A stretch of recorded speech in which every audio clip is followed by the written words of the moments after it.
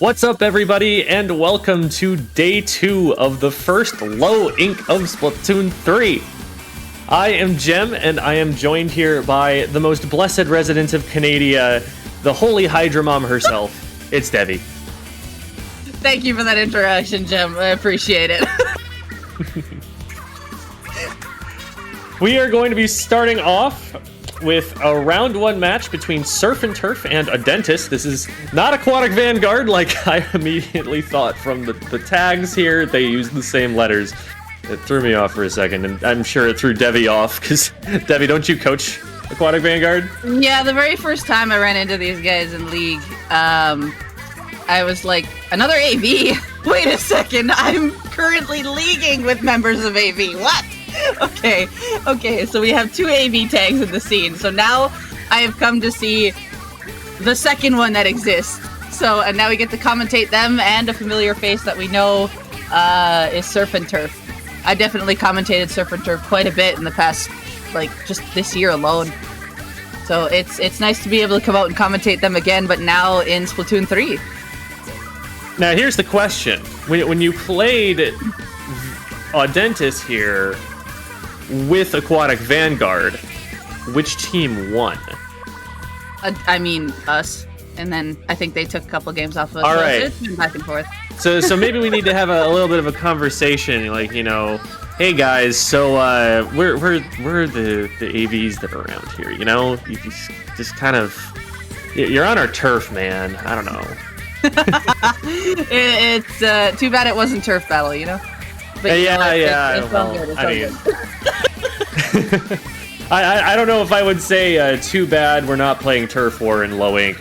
We're playing Clam Blitz instead on Mahi. Okay, maybe we might have wanted to play Turf War instead. I don't know. We'll see. But I haven't actually played Clams on Mahi, but I know just from every other mode, this map is very claustrophobic.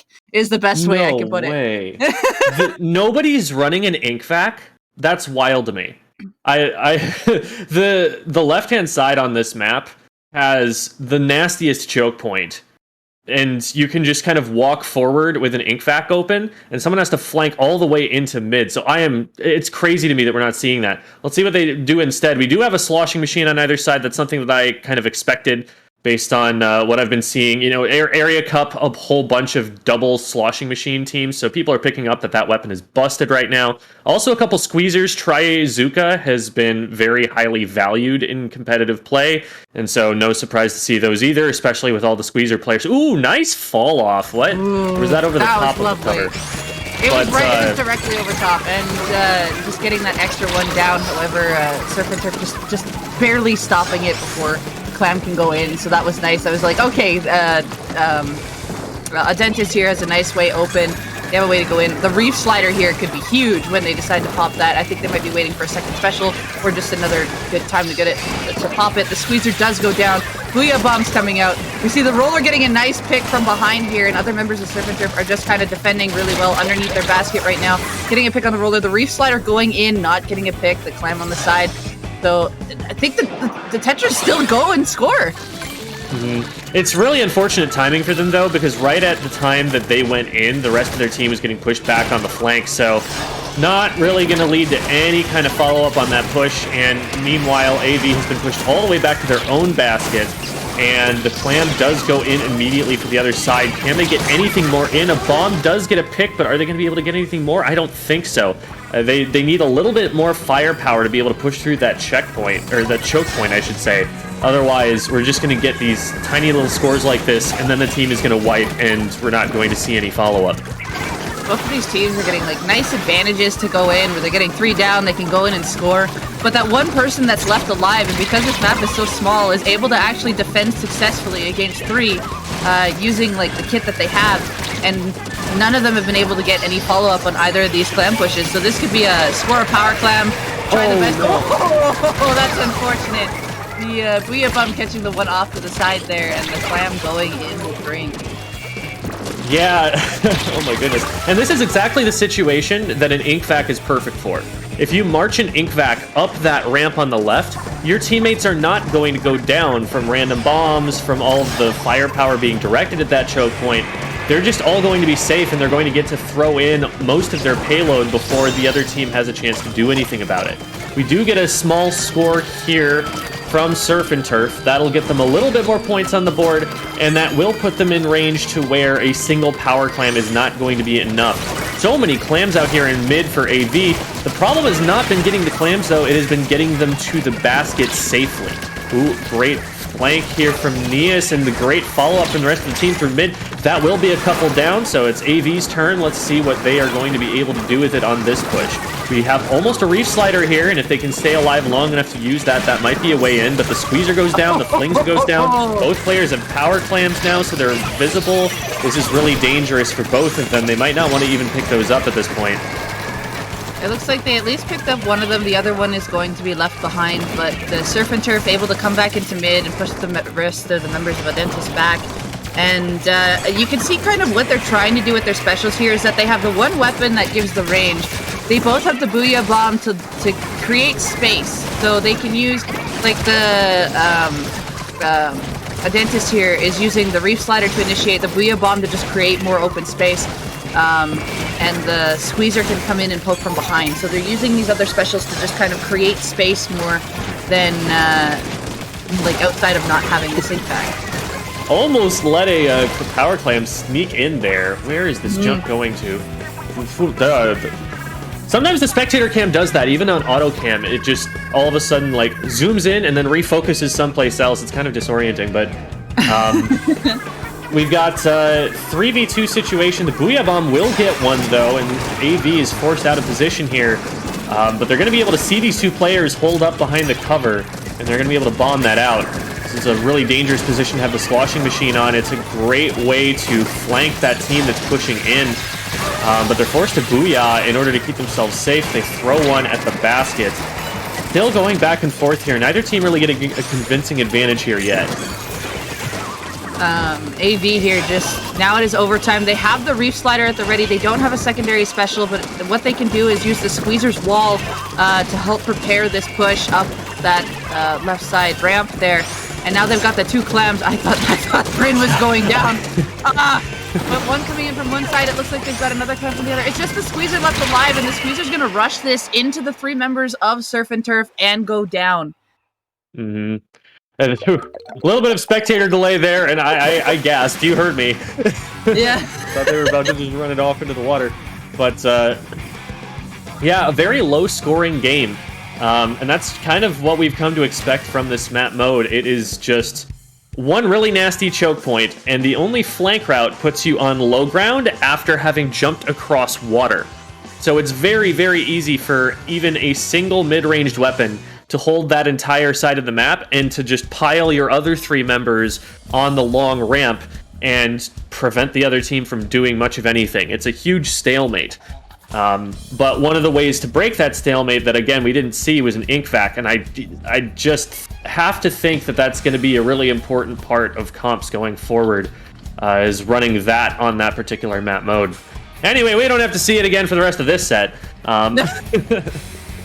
So, yes, Mahi Mahi, definitely a very different map than it was in Splatoon 1. You know, those of you returning from it will be looking at it like, wait, that doesn't seem the same as it was before.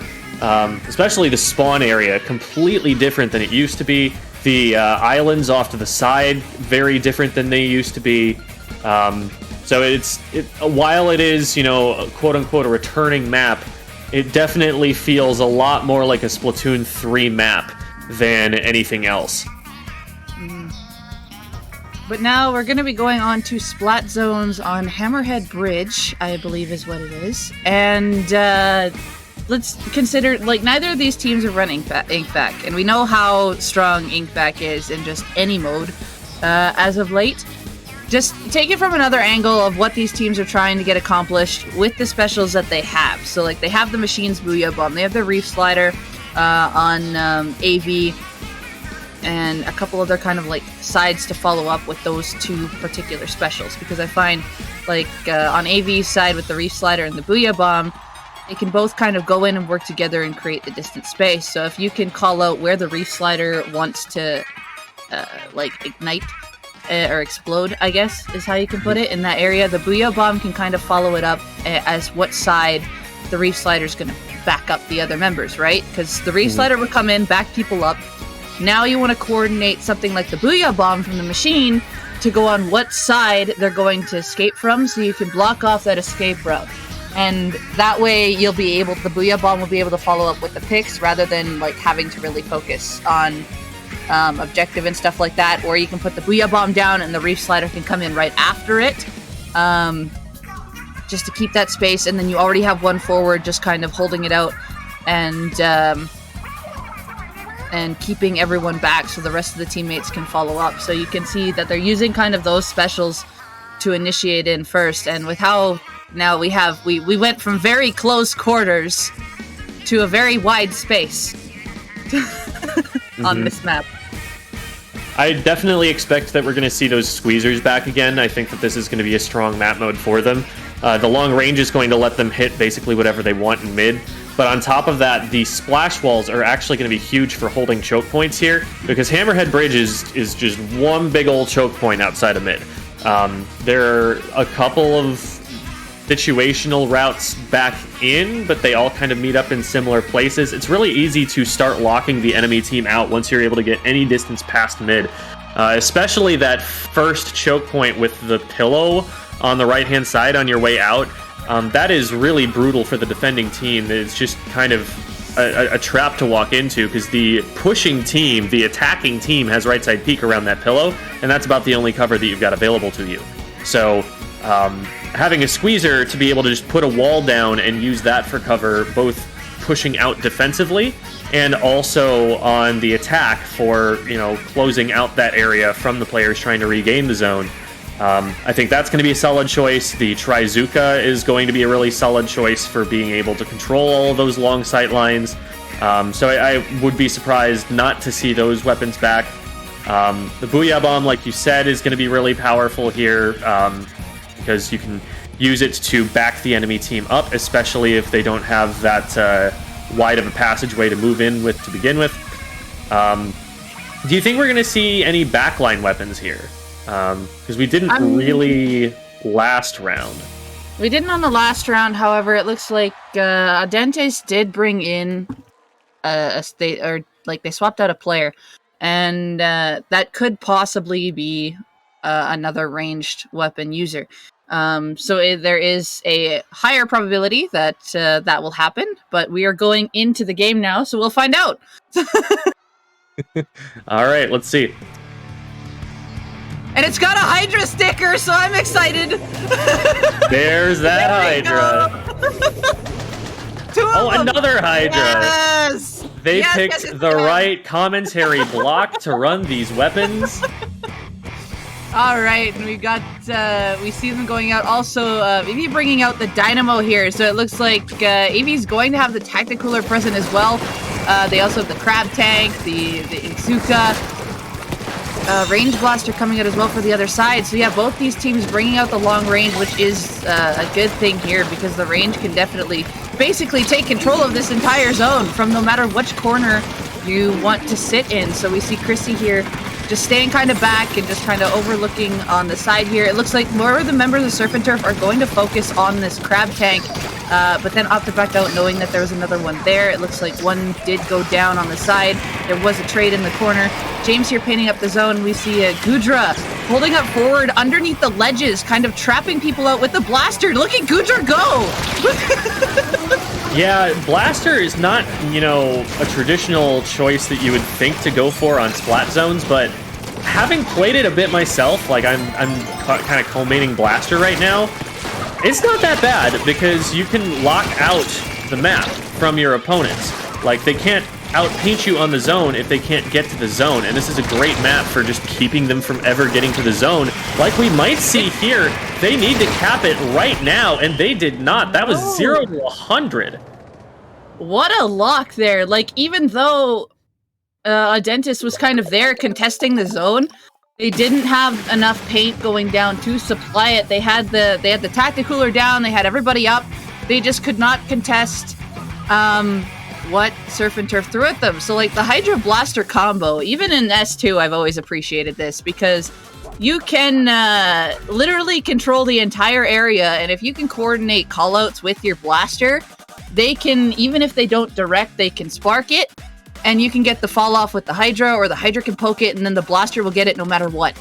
It's such a very brutal combo when it gets power, and even then, Gudra didn't even wait for anybody to follow up at the one point, and just said, I'm going in, I'm going to control. You could see Gudra was underneath the grate there, where Blaster's home is when it comes to locking people out, is they'll just stay underneath, they'll shoot up as soon as they see ink going down on the map above them, or just shots coming out over their head, and then they'll fire up and just lock the other team out. And Gudra just went in there, just stalling them back, and Surf and Turf was able to take majority of the zone, and they just held it for the entire time. Yeah, Blaster is a lot more unique, I think, in this game for having not just, the shot RNG buffs, which are huge for them, and for the lack of armor. But I think that another contributing factor we didn't really see in use on screen, but is the big bubbler, is your ability to stay alive behind enemy lines.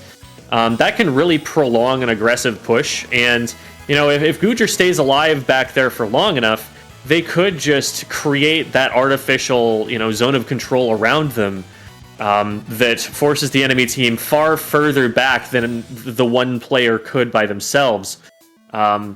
It seemed almost like on the retake attempt, they were trying to do the same thing with the crab earlier, where they dropped the crab into left mid. And the crab, of course, giving you significantly more survivability and also firepower. What it kind of did was it distracted the defending team, the team defending the zone, from the attackers, from trying to hold the line in front of them, and instead focused them on the side. And for a second, I was thinking that might be a good idea here, because that will give your teammates time to get into mid and be able to contest mid before one of the enemy frontliners is locking you out. Unfortunately, it didn't end up working out that way, and I think that's in large part because that map is just so long.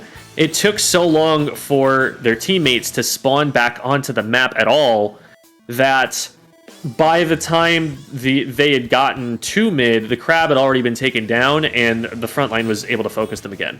But that might be, sort of the strategy here, where you drop someone out in a direction to force the opposing team from being able to focus that nasty choke point, from being able to cut you off from reinforcements. And maybe that's the way that retake has to happen. But I don't know. It feels a lot like Walleye to me, where there are only so many ways back in, and they're kind of held pretty well with like a single special, with a frontliner who's doing particularly well, something like a 52 with a wall who can kind of isolate people into 1v1s out of 2v1s. It's definitely looking like a map where the painting power is not really the most important factor. It's more your ability to win the fights and get control of the choke points. Yeah, that's very true. But now we are moving on to the next round, as it's already basically ready to go. And we are going to bring to you, I just had it up a second ago, I believe this is Seaya, an Alliance of the Dam. That's funny. That's DAM. Yep, DAM. I like that a lot. I'm thinking of like a bunch of fish swimming in that river, like just reaching out their fins and having a little handshake, like, we have an alliance, let's go.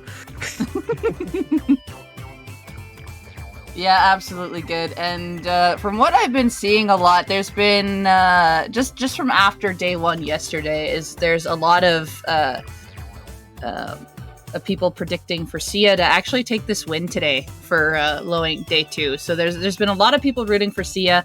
Alliance of the Dam, I don't know as well. I've definitely seen them around, but both here. So this is going to be a good set. So we get to witness to see how strong Seaya is, and where all of these comments are coming from. And I know they definitely had quite the game in day one, from what I'm recalling. So yeah, this should be definitely a good match. And we're gonna start off with a Rainmaker game on Hagglefish. Yeah, I played this one. I think I played this once. in like one rotation.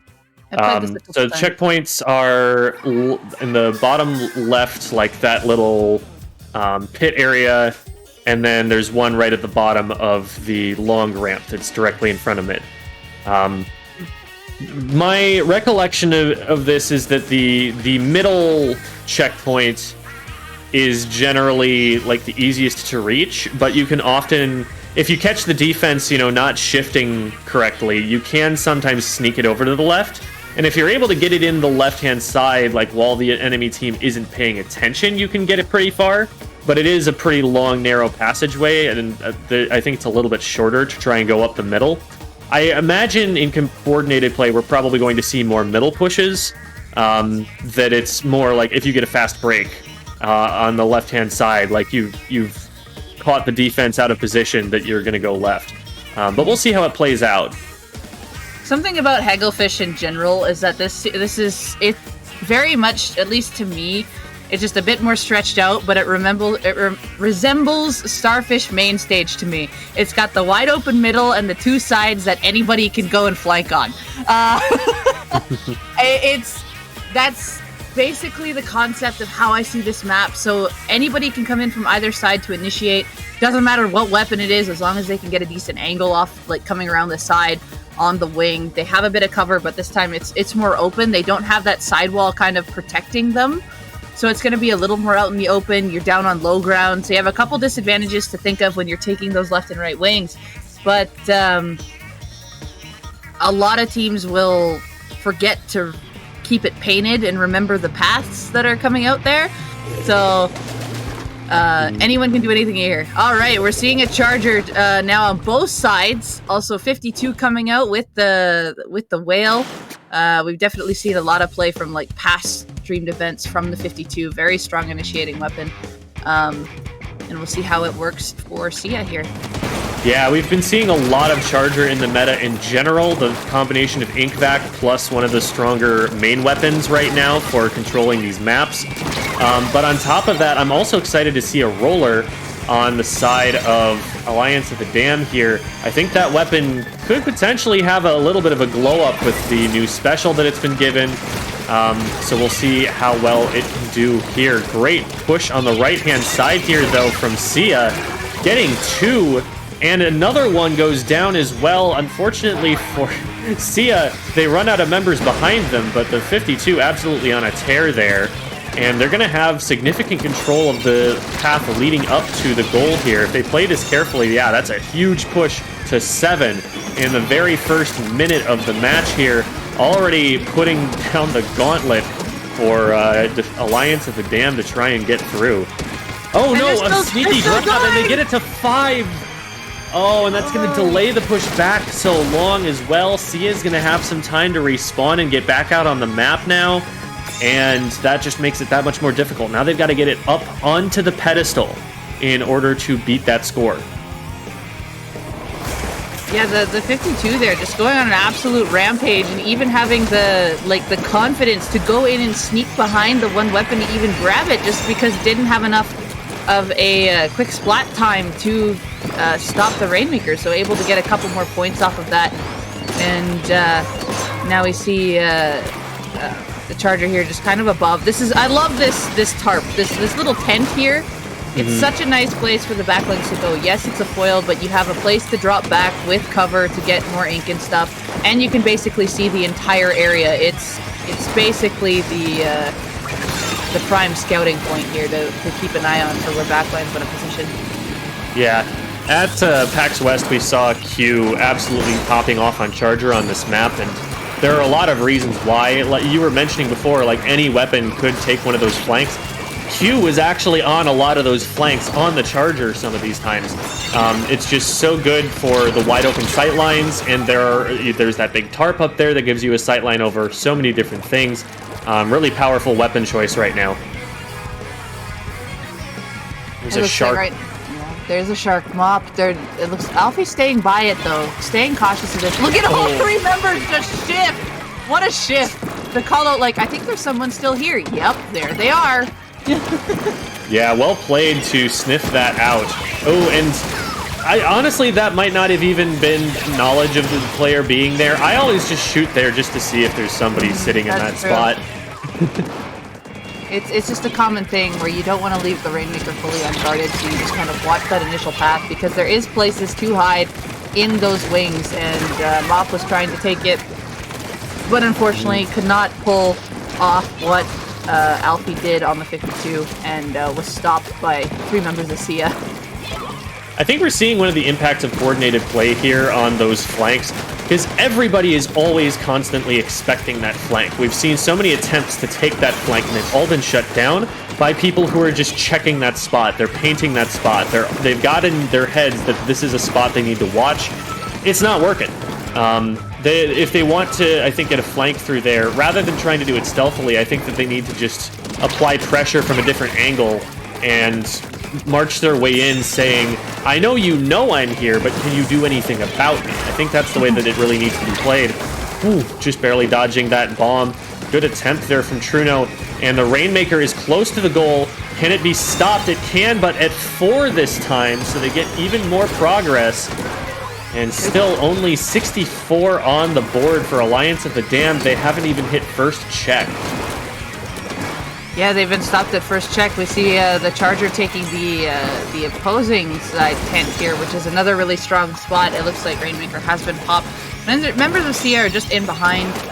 We see it looks like Alliance of the Damned does opt to grab it, just because time is running out. They figured they weren't going to make it or contest mid in time. Alfie is doing some damage on that one side there, getting a double on the wing, 1v2, and winning it as well. And the only player left to bodyguard the Rainmaker is the Charger here, so they are going to need to play this very cautiously until the rest of their team gets in. Got Goldeb pushing in on the left-hand side. Can they get anything done? They do get a pick there. So it looks like they've got this left side under control here. They might be going for the left side push. There's a flank from behind from Alfie. Alfie gets Xyler to force their Booyah Bomb out. The Booyah Bomb lands on the pedestal, but there's only one player to try and pop it, and Seaya is going to have it. That flank absolutely disrupting everything they were trying to do. Well played to come in from the middle there. Wow. Seaya definitely putting it out there. The 52 going absolutely ham. We saw them just push straight far up when specials were there, when advantage was made. Just no hesitation whatsoever. Just Alfie just went right in, and the members of Seaya followed up really nicely, and even stayed in a nice shark place and knew what 1v1 they were up against and swam by it. And even on the left-hand side there, played it to the 52's advantage to win a 1v2. I'd just like to point out, Alfie had the tag 100% Gluga Dooley's user. That is incorrect. That's called the 52 gal. I don't know if maybe we're a little bit new to the series here, but no, I can kind of see, like, it's possible that maybe they were like a Gluga Deco's player in Splatoon 2, because that weapon had a very similar kit, and I mean, Wall and Booyah Bomb, I believe, is its kit in Splatoon 3 here. It's very similar, actually, to what the 52 gal does. So I wouldn't be surprised if they are a Gluga's main, but they are flexing onto the 52 because it's just a really similar weapon, and the improved fire rate is doing them more favors than the dodge rolls are. Something here is, what is it? Seaya is already ready to go, and Alliance of the Dam is reconsidering a couple things with comp as we move into Clam Blitz on Eeltail. No, I believe this is the one with like the giant bridge that goes through the middle, right? Does the bridge go all the way through on Clam Blitz? Yeah, I mean, it still might cut off, but it still has that diagonal bridge that cuts across. Right. After. Yeah, that is a feature of all of the maps for sure. On Rainmaker, it does a little like U-shaped thing. On Zones, it stops partway, kind of like how it did on Schellendorf in Splatoon 2. I'm trying to remember what it's like in Clams off the top of my head, and I don't think I've had enough reps on it to have it in the brain. Looks like it does go across. I think there's a gap in between the middle of it. Yeah, it Okay, has that, so it's just like it is in drop Rainmaker then. Rainmaker, yeah, it's the same thing as Rainmaker, but still, it is a very key point to make sure you keep control of, because any weapon can have advantage when it gets over top of that. Usually, of course, you have your ranged weapons on top, the other two on the bottom. But if you find that you're in a disadvantage, then they kind of swap it and make sure that the ones with the better sub weapons go on top. Like a lot of machines like to actually go up there and throw fizzy bombs across, and they're actually quite a nuisance. That is definitely, I think, the meta game on this map. Just plug all the choke points with fizzies. Pretty much, and we see that the Seaya already got a couple picks there. Members of Alliance of the Dam are back more towards by their clam goal. Seaya here collecting clams. They have a clam, they have the Inkzuka online, and they're just looking for a potential way to get in, but they want to find that pick first. As a Booyah Bomb comes down right from the Alliance of the Dam. I just realized that Alfie and Luna were up by the clam basket, while the other two members of Seaya were back further by mid, and there's their opening. I mean, yeah, they made it work. If you can go in there and splat the entire team with 2 members, then who am I to stop you? Well played from Alfie and Luna there. Good frontlining to force the enemy team back, and now, you know, it's defense mode. They have a whole bunch of clams. Like, this is a really, really devastating push that they're going to get through, even if it doesn't finish. All the way down to 11. That might be the end of the push. They don't have any clams left, and they're going to have to back up into mid to get more, which is going to lead to Alliance of the Dam pushing them further out. So this may... Oh my goodness, no, they got 2 more. They got 2 Just more. Just 1 clam is all it's going to take, but they only have the heavy up, and they're stuck in mid, so... All right, again, throwing down the gauntlet, pushing right up to the bare... minimum. Right, the bare minimum that they have left in order to be able to take the game back. Absolutely, and I didn't see it at the start, but with the Heavy coming out here, Heavy's been quite a popular choice, with the Sprinkler being able to go on a lot of high ledges and showering down on people. Plus the Wave Breaker has been proving to do a lot of damage, and like the extra scouting has done a lot. Wave Breaker has become really popular, even though it is very easily shreddable. If you don't shred it, it can it can be a game changer.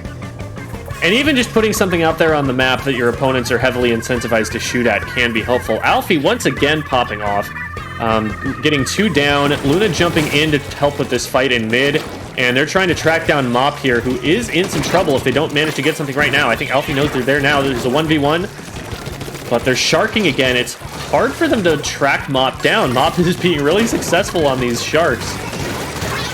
Yeah, I'm surprised Mop did get out of that one. It was very close in the 2v1, but did manage to find their way out and come back in again. But now it looks like they've been splatted down in the middle there, and the E leader here also having Wave Breaker, getting shot down by the Inkzuka. Well played by Luna to get that sight line and take them out there, recognizing that that was an area they needed to clear to have safety. Unfortunately, they get separated from their teammate up there, and now Seaya is going to have to back up just a little bit. The fights in mid have been very scrappy since that initial push. And now Alliance of the Dam looking like they might have a little bit of control here. They get a couple members down. They've got a Charger in a pretty advanced position. They're starting to clean members up, and they're starting to try and take control of this bridge. And the Power Clam does go in on the right-hand side. Xyler going to try and stay in there and take some control with the Booyah Bomb. They jump a Power Clam in, they get down to 54. Can they follow up with more? Right now there's a strong defensive formation in front of the basket, and the Power Clam user went down, though they are probably going to get forced out of here with 54. Not a bad push, but it's definitely not a push to 2, and they only have a minute left to make another one and get down that far. They were able to get it halfway chunked the first time. If they can get another setup like they did during this push, they do have a high chance to potentially come back in and knock it out. There's still 40 seconds left in this game. Wave Breaker's online. Who are the E leader, and E leader's also in a nice prime spot, but is getting bombed out here, so it does have to back up a little bit. You see the other members of Alliance of the Dam trying to go in and win a fight, but Alfie and teammates did get a pick there. The Clam trying to go in and be somewhat sneaky, but of course when you have the Clam, you are seen, so just able to turn around and get that splat. But nice placement of the wall here using the Whale, and Alfie's just going right in here in amongst basically the entire team of Alliance of the Dam. This time I was really impressed with how nicely played. that was perfectly played, and this actually could be huge. Because I was going to say, they need a bigger push than they got last time. They need something like 70 points instead of something like 50 points. But they just scored a brilliant wipeout. They took Alfie out on the overextension, and now this is so close to turning around the other way, but it's all on Goldeb, and they're not going to be able to do it. Seaya collapses on defense after a very scary wipe that was capitalized on very well by Alliance of the Dam, but Alliance of the Dam maybe not paying quite as much attention to defending the scorers as they needed to right at the end there. Still brought it very close, and a valiant effort from them to potentially try and claw that back, but Seaya does hold on. Seaya there almost kind of throwing the game away. I'm not gonna lie, they kind of went in really aggressive there against like the entire team, and they went down one at a time. We could see Alfie going in on a 1v4. The next one was alone just behind like Luna, I think? Far enough. I don't think it was Luna, it was a different one. Okay. But anyway, they were in a single file line, if you saw that on the map, but they were too far away from each other to support each other. So Alfie got picked off, then they just collapsed on the second, collapsed on the third, and then the fourth was picked off in the corner by another thing. And it was just right at that then and there moment is just, you know, you made a goof, and that could have costed them the game. They kind of got a little bit overconfident there that they could have just went in and locked out on their own, but in that case, it almost did not cut it there. Yeah, and like that's tricky because that's something that they've basically been doing all game. Like I wasn't pointing it out because it was working, but like Alfie and Luna were typically alone on most of their frontline pushes. They typically pushed themselves so far into the enemy team, we even commented on it earlier, that they did not have support from the backline or anything when they were going in and getting those picks. And I was really proud of Alliance of the Dam for finding their footing against those pushes, against those flanks, and collapsing on it into the 4v2 that they had, and really punishing those overextensions right there at the end. They came very, very close to being able to actually take advantage of that overaggression by Seaya and forcing them to play a little bit more honestly. Yeah, absolutely. Now we're going into the next one, which is Splat Zones on Museum. This one I definitely have a lot of experience on. Range weapons can get a lot of advantage points here, and we see the ballpoint coming out from Goldeb, and Chargers staying out on the side of Seaya, and or I guess they weren't out on the last one, but Chargers coming back out for this one. There's a lot of high points to take that can cover a lot, and one's already down on the backside of zone. What a pick there. Yeah, that's a range blaster, so it's trying to get into a position where it can take control of the enemy plat. But it's very easy, I say as a blaster player myself, to kind of get underneath one of those ledges and be like, yeah, this is where I'm happy. Wait, the entire enemy team is on top of me right now. I'm scared. So that can happen. Range blaster on zones is, I'm just happy that like that's a thing that people are doing now. Like, it used to be like, this weapon doesn't paint enough, you should never run this on zone. Well, nope, they're running it on zones. The wave breaker I think is going to be pretty useful for them, because this is a pretty big wide zone, and knowing where everybody is on it, or at least forcing them to jump every so often, play the little Mario Party minigame, I think that's going to be a big deal. Yeah, so we saw, what is it, Alliance of the Dam was applying some really good pressure there. Even like the ballpoint moved up really far into spawn to try to initiate a lockout.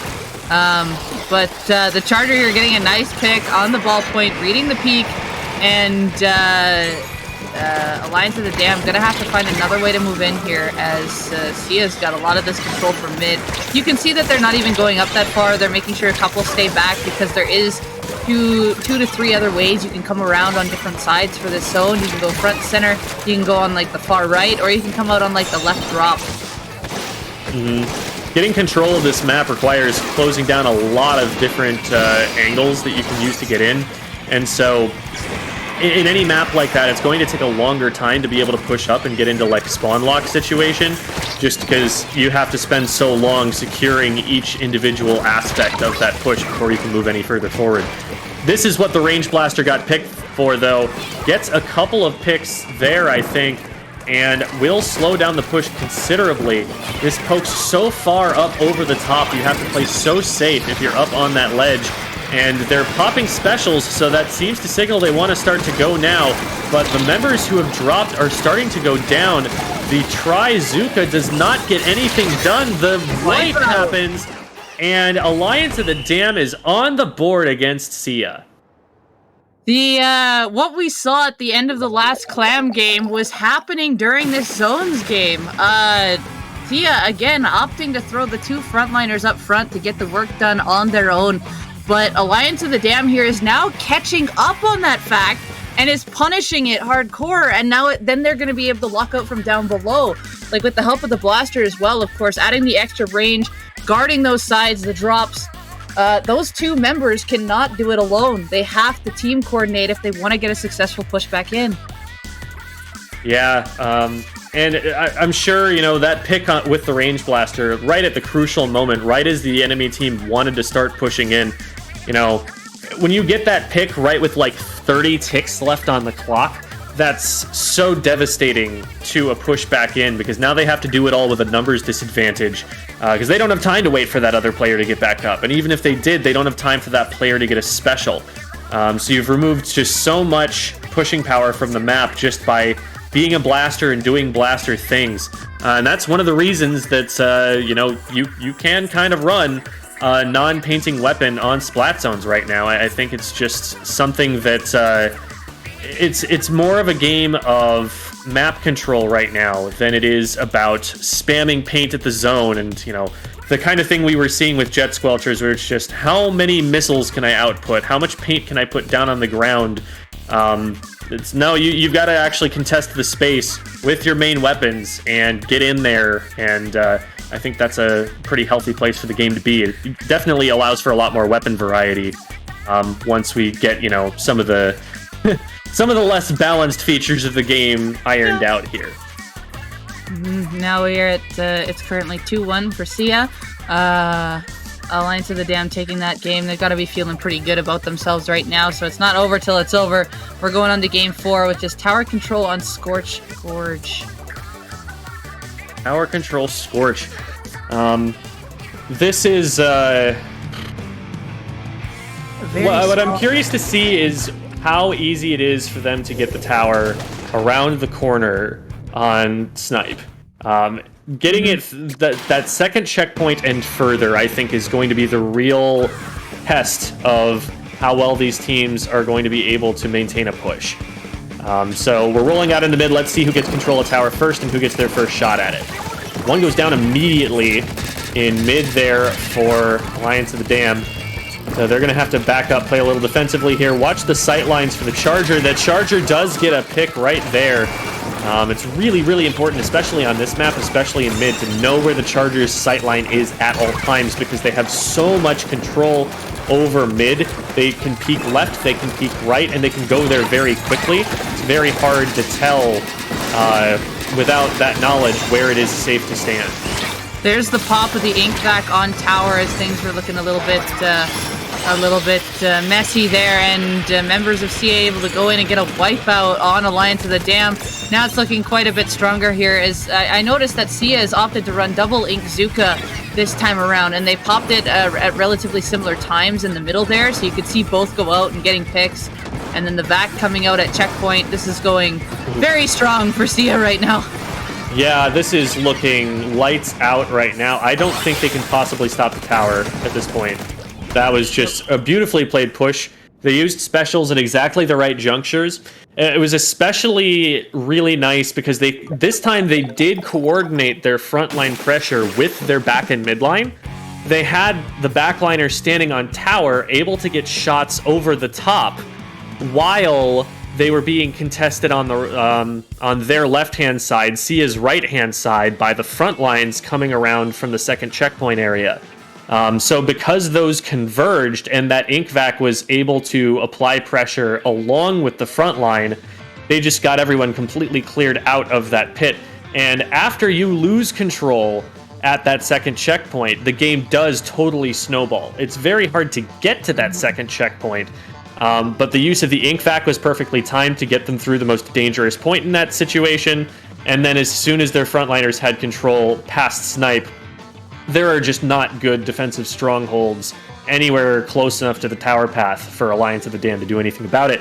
Well played by Seaya, some great adaptations throughout the set, and they will advance at least one more round to the semifinals. Yeah, Seaya has shown us why they're looking to be a strong pick here, and why they've been a chosen favorite to potentially take it home today. So yeah, they'll be waiting in semis for the winner between Myopsidus and Surf and Turf, where I just refreshed and it's showing 1-1. It could be changed at this point, but I believe we are probably going to be going over to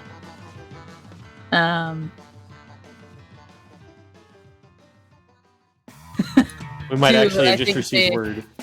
Croutons and Cherry-Dolphines, I think. I'd imagine.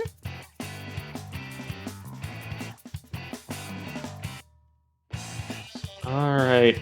Oh, Pumpkin just gave us a fun fact.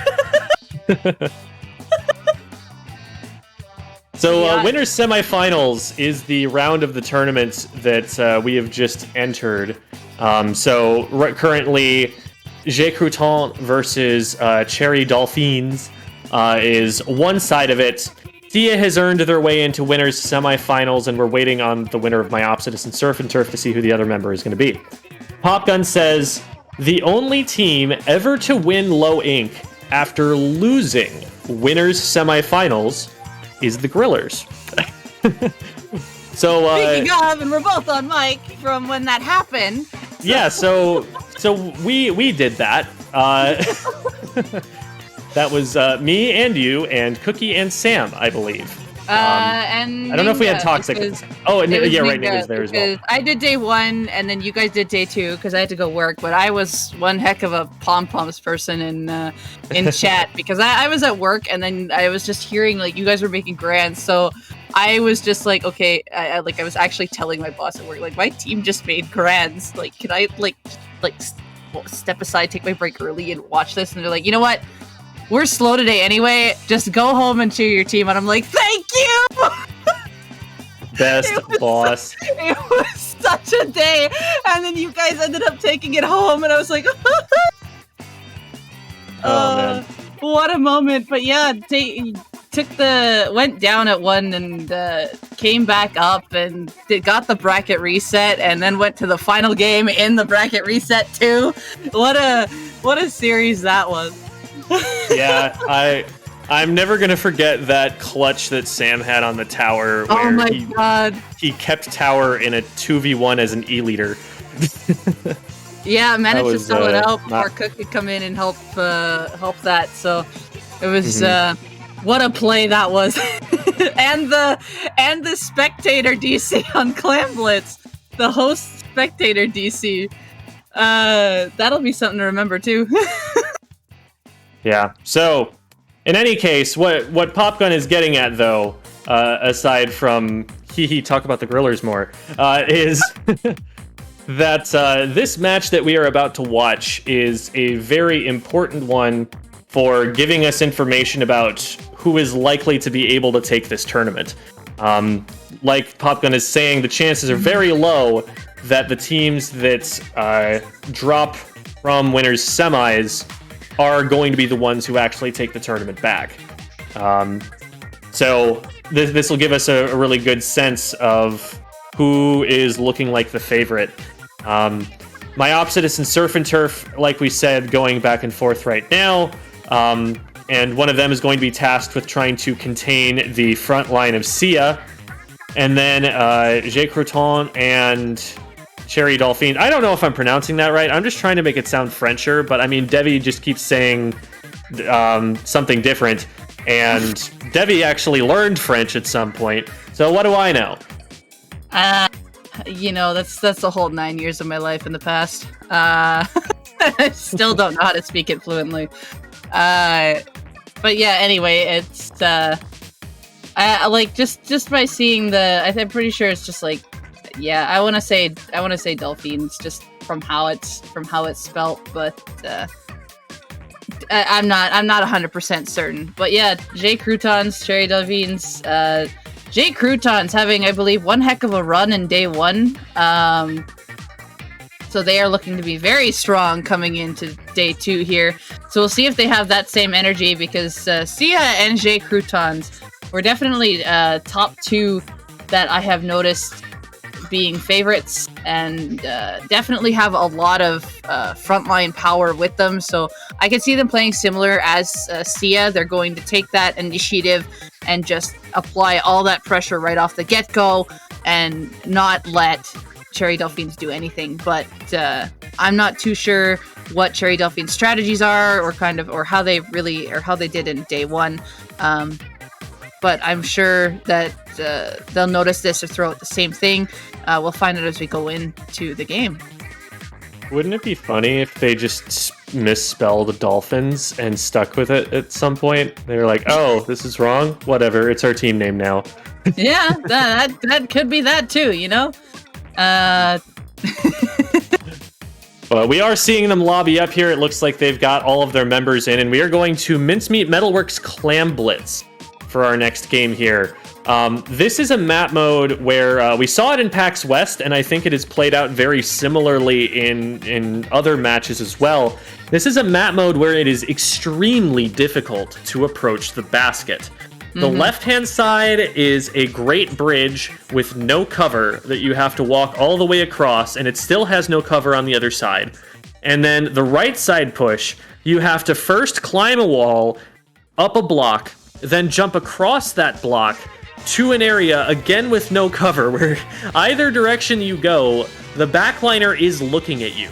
And it's difficult to even say which of those options is the better one. Usually what I've seen happen is you get such a strong fight win with mid control that you are able to safely get someone across that bridge in time, and they are able to sneak to just bulldoze their way to the basket that way without, anything sneaky, without any real tactics behind it. There might be, some minor optimization, like I was just showing off on Twitter, movement optimization to squid roll off the back wall to get up through that bridge halfway, and maybe that keeps them a little bit safer. But at the end of the day, the pushes are very exposed, and I'm very curious to see what these teams try to do with their specials and with their coordination to try and force their way through those really, really tough choke points. Something nice to see here is that this is the first time today we are seeing the Nautilus being brought out with that point sensor and the Ink Storm. Nautilus still being very mobile, has that jump charge, and we'll see how that plays out with the comp with the rest of the weapons, still bringing the 52, the Squeezer, and a machine. Yeah, we definitely would like to see it get a kit that synergizes a little bit better for it in future. But for now, the Nautilus mains, they can still make use of it. There's still stuff that they can do. End up just deciding to bail on this and throwing the power clam back, seeing that its teammate had gone down. That's good awareness, and I think that reflects well on their coordination. Unfortunately, though, they are going to have to give up some space to do it, and a couple more go down. Oh, here we go. This is a potential opportunity. They've got a crab tank that they might be able to use to help them get across this left bridge, but the sloshing machine gets in and shuts it down. So far, very even.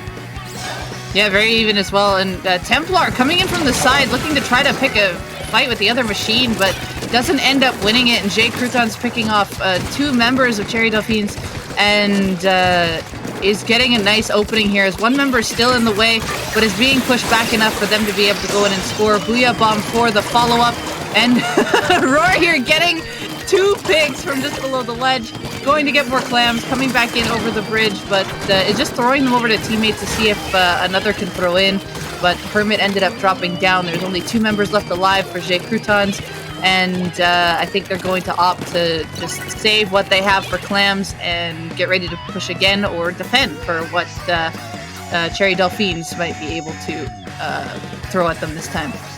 I'm kind of liking the Splash-O-Matic choice from Croutons here, because I think what's happening with that is it's really great. It's, zippy frontline weapon for dealing with the low ground here. But then when they get to high ground, they pop Crab Tank, and now all of a sudden it's basically a heavy Splatling with an Explosher attached. And those are great weapons for controlling space from up there, and that's a way that they can kind of shift the firepower that they have to being able to push across the top side, and that seems like that's going to be part of their game plan here. On top of that, they also have, of course, the Ink Vac that they could use.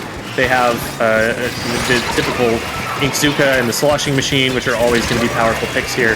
So I'm liking the way that their comp is shaping up. Now, let's see if Cherry-Dolphines can come up with a counter push of their own. It is difficult on this map, like we've said. That push was only to 44, and it was with a pretty dominant position. So Cherry-Dolphines have their work cut out for them. They really do. It's kind of an off-topic thing, but you mentioned the splash earlier, and then it hit me that Hermit is running the crab. Oh my god, I love that.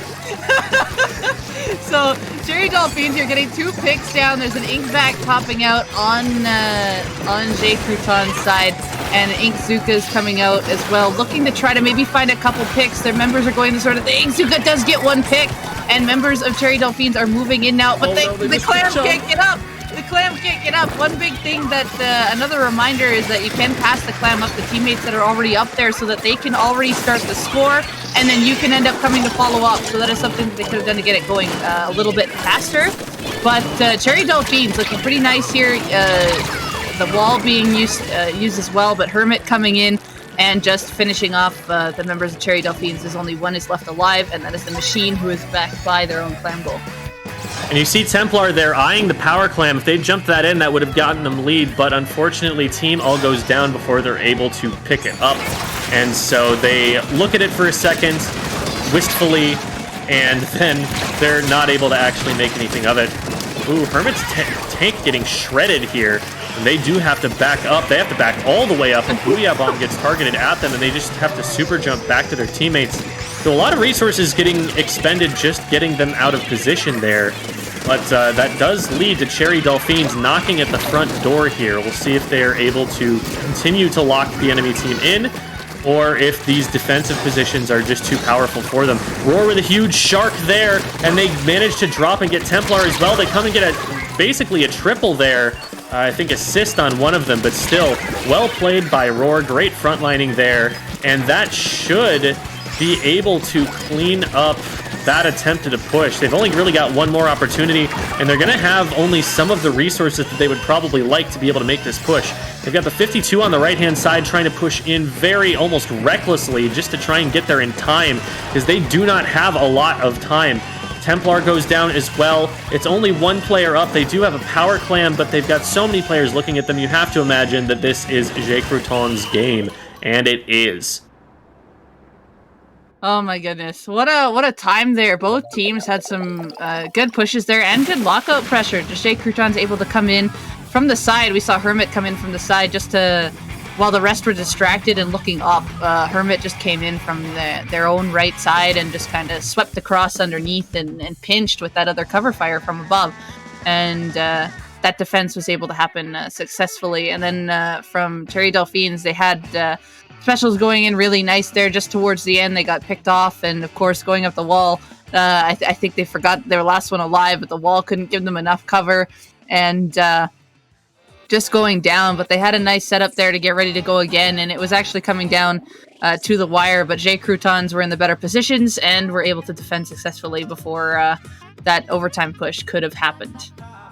Yeah, I think something that contributed to the success of Croutons there was the fact that I think Cherry-Dolphines overcommitted to try and take out Hermit there. Hermit was able to not only survive a lot of players looking at them with the crab tank and shredding the crab tank, but then a Booyah Bomb was launched in their direction, and all that really accomplished was them super jumping sideways to reach their teammates again. It really didn't give Cherry-Dolphines that much space on the map. It got them control of mid, but mid is not where you need to pop your specials on that map. The hard part is getting through the choke points, and by the time they got to the choke points, there was not a lot of firepower left to use. So I think that Hermit did a really good job there of distracting aggro, and that is a key part of why that fight was so winnable for Croutons after the fact. We're moving on now to Splat Zone's Mahi Mahi Resort. I played this at the test fire, and I think that's been it so far. I don't think I've seen it in any rotations. I haven't played it in any scrims. Have you gotten a chance to play this competitively yet, Devi? Oh yeah, I played this in Anarchy Open, and this is definitely a spot where you do not want the ranged weapons to get a lot of control. There are 2 higher up platforms. There's like a kind of the snipe point, and then in front of kind of where these snipe points are, there's like a little tower. It's literally a perch point for backlines.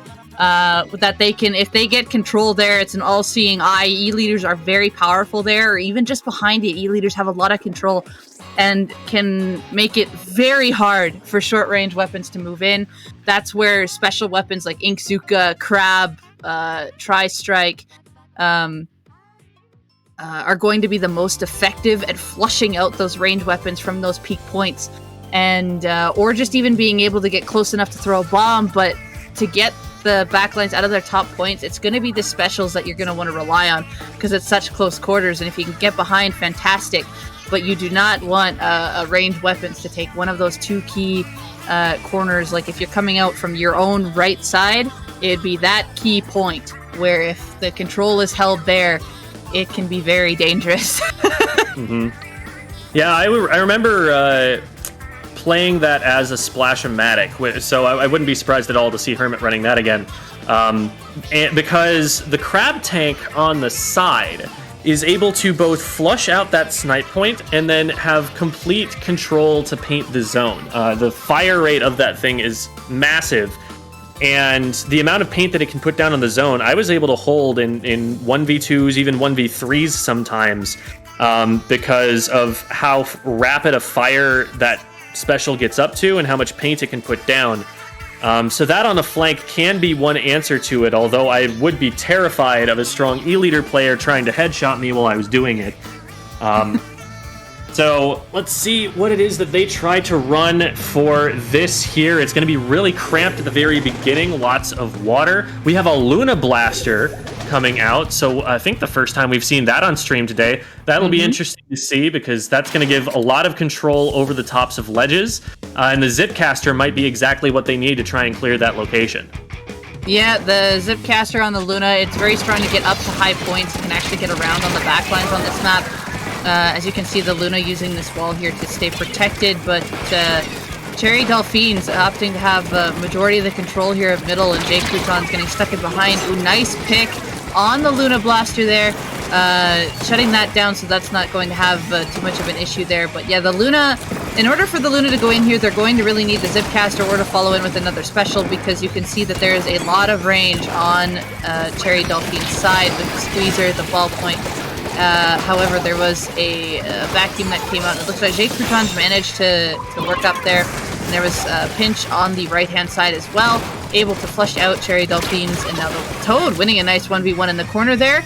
And it's now in Jay Croutons' favor. And Toad in a nice spot there before Zipcaster does run out. So Jay Croutons in a nice place here to luck out and return, but anything can happen here with this map being so small. The specials can change it in a heartbeat. As we can see, Fizzy Bob coming out with the coordination of the whale, able to pick that the member of Jay Croutons up. Toad doing some phenomenal slaying there, just spotting where the fight is and immediately being there to help and keeping their teammates alive, and that's part of why they were able to hold that push long enough to get lead. But now the lead has the zone control has gone back in the other direction. It is not their turn anymore, and we'll get to see how well Cherry-Dolphines here is going to be able to hold.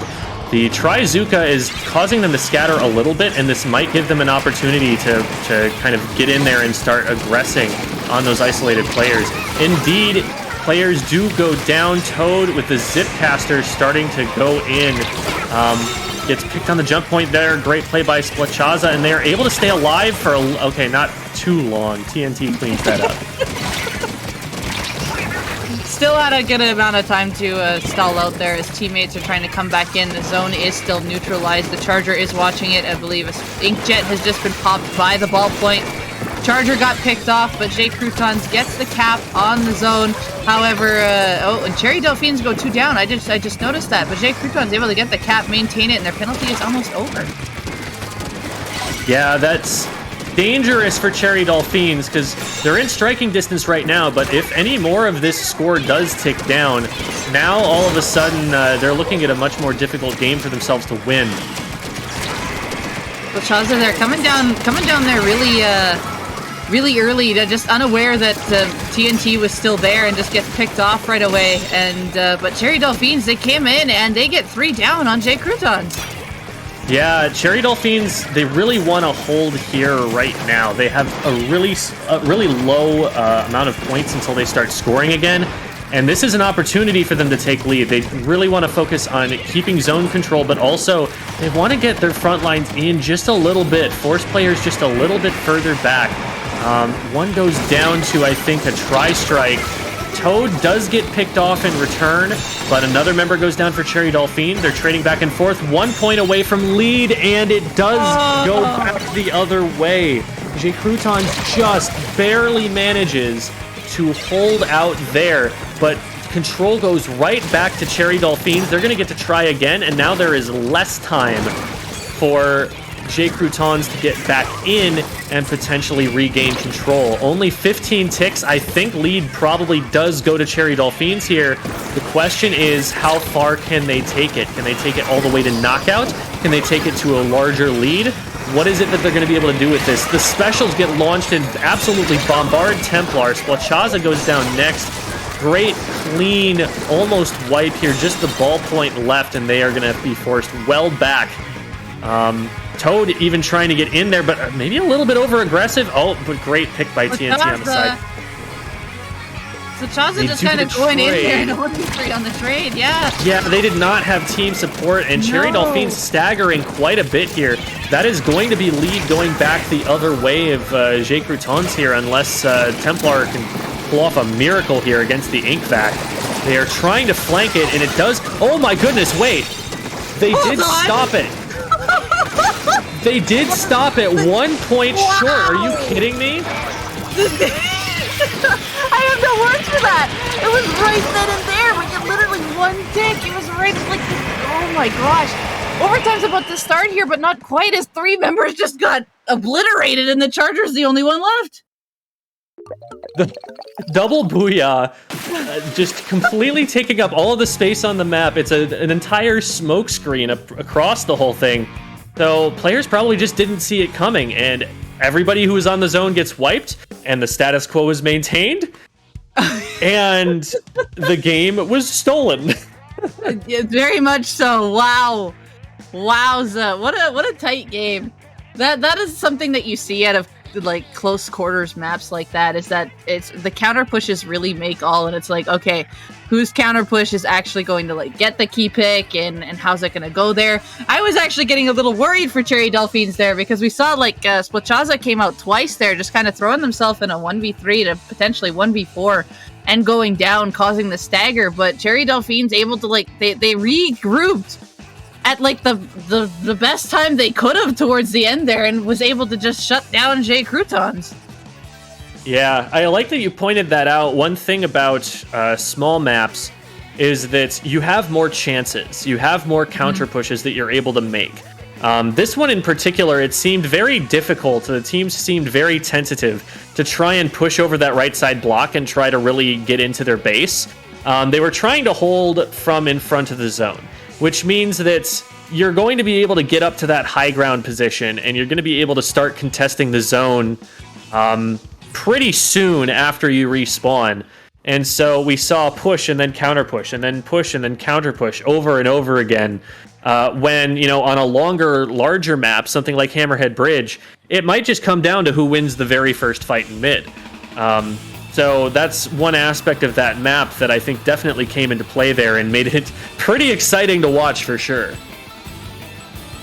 Absolutely, and now we're going into a more of a longer mode. We're going back to Museum, but it's going to be on tower control this time. I have not actually seen tower on Museum yet. However, I do know the same things relatively apply with a lot of high place for the backlines to be. So we've seen Croutons continuing to run that Charger. It has been working for the most of the time. On the last one, it was definitely a tight cause there, but I've seen the Charger been able to get some nice snipes and follow up. from the overhead, and this is definitely a good map for them. Yeah, so the tower path goes over to the right and then comes to the right side of the spinner. And that block that you can swim up on the right-hand side to get up onto the enemy spinner is probably the single biggest choke point on the whole map. If you can control that, then you basically have access to the area that's needed to push. And if you can't get through that, then you're not going to get the tower anyplace. So that's what I think is going to be really important here, and I'm not at all surprised to see the blasters coming out in order to get that kind of control. We also see the Tetradulies coming up from Splatoon here. They immediately went down right away, but it looks like that they're going around from behind here, getting a pick from the backside. We see a 1v1 with Zoyo here, opting in a trade. It looked like a little there in Templar, and the ballpoint here just kind of holding out. Oh, I love the light up of the tower path. That looks so cool on overhead. Just holding forward. The Booyah Bomb kind of stalling out the corner here.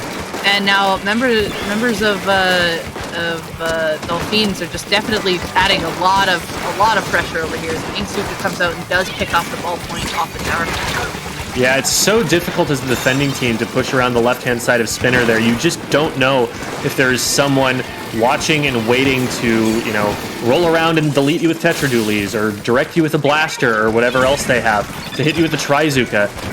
It's really, really scary to try and hold that area, especially as it moves and your cover is inconsistent. So having initiative around that point is really powerful. Oh, great attempt at a retreat there from Zoyo. Squid rolling off the back of the wall to try and create a little bit more distance and maybe use the armor frames, but just a little bit too far forward, and they are eventually going to get tracked down there.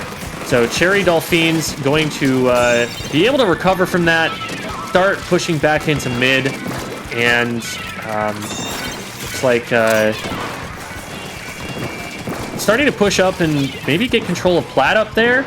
The left-hand side is also a really interesting point on the defensive side because of the way that cover works over there. You might have some offensive players dropping in from the far right side of their spawn that you just don't see coming, and so you have to watch that flank route as well, even though the primary play is in the opposite direction. We see Inksuka coming out along with the Wave Breaker. A nice combo of specials here going down. We see two go down on Cherry-Dolphines. Inkjet's being popped by the ballpoint in the corner here, and it looks like the wall's going to be a savior here. Machine going for that pick on the Inkjet. Should get it here. Yes, teammate did help follow up and get it. Swachaza coming in from behind, getting called out and picked as everyone kind of looked that way. That is 3 down on the side of Dolphines. It is kind of it hasn't been a full wipeout, but it's definitely been a delayed wipeout at this point. And lead in favor of Croutons, and the ballpoint just has to resort to hold cover until it's safe to peek out, but the blasters just below, being Zuka was keeping them behind. There's another Wave Breaker out right now, and there's a lot of staggered specials coming out from Croutons, but it's working in their favor until this point where two of them do go down, and Cherry-Dolphines finally able to come back in and reverse 3 down it finally. Yeah, Crouton with the push through the second checkpoint there. That is absolutely massive for them because now they don't have to spend nearly as much time contesting that area of the map. As soon as they get it up over the top of the spinner, it's just really, really dangerous now for the other team. The bomb on tower picking off the Inkjet. I know that's, I'm pretty sure you can relate to that one.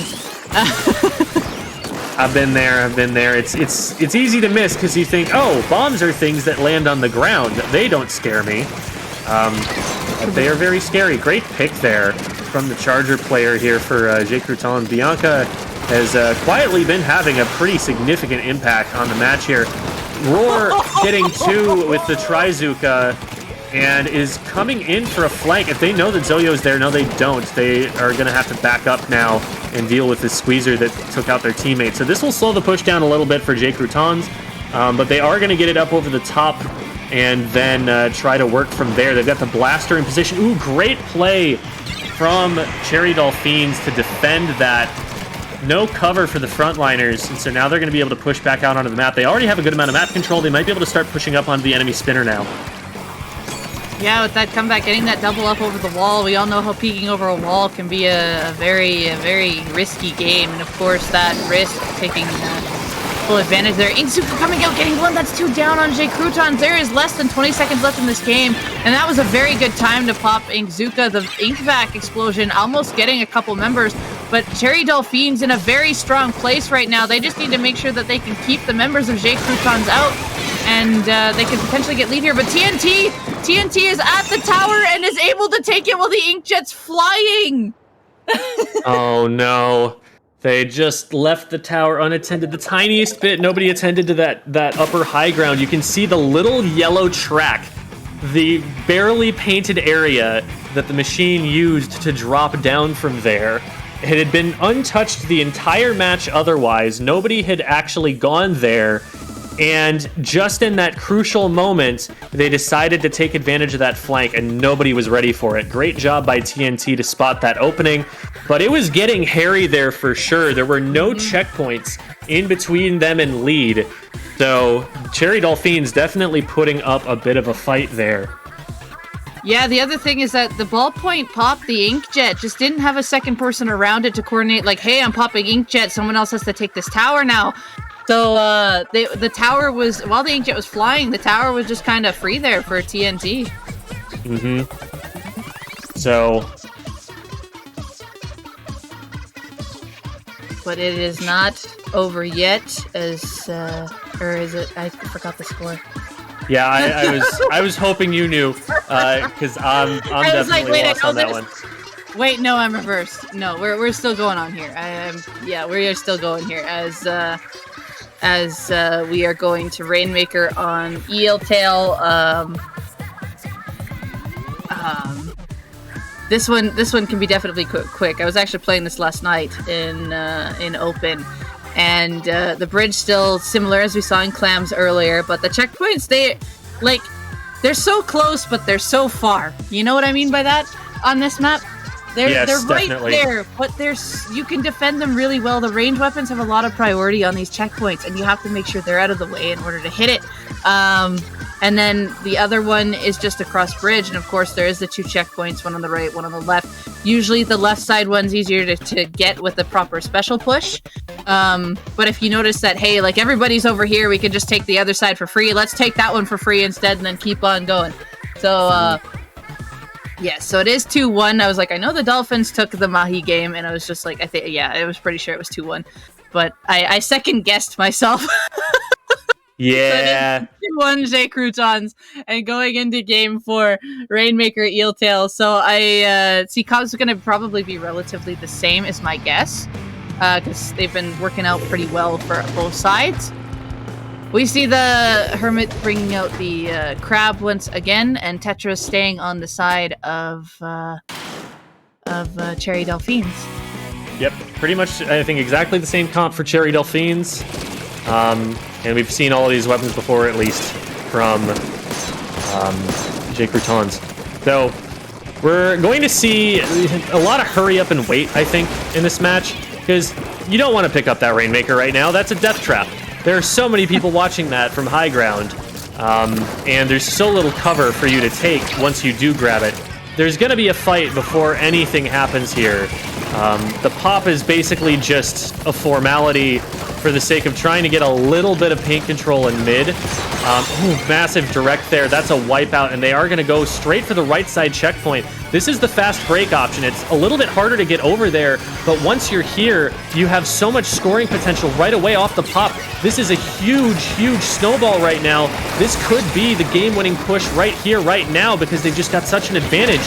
The blaster is forcing people away, and they finally do manage to get a pick on the Rainmaker, but 31 is a big push on Eeltail, and they're going to be able to push for a few more points here. Oh my goodness, all the way to 10. That is such a pace setter for this match. Cherry-Dolphines have their work cut out for them.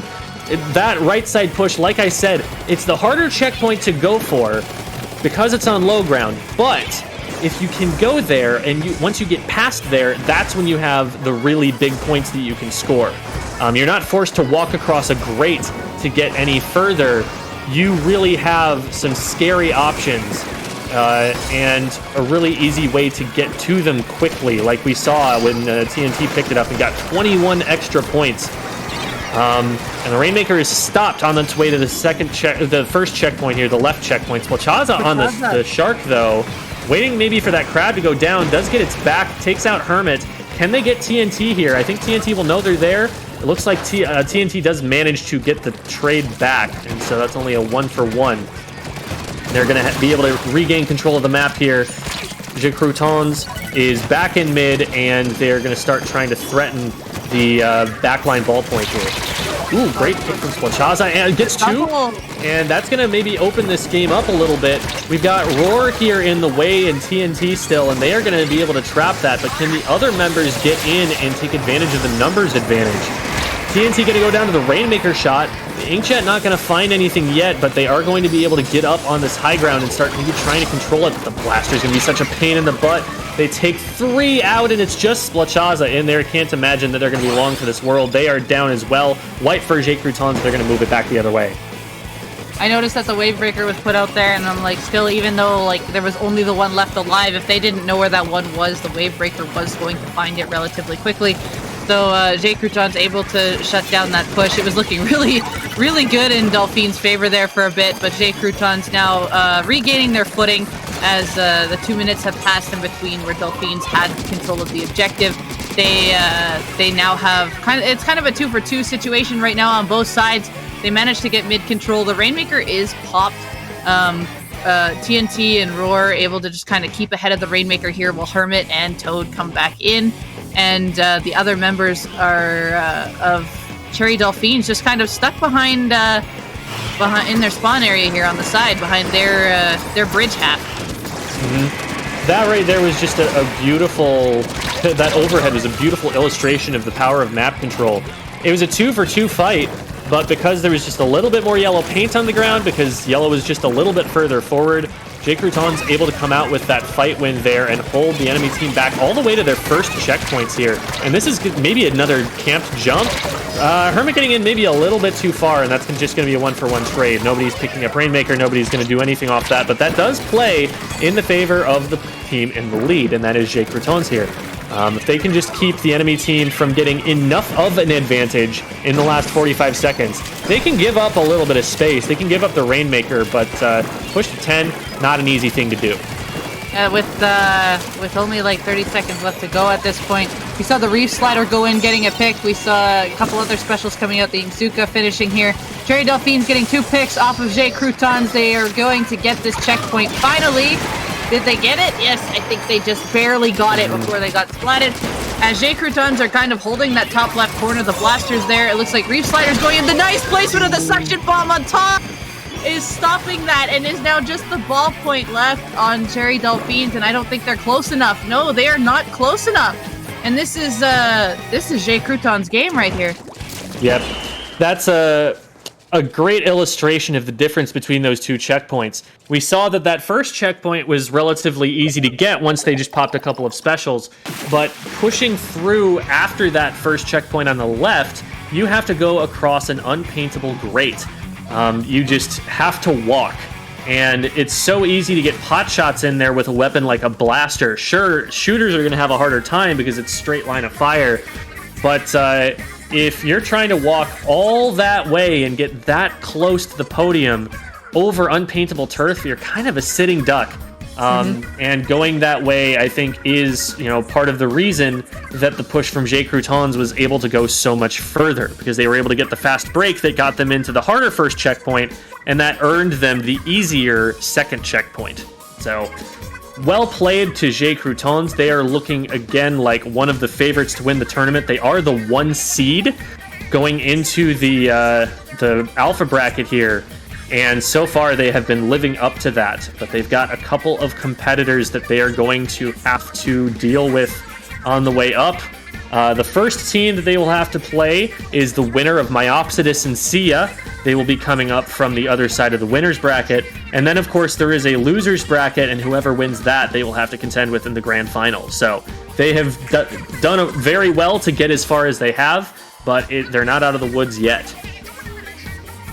Definitely not over yet, and we'll see how far these teams can definitely make. So even though Cherry-Dolphines has been dropped down, they do have a good chance of still coming back, because they've definitely proven their worth here. When they can group up together and come back in, they are definitely putting up quite the fight. We did it once, they can do it too. That's absolutely sure. This is going to bring us to the end of our commentary block here, but before we go, we want to propose a question to you. Are you a mid-level team? This Splatoon Advanced Circuit single event is a chance for you and your team to test if mid-level is where your team belongs. SAC follows the same banning rules as last season, meaning that +2 and above players are out. If you're a player fighting to stay in +3, or if you're unsure if low ink is the right place for you, this is the tournament to test it in.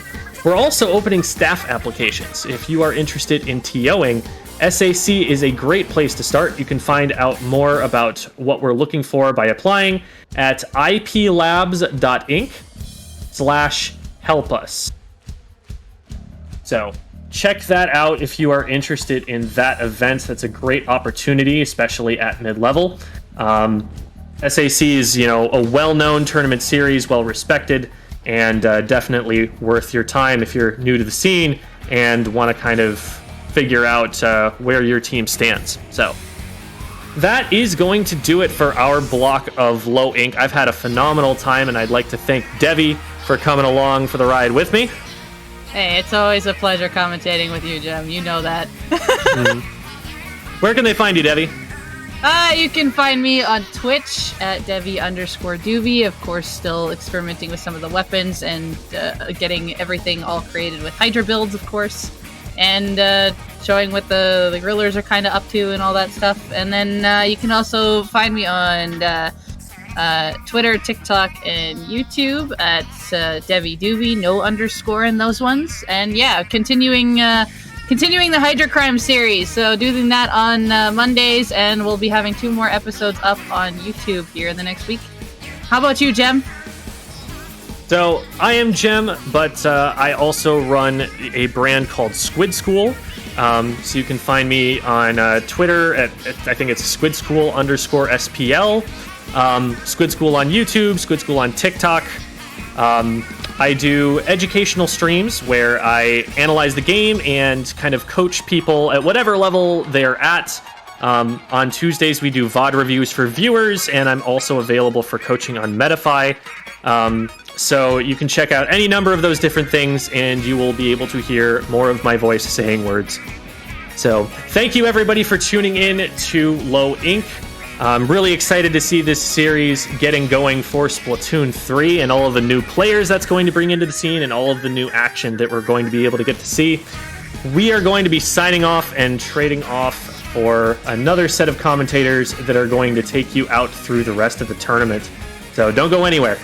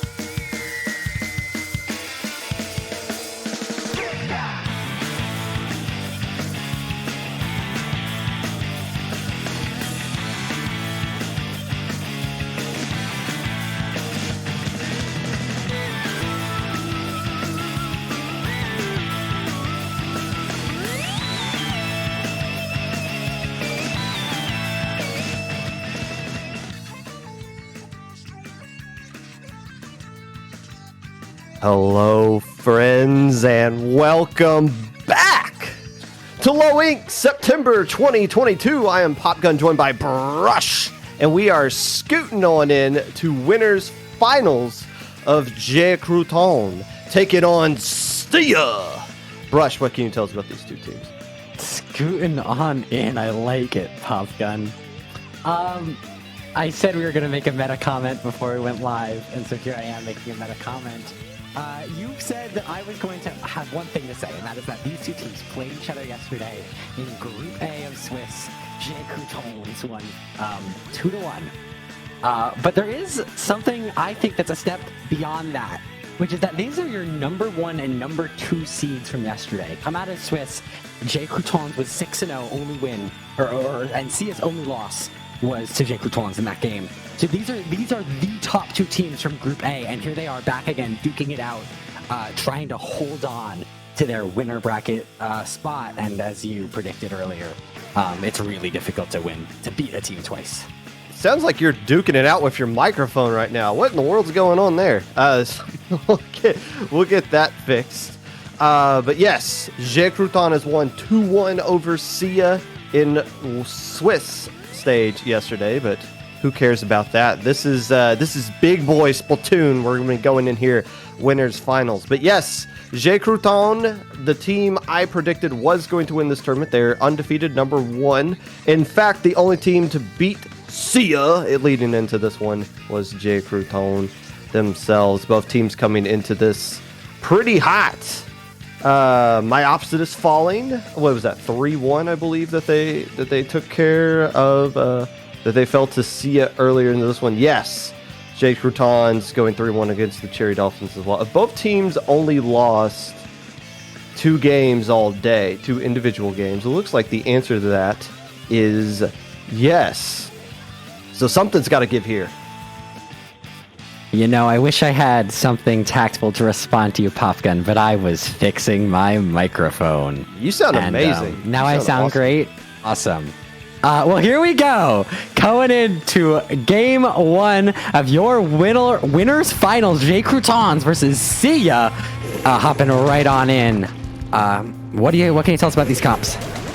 If I am Croutons, I'm going to find a way to deal with Alfie. Alfie was popping off at the last time we saw them on stream when they were taking on Alliance of the Dam, going straight in. Don't worry about the objective. Just go straight forward with that Gal. Gal goes burr and get as many picks as you can while you wait for the rest of the seed to come back in and get controls in. We were talking about this map earlier. It feels very long.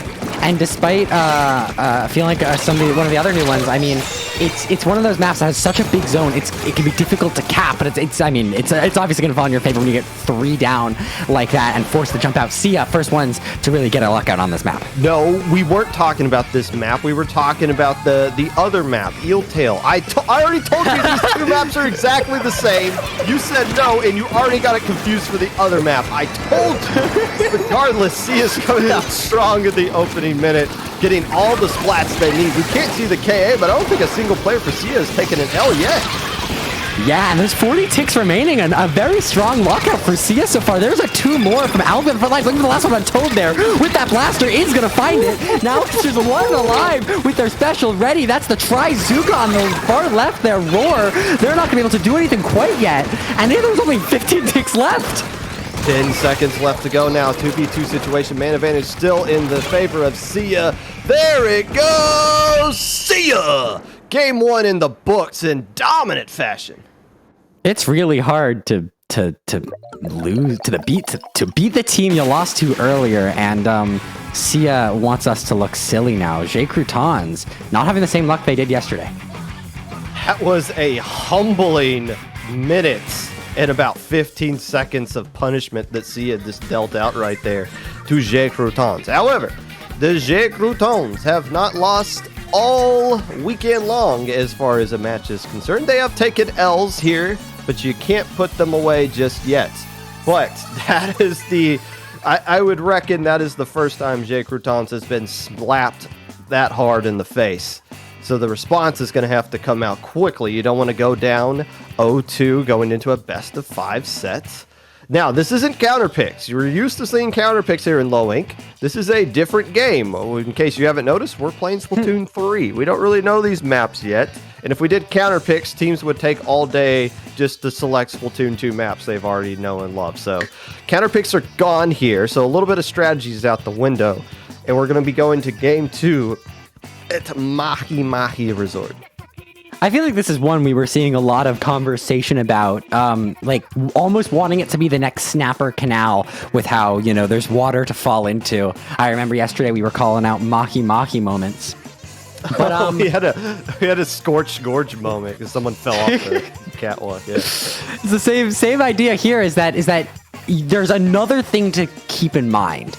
And like it's funny, you laugh at it, it's you know, something to point out when someone falls off the map, but it is genuinely a concern that these players are gonna have to deal with when they think about positioning, is how do you end up in a spot where you're not gonna try to back up or squid roll into water? You know, speaking of squid roll, we've only seen like one legit squid roll. I mean, we've seen people squid roll at the start, but one legit where it actually kind of kept somebody alive so they could keep a fight going. And I believe it was the Cherry-Dolphines who pulled it off. So that's going to be the difference. We're going to see more higher level use of squid roll and squid surge as the months go along. But that's really what's going to separate the contenders from the pretenders who can master that extra movement here. And especially on a map like this, where you don't have a lot of space to move at all before you're drowning, movement's going to be key. And I think that's kind of where Seaya might have the advantage, because they do have a little bit more of the aggressive comp to create more space for them to move around with. But regardless, game 2, we're going to the resort, and the Chargers are going to be rearing their ugly heads from both sides. Charged from both sides, but a Luna Blaster out for Croutons. That splash damage can do a lot when you're in these tight corners by tower, and it's going to be a race to see who can get the first couple picks here. Yeah, with Toad coming out with that Luna Blaster, it's going to be coming down to that zip casting ability, which can be really good at countering anchors if you know the right spots to use it, or you can just hold forward to get a trade and eventually create a wipeout tower control as the first checkpoint goes into the favor of the Croutons. I had a coach once tell me that this game, or Splatoon 2 at least, was all about just knowing when you could ego your opponents. When can you hold forward and hold ZR? And that's a valuable skill to know, and it's going to be able to get them through this first checkpoint here, all coming off of that first initial push on the right side. Trying to make the same magic happen on the left here, actually, on tower, but they're going to ultimately go down. Toad leading the 3v3. I'm hesitant to say that this push is over, because it's not. Somehow they come back in, and even though the juice is on the side of Seaya, the pressure and the players are all back into the favor of Croutons as they are responding after what happened in game 1, dishing out the punishment of their own, surviving that vacuum blast, and now the Croutons are looking to dominate game 2 here, and it's not over yet. There it goes. Wow. TNT finishes it off. Croutons a little dancing too hard. Back. Yeah, I mean, a bounce back indeed, and that's gonna, it feels like a counter pick, Popgun, ending up in a 1-1 situation here after game 2. Complete domination on your first game zones. You counter pick to something you feel confident on, but you gotta remember that is just the map pool. So, hey, maybe pats on the back for the TOs for giving stuff that can be not favoring one team. Sorry. Well, I mean, don't get too used to seeing Mahi Mahi. I don't see that sucker being used competitively for much longer. Just my opinion. But what a response by the Croutons. After the massive L you took in game 1, to come back and dish out punishment of your own in game 2, to tie up the set and make a statement at the same time, that avenges what happened in the last game. So now we're starting all over. We haven't even really started the set yet, and it's now just going to be a best of 3 at this point. But which team can calm down? Both teams seem to be pretty emotionally hijacked by just the way that they're playing right now. Let's calm down. When we get wiped, let's reestablish ourselves. Let's not feed in. Let's go in as a team. Let's be fine giving up some checkpoints. Let's be fine giving up some points just so we can go back in and fight 4v4 instead of just feeding in right there. I know it's a different game, and it's hard to tell when you have the advantage. Even when you got more players alive, it still feels like you really don't. in this game. Right. But whatever team can just reestablish themselves and settle down, instead of just going full speed, will make this set a little bit more competitive both ways. Yeah, I mean, it's funny that you mentioned it feeling like effectively a reset now into a best of 3, but also mental, but it's not a best of 3. I mean, this is a best of 5, and having 2 full dominant pushes severely changes what these players are feeling and thinking right now and how they're going to approach a game like Rainmaker. It is a game 3. It just doesn't feel like a game 1. You're at the point now in this set where you need to be figuring out what your opponent is struggling with and really locking in on it. And 2 quick games like that, that's not the easiest thing to do, but you can't come in blind to a game 3. Yeah, and you want to go into the game 3 with the momentum. It seemed like Seaya had all the momentum going into game 2, and then, well, just kind of blew up in their face. We'll see how the teams respond here. Rainmaker at Hagglefish Market. Is this a 2? Now, there's some learning of maps going on from our side as well. This is a 2 checkpoint, or 2 options to go with the checkpoint here before you finally go all the way up and get a score. It's hard to KO on this map, so it seems like whoever can get past that checkpoint and get the furthest up on an initial push is going to be in a great situation and get the dub in this one. Croutons holding with a blaster, but opting for something with a little bit more range. Toad really wants to be using that to their advantage here on this opening, trying to get this ledge on maybe one of these flanks. But it's going to be Alfie on the front line, fighting a quick 2, looking for the 3rd. That's 3 down, maybe. There you go, Vimo X fighting to pick on Hermit. It's just Toad alive, and they have to back all the way up. The Rainmaker carrier here for Seaya doesn't want to make a move, though. Worried that they're going to find Toad finally, finding to pick on Toad, but respawns have come out now, and they're not going to be able to get this checkpoint so easily. They did break through the checkpoint. I was about to say, Toad staying alive there, even though they didn't get any splats, created a lot of threatening pressure that I felt like was going to save that checkpoint while the rest of the Croutons spawned back in. Unfortunately for them, it does not. First checkpoint falls, but right now the Croutons have an opportunity to get a push going themselves. Opting to grab the Rainmaker, Croutons pushing back into mid. I heard someone mention this the other day, that the first person to get the checkpoint really is able to hold the lead. But on this map, once you grab that first checkpoint, if you take the one that Seaya did, you're just grabbing it and jumping up, and I think you get more points. So not a safe lead, even though you're through that checkpoint if you're Seaya, but with mid control like this, I mean, it's very possible that they're the ones pushing next. I just kind of looked at the comp. Double Trizuka coming out from the side of Seaya. I'm just thinking, what is your GG special? There's no Stingray. The Killer Whale thing, they do have that as well, but it's not crazy strong as a Stingray would be in the previous game. So it's going to come down to, on the defensive end for Seaya, if they can really land those Inkazuka shots, as Alfie doing a good job taking down Hermit and then backing up and firing off the Stingray here. Or Killer Whale here. But again, all you got to do is get the first checkpoint. It doesn't seem like getting that first checkpoint is very difficult. It's getting the points afterwards where it comes a little congested.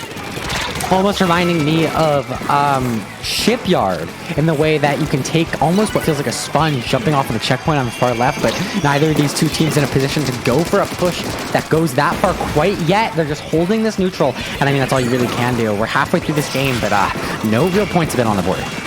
Crab hitting pop by Hermit as they're trying to create some space. Nice little art from the Inkzuka, and it's not enough to save the checkpoint, so we basically got a tie game here. If the Croutons can pop it and just move it a smidge forward, they'll get lead, and they do just that. But can they do some serious damage? They find a way up the ramp, and they got the vacuum to work this as well. Croutons with a game-winning push, even though we still got half the game to go. Vacuum coming out from the other side, but the pop is going to find the flank on the far right. That leaves a 4v2 situation, but more points are found magically by TNT there, I think. And 3 points on this map is so difficult. I think that was a change they made here, that when you get on the pedestal, you're not getting all the way down to 1. So not quite a KO necessary for Seaya to take this back. But I mean, 3 points pushing all the way up like that, very difficult to try to match. They don't have the checkpoint that they got to deal with, but keep in mind, getting a wipeout in this game isn't as punishing as it is in Splatoon 2. Players come back a lot quicker, and right now the defense is going off very well for the Croutons as they're able to push back and take the fight to the Rainmaker mid. This is going to be an empty push. Croutons got the lead and map control to work with. Bianca, with that charger, you called it earlier, but those are so good right now, and that's going to be able to find the free pick you need to find the player advantage. And that's not what we're seeing there with Toad going down, but certainly a theme we're going to be seeing for the rest of the day. Finding that one pick is enough for your team to really capitalize in this game. And now what is the offense going to be like here? That's a nice start. And you also got some Inksugas to work with as well, as Alfie's starting to cook. And that's really where these pushes start for Seaya all day long, is Alfie leading the way and the rest of the Seaya members falling in line with that. It's Alfie just hunting down players at this point. But then again, all these splats aren't amounting to anything. They got this 2-man advantage right now, and they're opting to take this left side here. Might be able to catch Croutons out of a little position if they're trying to focus the mid. Alfie getting lost in the sauce there, but they're gonna find a way to find a pick, but go down themselves. Now a 3v3 situation with that Rainmaker not having the player advantage, and the difference that it's gonna take Alfie to jump back in here could be significant as the Rainmaker carrier goes down. Alfie looking for a pick, finding one, that ends 3 down in their favor. Alfie has to be the one to grab here. Grabbing unless the jump comes in soon enough, but Vimo unable to find a pick on TNT and going down themselves. It's just LV on the charger, all the way back by that Rainmaker. This push dead in the water with 10 seconds left. Clutch splat there by TNT, and Hermit's going to take a swim, but the Rainmaker's going to reset, and I don't think they're going to get an opportunity to grab it since they were the last team to touch it. So that game did not end in the KO, but one push was all the Croutons needed to take control of that one and coast to a comfortable Game 3 win, 1 game away from a slot in Grand Finals. You know, something I heard someone say about Scorched Gorge Rainmaker yesterday was that after that first checkpoint, your job is to just gun it forward. It might have been you, actually, Popgun. The farther you can get down that choke by pedestal, I mean, you're golden. And this map felt like it could play the same. Somehow managing to get past that little bump on the plat area and all the way down to the Rainmaker is such a dominant position to be in and such a dominant lead to get. That first checkpoint is only 30% towards the goal. It's not a 50% checkpoint. Yeah, and you don't have to hit a home run. After you clear that first checkpoint and you grab it and you got an opportunity to get any points, you take it. You just go. You just gun it. And that's exactly what the Croutons did right there. They saw a window and they said, let's just take it. Other times in Splatoon 2, you might have been a little bit hesitant. Let's see if our Slayers can clear the path out. And let's try to go all the way and get the KO. Here, no, you don't have to win a Rainmaker game from a KO in Splatoon 3.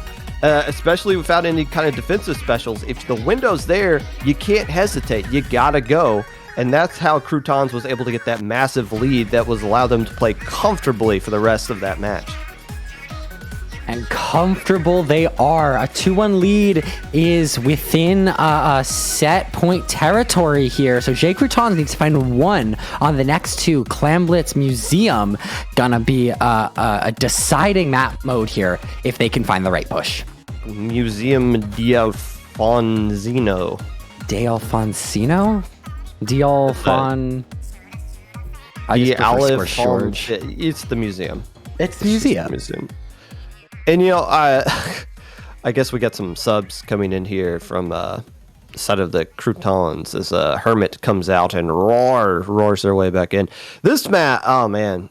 Okay, first off, I hate it when commentators just come on and talk about maps, but we're going to be doing that for a couple of months because we're all figuring these things out. But man, it feels like it's so hard to score here. The basket, like getting up onto the enemy plat and then around the corner to where the basket is neatly tucked away. It's, again, it's a Splatoon 1 map, and there wasn't Clamblitz in Splatoon 1. And this seems like, of all the Splatoon 1 maps, this seems like the one that stayed the most true to the original version, or at least closest to it to the other one. So it's kind of funky with Clamblitz. But it just comes down to the adjustments from 2 to 3. How do you score differently? How do you value your scores? When do you recognize when you can at least pop the basket? Sometimes in Splatoon 2, even if you had an opportunity to pop it, you wouldn't if you didn't have enough clams to follow it up. You don't want to give a free mercy clam. In a game like this, if you got a window and you have a power clam, you might as well take that chance because you could very well win a game 80 to 100 remaining. And they're gonna have to figure out if they can break that curse and find more than just a ball in on this map. That spinner on plat is so difficult to get around, but maybe if you can find the corner, find the specials, you can hold on to a push. And that blaster, I said it before, but Toad, if they can find the right positions for themselves, but also for that wave breaker, that can be a defining factor in holding a push. Seaya dropping one of their splatter shots in favor of the juice producing in Zap. And suction bomb. Oh, Toad's like, oh, okay. I guess we take those. I didn't know you were sharking right there. But right now, map control completely into the favor of Croutons as they're starting to apply pressure to the enemy side of the map. Toad opting not to take that jump, play a little more safe around the right side, and there's the pick. That's going to open up their player advantage. They need a couple more, though, and they're going to find one, but Respawn's already coming out. This game is so much faster on the defensive, and with the ball made and a 4v2 situation, they might be able to find an opportunity. But again, as I say 4v2, but it was a 4v3. Finally, the basket opening, already a couple clams in, and yeah, that could be a game-winning push with 65, though they're going to be able to find a couple more. Look at all those clams that are still going on behind the spinner here. Now, Sia's doing a good job of swarming in and cleaning up here. But yeah, 59 remaining on this map. That's a pretty decent score, even with 4 minutes left to go. Because Sia's going to have difficulty dealing with the range of that charger. They're going to need to throw down a lot of juice, though, and just hold forward and hope something happens. It's the advantage they have, their comp, over the Croutons at this point. TNT going down to that Trizuka, and this pace of the game changing rapidly in a 3v3 situation. It's Seaya pushing all the way up into the spinner area, looking for the pick, but going down, and all of a sudden their advantage is no more, and they have to get out of here fast. No, because look, they had the juice, so they spawn right back in. So yeah, they get splatted, but who cares? Toad able to force the last players out along with the rest of the Croutons as an awkward squid roll to doom right there. But look at the map control.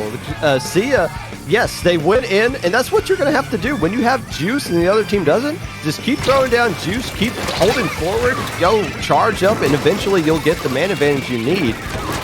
So Croutons really is going to need to hold on here with the aggression Seaya's throwing out.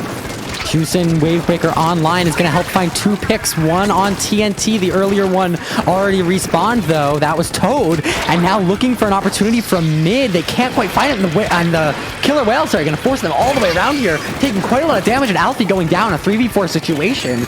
They need to find an advantage if they want to move in here, and the pace of the game has slowed back down from that opening push that Jay Crouton tried to set.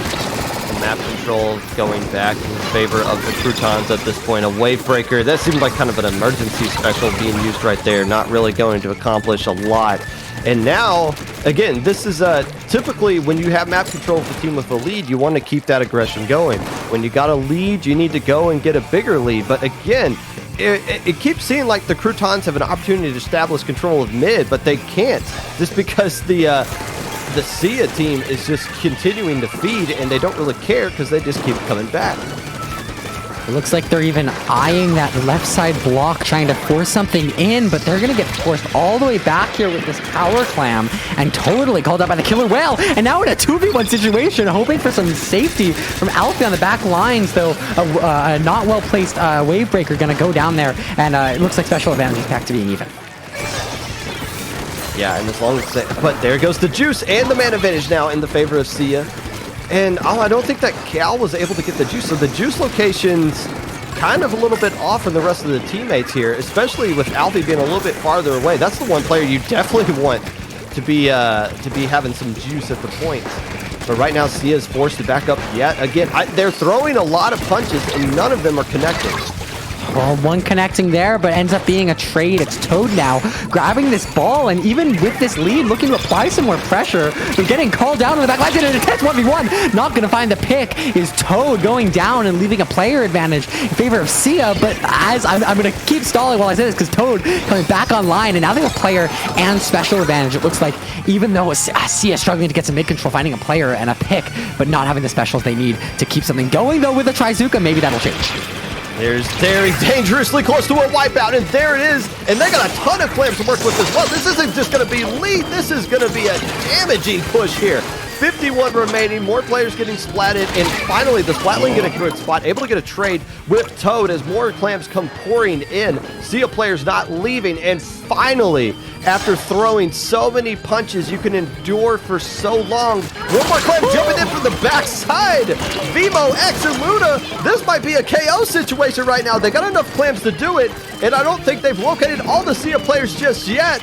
And right now, that Allie wants it. do it. Seaya to game 5.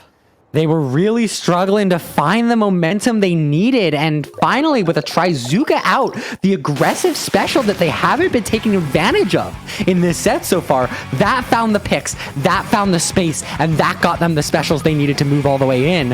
And once they were there, an amazing and valiant effort, and just being able to hold on to pin control, Ellie backing up, playing that top left, and that was great use of a map that I don't think most people know that well. Toad thought they would get a free pick, but ended up being a trade, and that was the difference.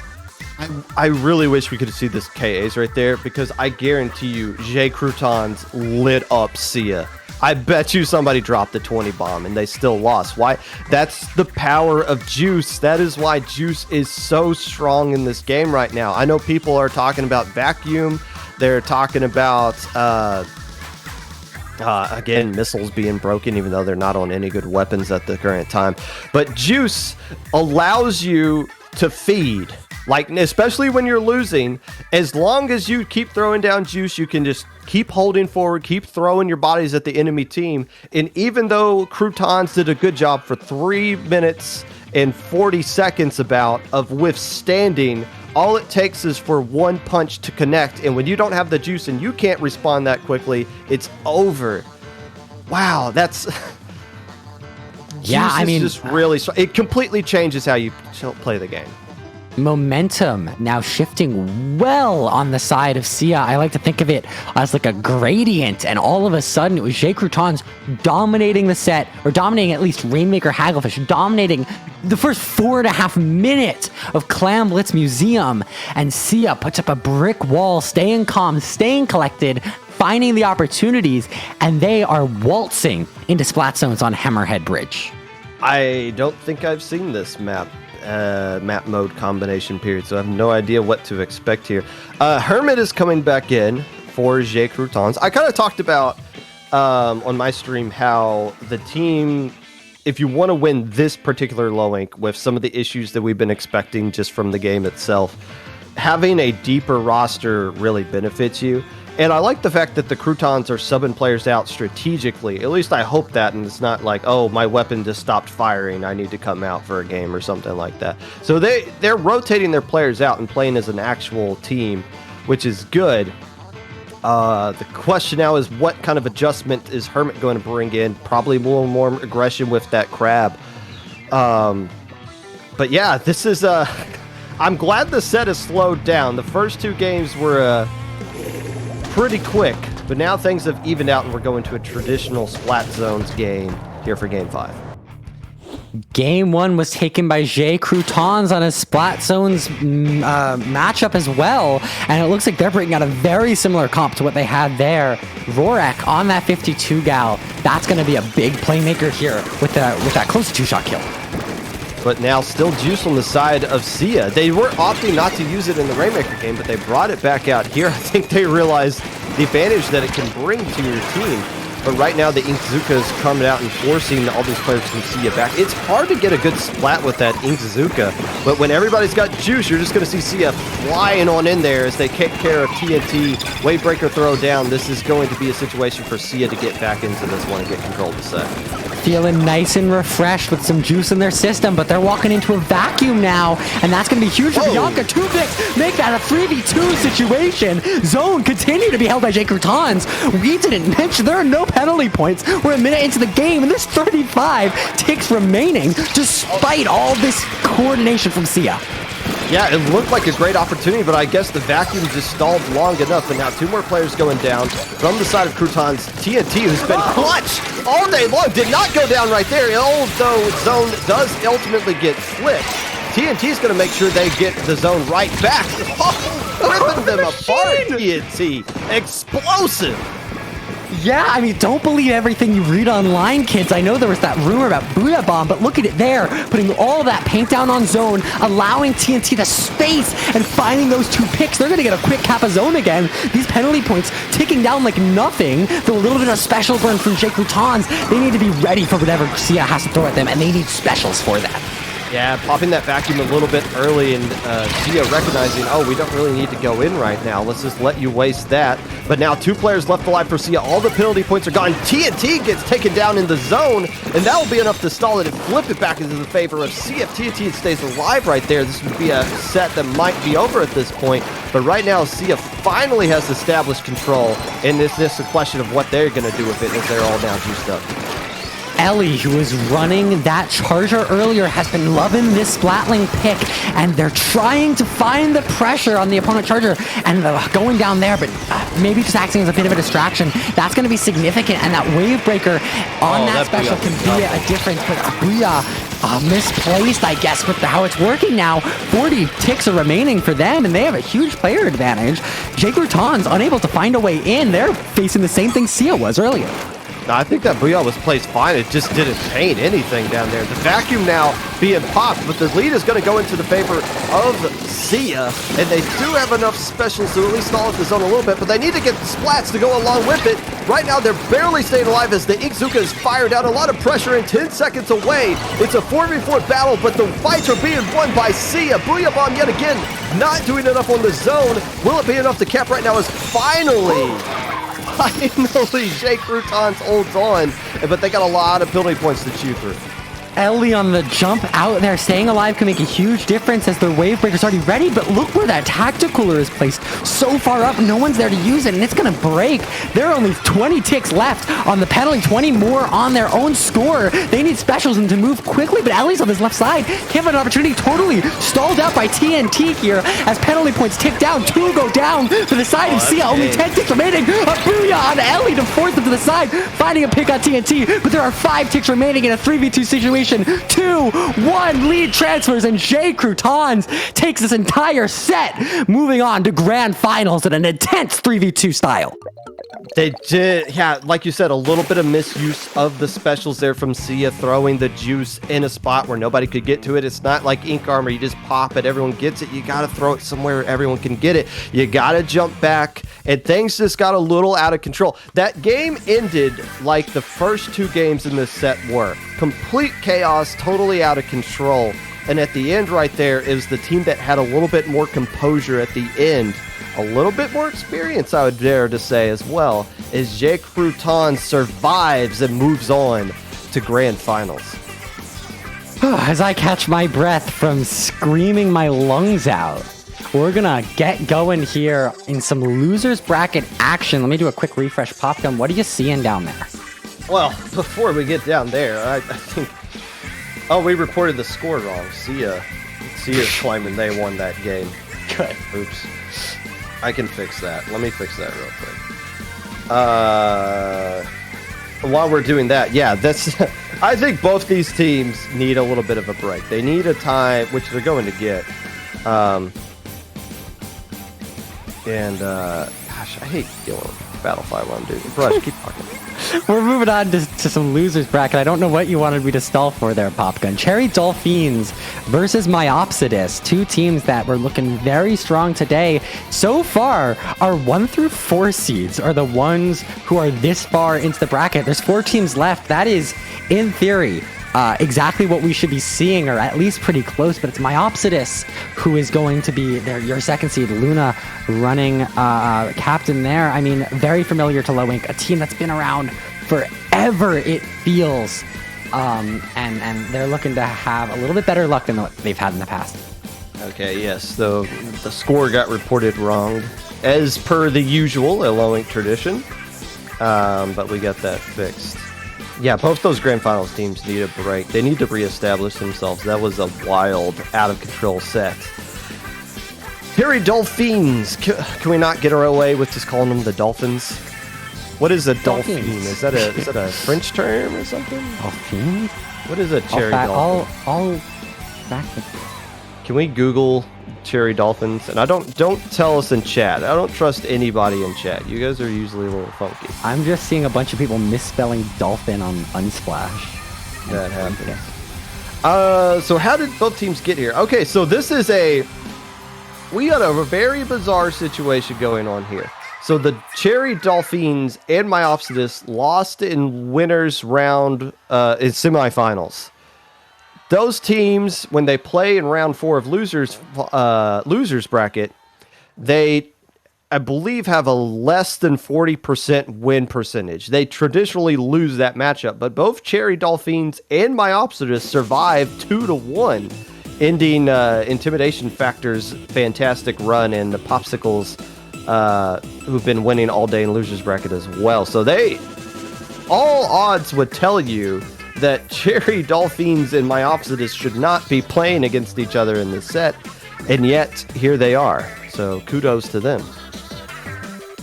You know, something I thought was really interesting was that the two teams we just saw, Seaya and Croutons, they were your 1 and 2 from Group A, and here you go, you're 1 and 2 from Group B. I'm trying to find out real quick if they were able to play each other yesterday.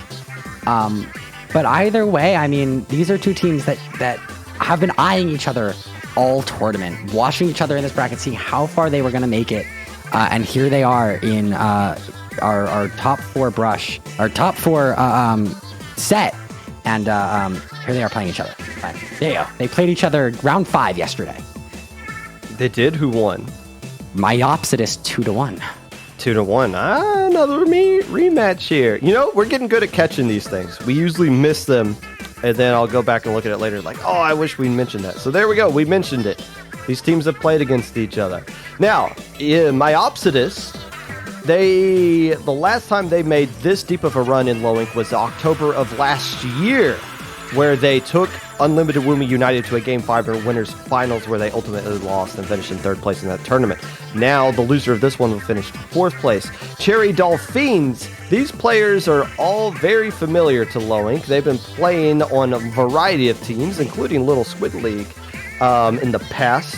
But they have come back to form this new team / pickup / maybe they have a Twitter account, maybe they don't. Doing really well here, surpassing all our expectations for how well they would actually do. But so far today, they beat Goodnight, they swept Popsicles. The only team to beat them is Croutons and Myopsidus, which are the last team standing in this tournament, aside from Seaya, of course. You know, I don't want to go back to our trope of it's so hard to beat a team you lost to earlier, but Croutons are writing the story for us in that winners finals game, and Myopsidus eyeing that, wanting to create some of the same magic they had before. It's such an uphill battle. It really is. I know it's a plot line that's drilled to hell and back, Popgun, but I mean, it's you got to be coming into this level-headed, but Myopsidus knowing that the statistics are in their favor. Well, all that goes out the window now. When you're on stream, it's a little bit of a different animal. Templar is a sub for this team. Like, they literally got him yesterday, and it seems to have been like, hey, you know what? You've been playing great for us. Why don't you stick around for a little bit longer? So, actually, I forget what Templar's history is, but I know they've been playing in some loans in the past as well. But this is a best of 3, not a best of 5, because we're in losers semifinals. Well, the winner of this will go on to take the Seaya team that is currently waiting in losers finals as well. And game 1's going to be on Clam Blitz at Undertow Spillway. I don't want to talk too much about maps, but I get this. I don't like any of these Clam Blitz maps, if I'm being honest. I haven't played or seen one that I'm like, oh, this is good. It just seems so difficult to score in any of them. I don't think I've seen this one. Where's the basket? Right in that other corner? Yes. Well, we got two right next to spawn, too. It's so close. It's same thing we saw in Museum there, Popgun, where the basket is so hard to get to, but I mean, these two, we have seen teams prove that if you can break the basket, you can get a continuous push and picks are going to be of the essence here early on, and you need to find them clustered in together so that early pick and squeeze are not going to do a whole bunch, and you're going to see one going down there. That's Nom Nom on the left side. Now another a 4v2 situation as some gameplay happens on the far left side. A jump going out, not going to be able to find the pick, and now it's Cherry-Dolphines games to push up. And look at them doing just that. Not the K-Gal, just the Gal pushing up with Templar, having a Booyah Bomb ready to go, just trying to find the right person to displace for a little bit. Nautilus versus Nautilus action. I'm sure both of those players are coping right now with the kits that they got. But they're at least recognize that the made weapon itself is good enough to be used in the game. And they got plenty of paint on both sides to take advantage of it as well. But again, Juice being the only one, Myopsidus being the only team opting to run Juice right now, as Nom Nom's able to Nom Nom on some Juice and hold forward. Nothing really going right now. They're trying to push around this left side even though the basket's on the right. Yeah, and trying to swing around that left side works in Rainmaker, but not when you're trying to get to a basket on the far right. And now it's going to be back to a neutral game, trying to find the simplifications, the trades and picks where you can get them to buy you some room. But with 2 power clams made, the 8 clam to 10 clam differential from this game, that makes it a little bit harder to manage the clam economy, a little more forgiving, but also makes you a bigger target as Chaza on the left side, finding one, looking for a couple more. Spla Chaza.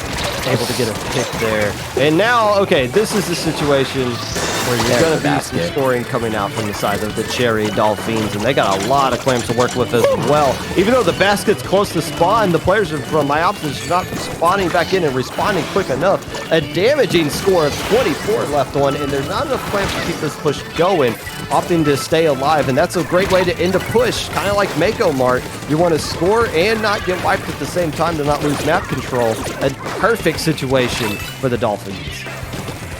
The remaining players of Cherry-Dolphines opting to back up wisely and staying alive. That's Chaza all the way back by that pillar. Yeah, and now finding a pick there on Lil Timmy. Now left alone as Tart moves around the left side. Templar finding a nice pick there with that machine. And now player advantage back in Dolphins' favor, along with a huge clam advantage, 15-6. They're looking to push again and finding Nom Nom. They're sharking out. It's just the vacuum not finding a pick with it. And Lil Timmy going down. Zoyo popping off on this left side, able to find a couple picks and now opening up for a push.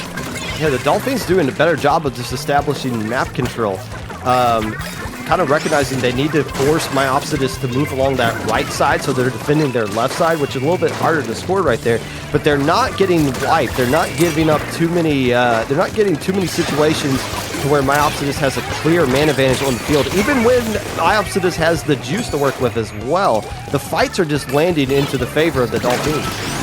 Simplification on a push goes to the defender. And with all of these trades coming out, Cherry-Dolphines are able to hold on to their lead, not let their basket even open up, and now transition into finding picks. The last player far on that left side, Nom Nom, now finally able to rotate back around, but doing a good job being in a distraction. We see those fizzy bombs coming out from the machine. Good job staying alive and staying back. And what's the plan going to be for Myopsidus here? You got a massive hole to come back from. You haven't been able to find a way to get even close to the basket just yet. Even when you have more players left alive, we're not seeing the kind of playstyle that we saw Seaya use in the last Clan Blitz game. Throw down the juice, throw some punches, and hopefully one connects. We're not seeing much attempts coming out from Myopsidus to try to create something to happen. Finally, paint looks like it's shifting into the favor of Myopsidus. A 4v3 advantage for them and players, along with 2 specials ready. Going down now, that's 4v2. Now taking a nice trade, that's going to be a huge advantage if they find a pick on Zoyo. That's the last one alive, but their ball carrier not able to come in fast enough. So it's going to be a different ball made to pop, but the vacuum is out on our second ball carrier, somehow managing to stay alive as a Kieta. And now they're able to push in, going back for a couple more clams. This basket needs to stay open because they might not have another chance later to pop it open. What happened there? How is the vacuum player still alive? It looked like they were about to get mugged. Somehow they're still alive, and that should be lead. There's some clams over there. Nom Nom is able to grab. They just got to get both of them in, and they do. Myopsidus is finally landing the punch they need, and if they can keep the basket going into this final 4 seconds, the running being overtime finally gets cleaned up, so we'll get one more chance here for the Dolphins to find a way to win this one. And Chaza's in great position, calling out, but they get splatted by Little Timmy. That's a huge pick. Now it's just the Nautilus, our little friend with the guns, trying to push up on the left side, having that ball, looking for an opportunity, finding one, but the vacuum is out, and the overtime is over. You have that HUD to tell you we're not guessing, nor are they. And there you go. First push once again, finding a way to lose in the last minute. Yeah, both teams clearly don't know how to play that map, and nobody can blame them because we don't really know either. But on the last, like, all the failed pushes was when the players dogpiled on the left and just tried to force it along there, and then the GG vacuum was able to come out. That's something we're going to have to be saying a lot going forward, the GG vacuum shutting down that push. But again, like any Clan Blitz game in the history of Clan Blitz, you want to divert attention. You don't want to focus all your players on one side. You want to split up 2 attack from the right, 2 attack from mid, or 1 attack from the backside or something like that. You want to divert attention, but when everybody's dogpiling on that left side because it appears safer, it's a lot easier for both teams to defend. Right, and I'm feeling like that map starts to play like Snapper Canal, and all these players think that the left side is a viable route in, but it's a new map, it's a new game, and you're not going to be able to get away with the same stuff. And Popgun, we were laughing about it earlier, but Scorch, a great example of the old formula changing up. We've been talking about vocal warm-ups before we came on. A good vocal warm-up word is Scorch Gorge, I feel like. Splat Zones here. People have been comparing this to Kelp Dome, I think because of the giant block in the middle. I mean, Art Academy's got a giant block in the middle as well. But this is the first time we're going to see the Gorge in action here. And keep in mind, this is best of 3, so this is an elimination game for Cherry-Dolphines. They don't have much time to figure out Myopsidus. They have to do it this game or they're going home.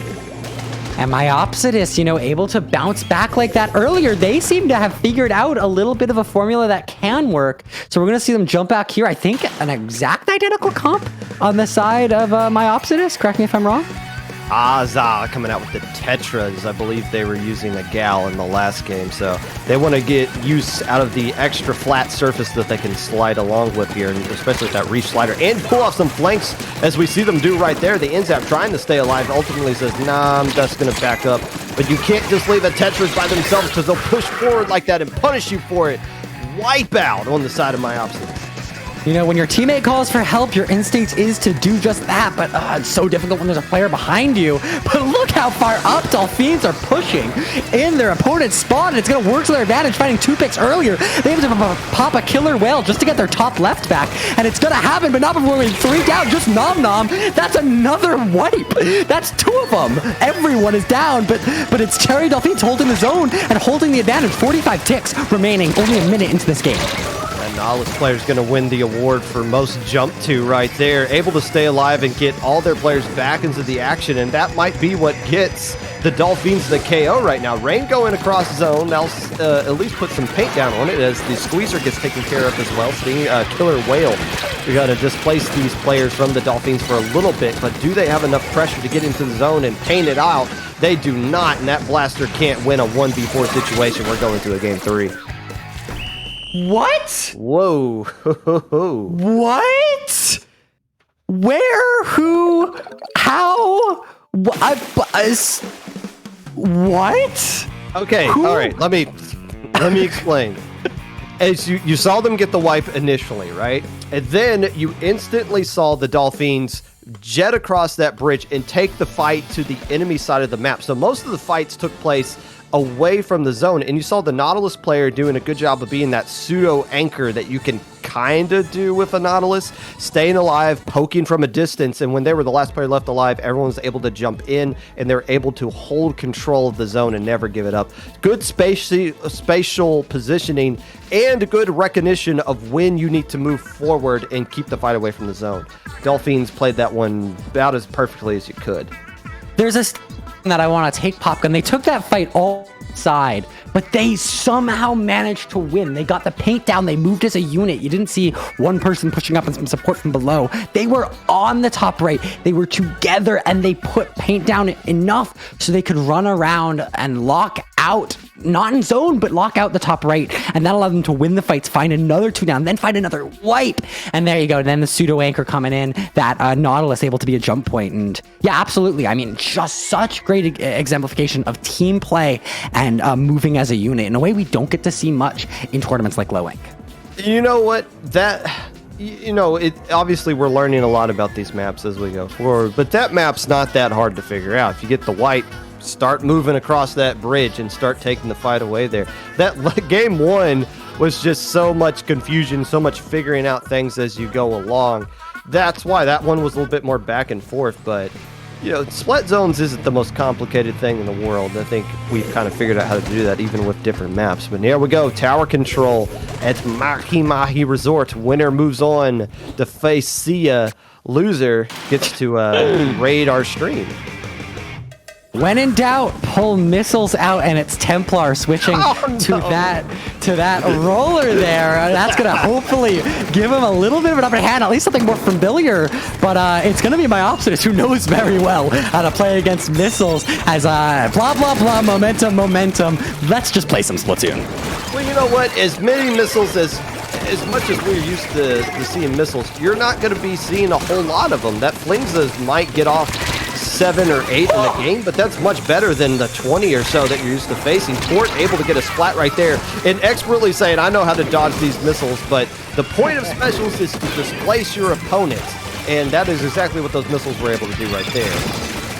A 2v3 situation as respawns come out. It's still a total neutral game in mid, but Paint slowly shifting in favor of Myopsis. That's Zoyo going down. Now our friend with the guns going down as well, so finding a trade. That's going to give an advantage to Myopsis in a huge player advantage, as now the first checkpoint starts to fall. They're pushing up, they're moving as a unit, and they're taking space. That's what you want to see. Ooh, the tower goes over water exclusively. That's gross. Yeah. Anyways, this second checkpoint looks like it's in danger of falling. Myopsidus. We're seeing another snowball coming out from the resort right here on this map. It's wow. As 2 more players going down for Myopsidus. Tort staying on the tower a little bit longer just to get a few more points, but that's going to do it for now. The water level changes a little bit, and that makes the map a little bit wider. But right now, 2 checkpoint lead in favor of Myopsidus.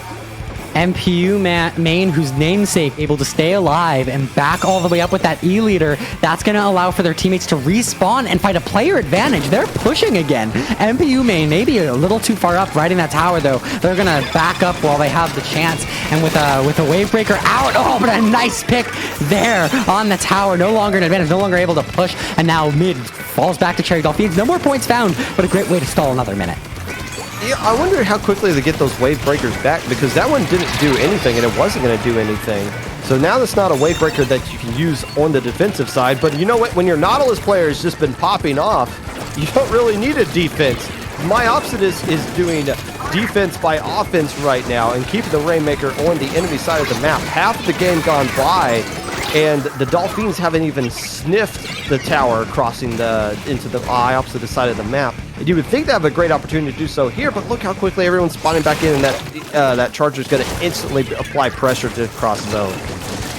Tort finally going down, and now as time moves on, map advantage is kind of flip-flopping back and forth, but it's totally in every way Myopsidus' game. Look how out of position these players feel. Despite being on their own side of the map, the Booyah are going to displace them a little bit more, and they're going to have to back up, and there you go, going down, back into player advantage with Myopsidus, and finding another one there. No missiles for you, and a 3v3 situation is going to continue as map control strictly in Myopsidus' favor. Well, they already fired those missiles right before they died right there, and the missiles did nothing just because you're not used. There's no secondary missiles to follow it up with. You're just firing it, and there's nothing to combine it with, so all you got to do is move, and they're gone. Again, missiles not as effective as they always were in Splatoon 2, but right now, finally, looks like we're going to see some points going onto the board, and they're doing it a player down as well. Afraid of MPU main there, going back on the tower, Zoyo, but a nicely placed Booyah. You can't see where it's thrown from is clearly now, and that's going to find a huge pick, a 4v1 situation. Myopsidus figured out Cherry-Dolphines. They're steamrolling forward. 2 wipes, looks like, back-to-back as Tort pushes all the way up, not able to find the pick there on Templar, but able to hold a good amount of space. I'm getting ahead of myself here, but a huge domination as this checkpoint starts to fall. Myopsidus steamrolling ahead. I wonder how many times these Nautiluses are throwing rain, expecting it just to be inkjet. That would be a great inkjet spot for Torque to take off right there instead of just throwing rain across the zone. But yeah, hey, the main weapon itself is still very effective. You might not have armor to work with, or you might not have a good kit to work with, but as long as you can mow down people, which Torque is, that's all you really need. Where is Dolphins? I can't seem to find them on the map. They keep going down. They've got no pain for themselves, and they're trying to switch that tide. But finally finding a couple picks here, but it might be too late. Oh, but a huge pick on the right side. That can be a game changer here as they're in a player advantage. This first checkpoint looking like it's going to fall. MPU main on that E-leader, nowhere to be found. They've been holding this defense together for Myopsidus so far. Yeah, but all they need is a Booyah Bomb, and there's no vacuum to stop it either, or Big Bubbler to throw down on the tower. There's the Booyah Bomb from the machine. It gets popped, and it's going to be thrown now. Oh, but a Suction Bomb collides with an Ink Wall. Oh, you don't want to throw an Ink Wall on tower in that situation. Got punished, and Myopsidus escapes the resort, and they're moving on.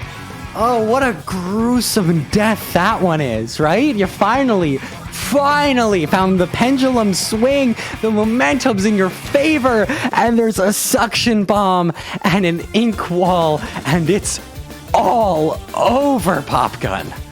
Yeah, and I mean, if the ink wall didn't do him in, that Booyah Bomb was going to do it. Again, they didn't have the vacuum. They didn't have Big Bubbler. That's something we're seeing a lot of the higher level teams use, is just throw down a bubbler on that tower. I don't think we've seen a bubbler used all weekend long. Correct me if I'm wrong, but yeah, the things that we traditionally see, or that we're seeing to counter those traditional Booyah Bombs and missile, the GG specials on tower control, they're just not here.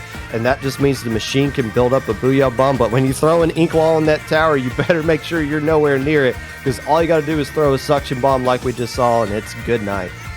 Yeah, where are my juniors at? Everyone's so infatuated by the sugary soda, addicted even. And they're forgetting that you don't need to play the same thing every mode. I mean, I was having a conversation a while back, switching off of Junior with Armor to trying to find something for this game. And where's the flexibility from these players? I mean, I know some of these guys that they can flex around. I guess with a new game, just not comfortable doing that. It's going to take a while before we figure things out. I've seen a lot of support players, Splatoon 2 support players, tweet out how they do not like this game, right? Because they're not they haven't established or figured out how their playstyle is going to translate yet. But yeah, it's it's not just the automatic, there's nothing we can do to some of these specials. And people are complaining, this is broken, that's both broken. It seems like everything has a counter, and if it doesn't, we're just a week in. We're probably going to find out the counter to it eventually. Somebody was pointing out, Big Bubbler and Vacuum on tower is unbeatable. And then I saw somebody use Zipcaster to slide in and kill both players instantly. So I was like, okay, maybe there is a way around it. But that's where it's going to come down to. That's why we didn't want to do counter picks this month as well, because eventually you're going to have to pick a map and have a comp in mind to counter your opponent. You're going to have to okay, they're using Charger, we need to use Zipcaster. They're going to use Big Bubbler and Vacuum, we need to use Zipcaster. Or they know they're going to use double Booyah Bomb, we need to use Vacuum. There's going to be a lot more strategy coming forward with this game once we get more into it. We're just 9 days in right now. Absolutely. It's Myopsidus taking that set as a reminder, and so they're gonna go straight into a rematch here from earlier today, once again mixing which group they were in yesterday. So far all we've seen, Popgun, is rematches from Group A and then Group B on stream, but Myopsidus and Seaya played earlier today, and Seaya obviously took it, going 3-1, throwing Myopsidus down to loser's bracket. But Myopsidus is warm, and they're on top, and all the other things we always say when we're in round 6 losers finals. Yes, and Myopsidus has played this deep into the tournament before. They've been in the exact same situation that Seaya was in.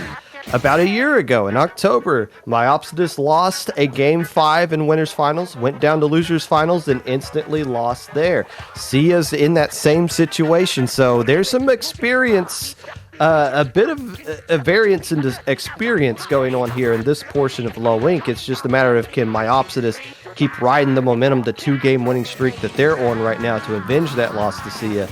And it's just a question of how did Seaya, after losing game 5, where they held that lead and it looked like they were going to get the KO at one point as well. So that's something else.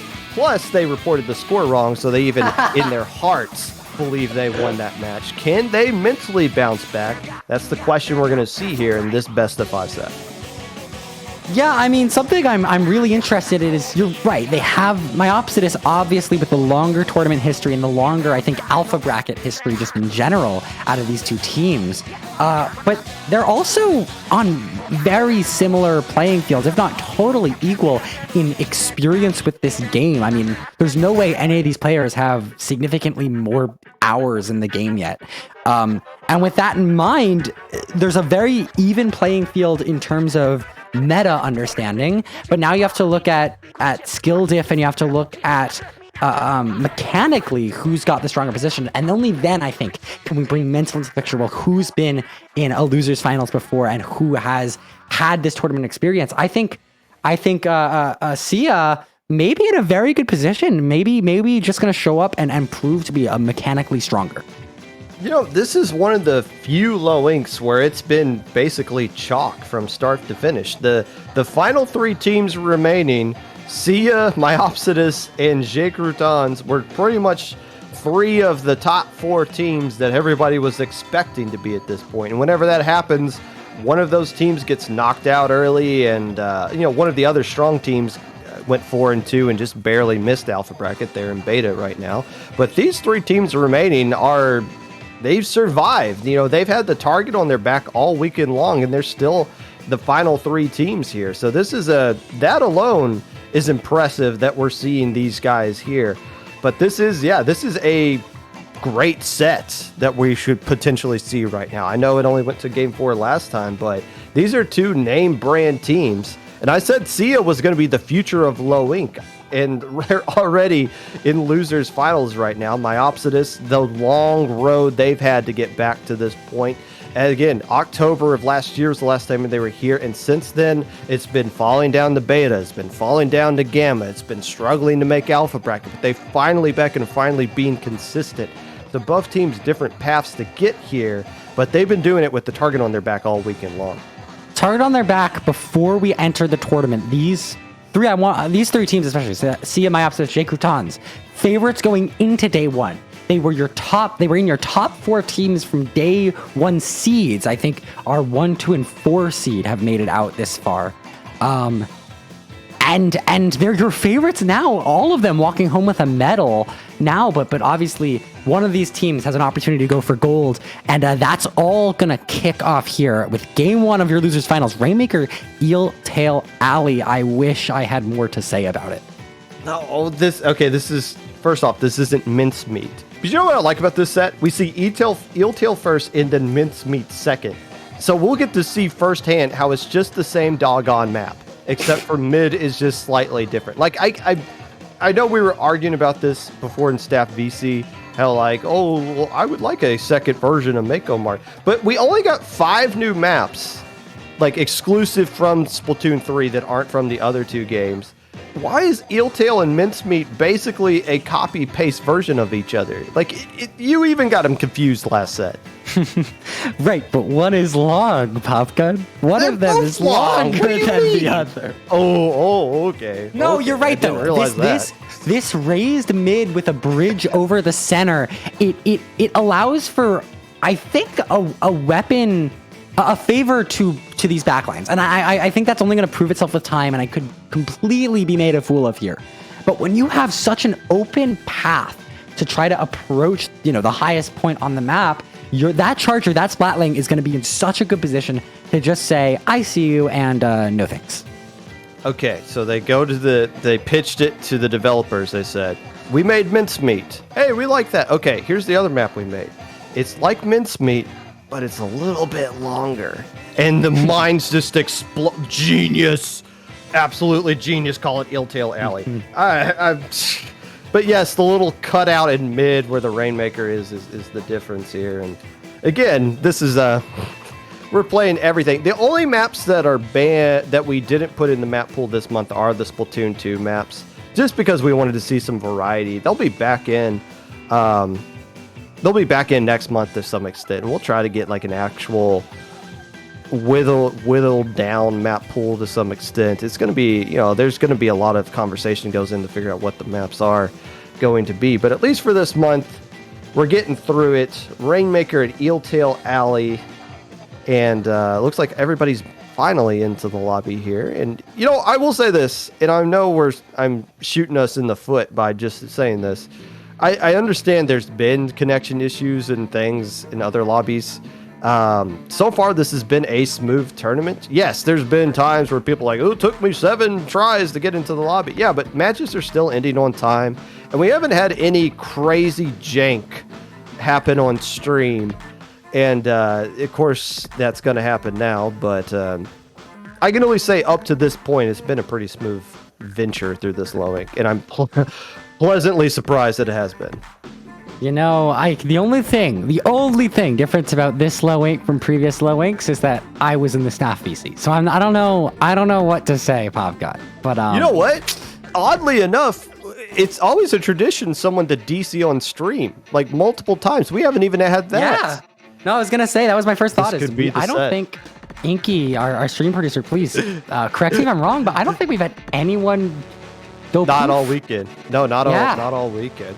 I hope. That this is going to be the set where we start seeing people flying and like 10 umbrellas being popped all over the place, even though they're not supposed to be. And let's just watch it all. Hey, let's just watch it all go out right here as Seaya spawns out with the charger. As Popgun loves to curse us, we're gonna see honestly a pretty consistent comp from Myopsidus from what we saw earlier. Charger, Nautilus, and that bucket all working very well together in terms of chip damage and finding that range. And a point sensor, honestly, going to make a huge difference there on the right side as they're able to call out that Charger and stay safe. And finding a nice pick early, that's going to be an opportunity for them to take some space and shut. It's exactly what we're going to see. Paint control quickly going into favor of Myopsidus, only after one pass. And once again, we've seen Seaya come out with this double Inkzuka comp. It's basically a double splatter shop. So they always seem to do that on Rainmaker, so they must really like that special exclusively for Rainmakers. But again, it just comes down to who can clear that first checkpoint. And I don't think you push through the grate for that second checkpoint. That seems impossible to actually get up there. So I think you want to push it right afterwards. But right now, both teams established. They're having a lot of difficulty get their chargers established and in control of mid so that they can start cooking. Double Trizuka out there looking for an opportunity, but it's going to go be Vimo. One of the Trizukas going down, and now Juice out from Myopsidus. It's back in their favor, and Torrent finding one, looking for another. There's two, looking for this third one all the way by the pedestal. There it is. That's 3 picks early here as the checkpoint falls. Now a 4v3 situation as Respawn slowly come out. They have to move it right though, Popgun. You're absolutely correct. The Booyah going on the left, and they're not convinced. Now, to their credit, you do get a lot of points by going that bridge, but you see they set foot on it. It's so hard to get any kind of points right there, but they do gobble up a ton of them, and that does force if Seaya is able to get control of the first checkpoint, that does kind of dictate what they need to do. But yeah, it's scoring from there is pretty hard. You liked that shot, didn't you? I was scared for myself. The checkpoint not falling for Seaya as I continue to lose my mind on low ink. There you go, a bubble now out there. That Rainmaker finally getting popped in favor of Seaya as they're able to hold on to this advantage, finding another pick of Nom Nom. That's a huge 3v3. So without any paint below their gonna go down as well. They need to jump this under the checkpoint and finding a pick on MPU main. There's the checkpoint finally, and the bubble's gonna get repopped here. They have to move it right because they don't have the player advantage, but with Trizuka in a backing out, maybe I'll stand corrected. There comes somebody flanking around that backside, and they do take the Rainmaker across. Great, and they take like 2 steps onto the grate, and that's enough to get them the lead right there. So it's just a war of attrition on the grate. Oh, they only got 1 additional point off of that. But still worth the effort. That 1 point could be huge down the road. And Myopsidus is acting like they got everything cleared out, and it looks like on the map they do. But picking up the Rainmaker instead of letting it reset without the man advantage. I don't know, but maybe they're thinking that Rainmaker can do a lot more paint, a lot more damage than a usual Charger, but they're going to go down to a Trizuka. There's a double Trizuka coming in handy, finding picks even in a neutral game, and that's going to lead them into a player advantage. A 4v2 situation. Seaya controlling this game that early on they weren't able to find the picks, I think. Yeah, they love their Trizuka on Rainmaker for whatever reason, and it's got them the control of the Rainmaker and control of mid at this point for right now, as the Rainmaker is going to reset. A minute 30 left to go. And now here's the question. If you can get control of the Rainmaker again, do you try to just go through that catwalk? It seems like such a difficult spot to go through. People just throwing all kinds of hell at you as you're just walking past it. Or do you try to take it that other route on the right where you got more room to work with, you got more areas for your Slayers to defend the Rainmaker? But right now the issue is Seaya's Charger is disestablished control on their side of the map, and Alfie doing what Alfie's been doing all day long, doing the flank, that one not working. Tort, I mean, continuing with their own plot line, able to call out Alfie. Now the player advantage is in their favor as respawns come out. Alfie back online and double Trizukas are out. One of them not able to find the pick, but finding the Rainmaker. A 3v4 situation is Tort on the front lines. That's going to leave their teammates alone behind their back. And Tort trying to find one pick, can't seem to land the shots they need to. The play is on the other side of the map, but their teammates able to find the picks. Now it's just Alfie sharking that Rainmaker, looking for an opportunity. But the Rainmaker moving top left once again. I don't think they realize there's another route through.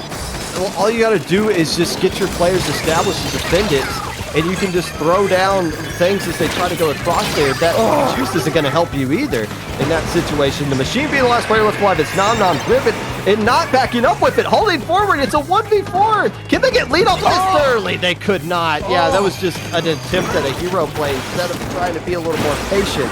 Seaya punishes it, and they take game one. A hero play, but it would have been such a good clip, Popgun.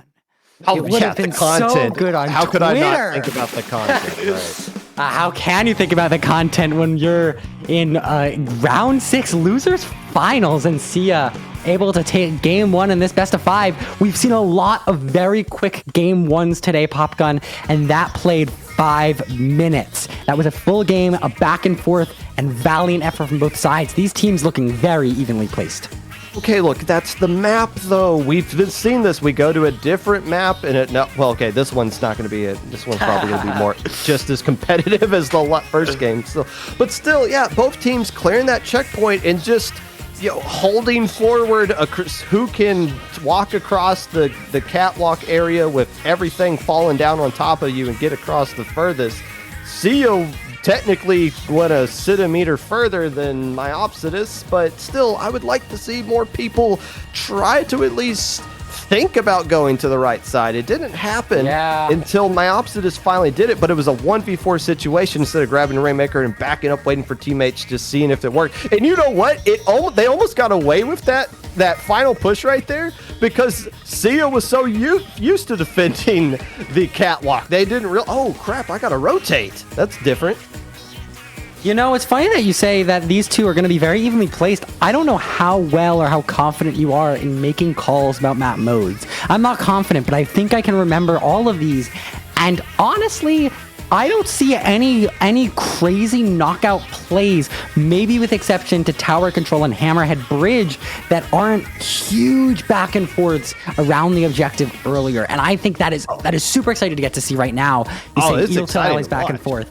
Mincemeat is going to be back and forth. Hagglefish zones. We saw it back before the game even launched at PAX, and it was intense. We heard the commentators screaming.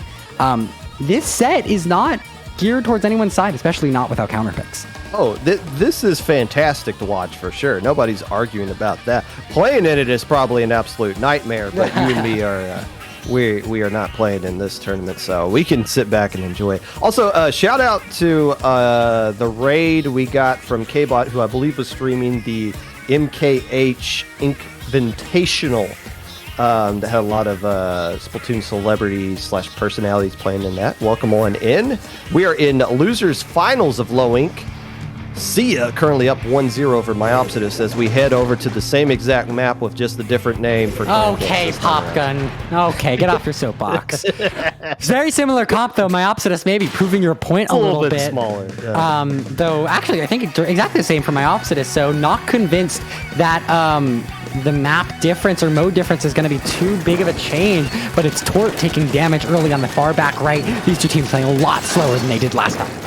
You know, Seaya's opting to drop their charger. Their charger player was doing a good job of holding their presence on that side of the map. I think they feel like maybe, since, in all honesty, since it is a little bit smaller, they can get away with not using the charger, instead rotate over to that remix. But the charger's still on the Myopsidus side of the map this time around. So it just comes down to who can keep their anchors safe.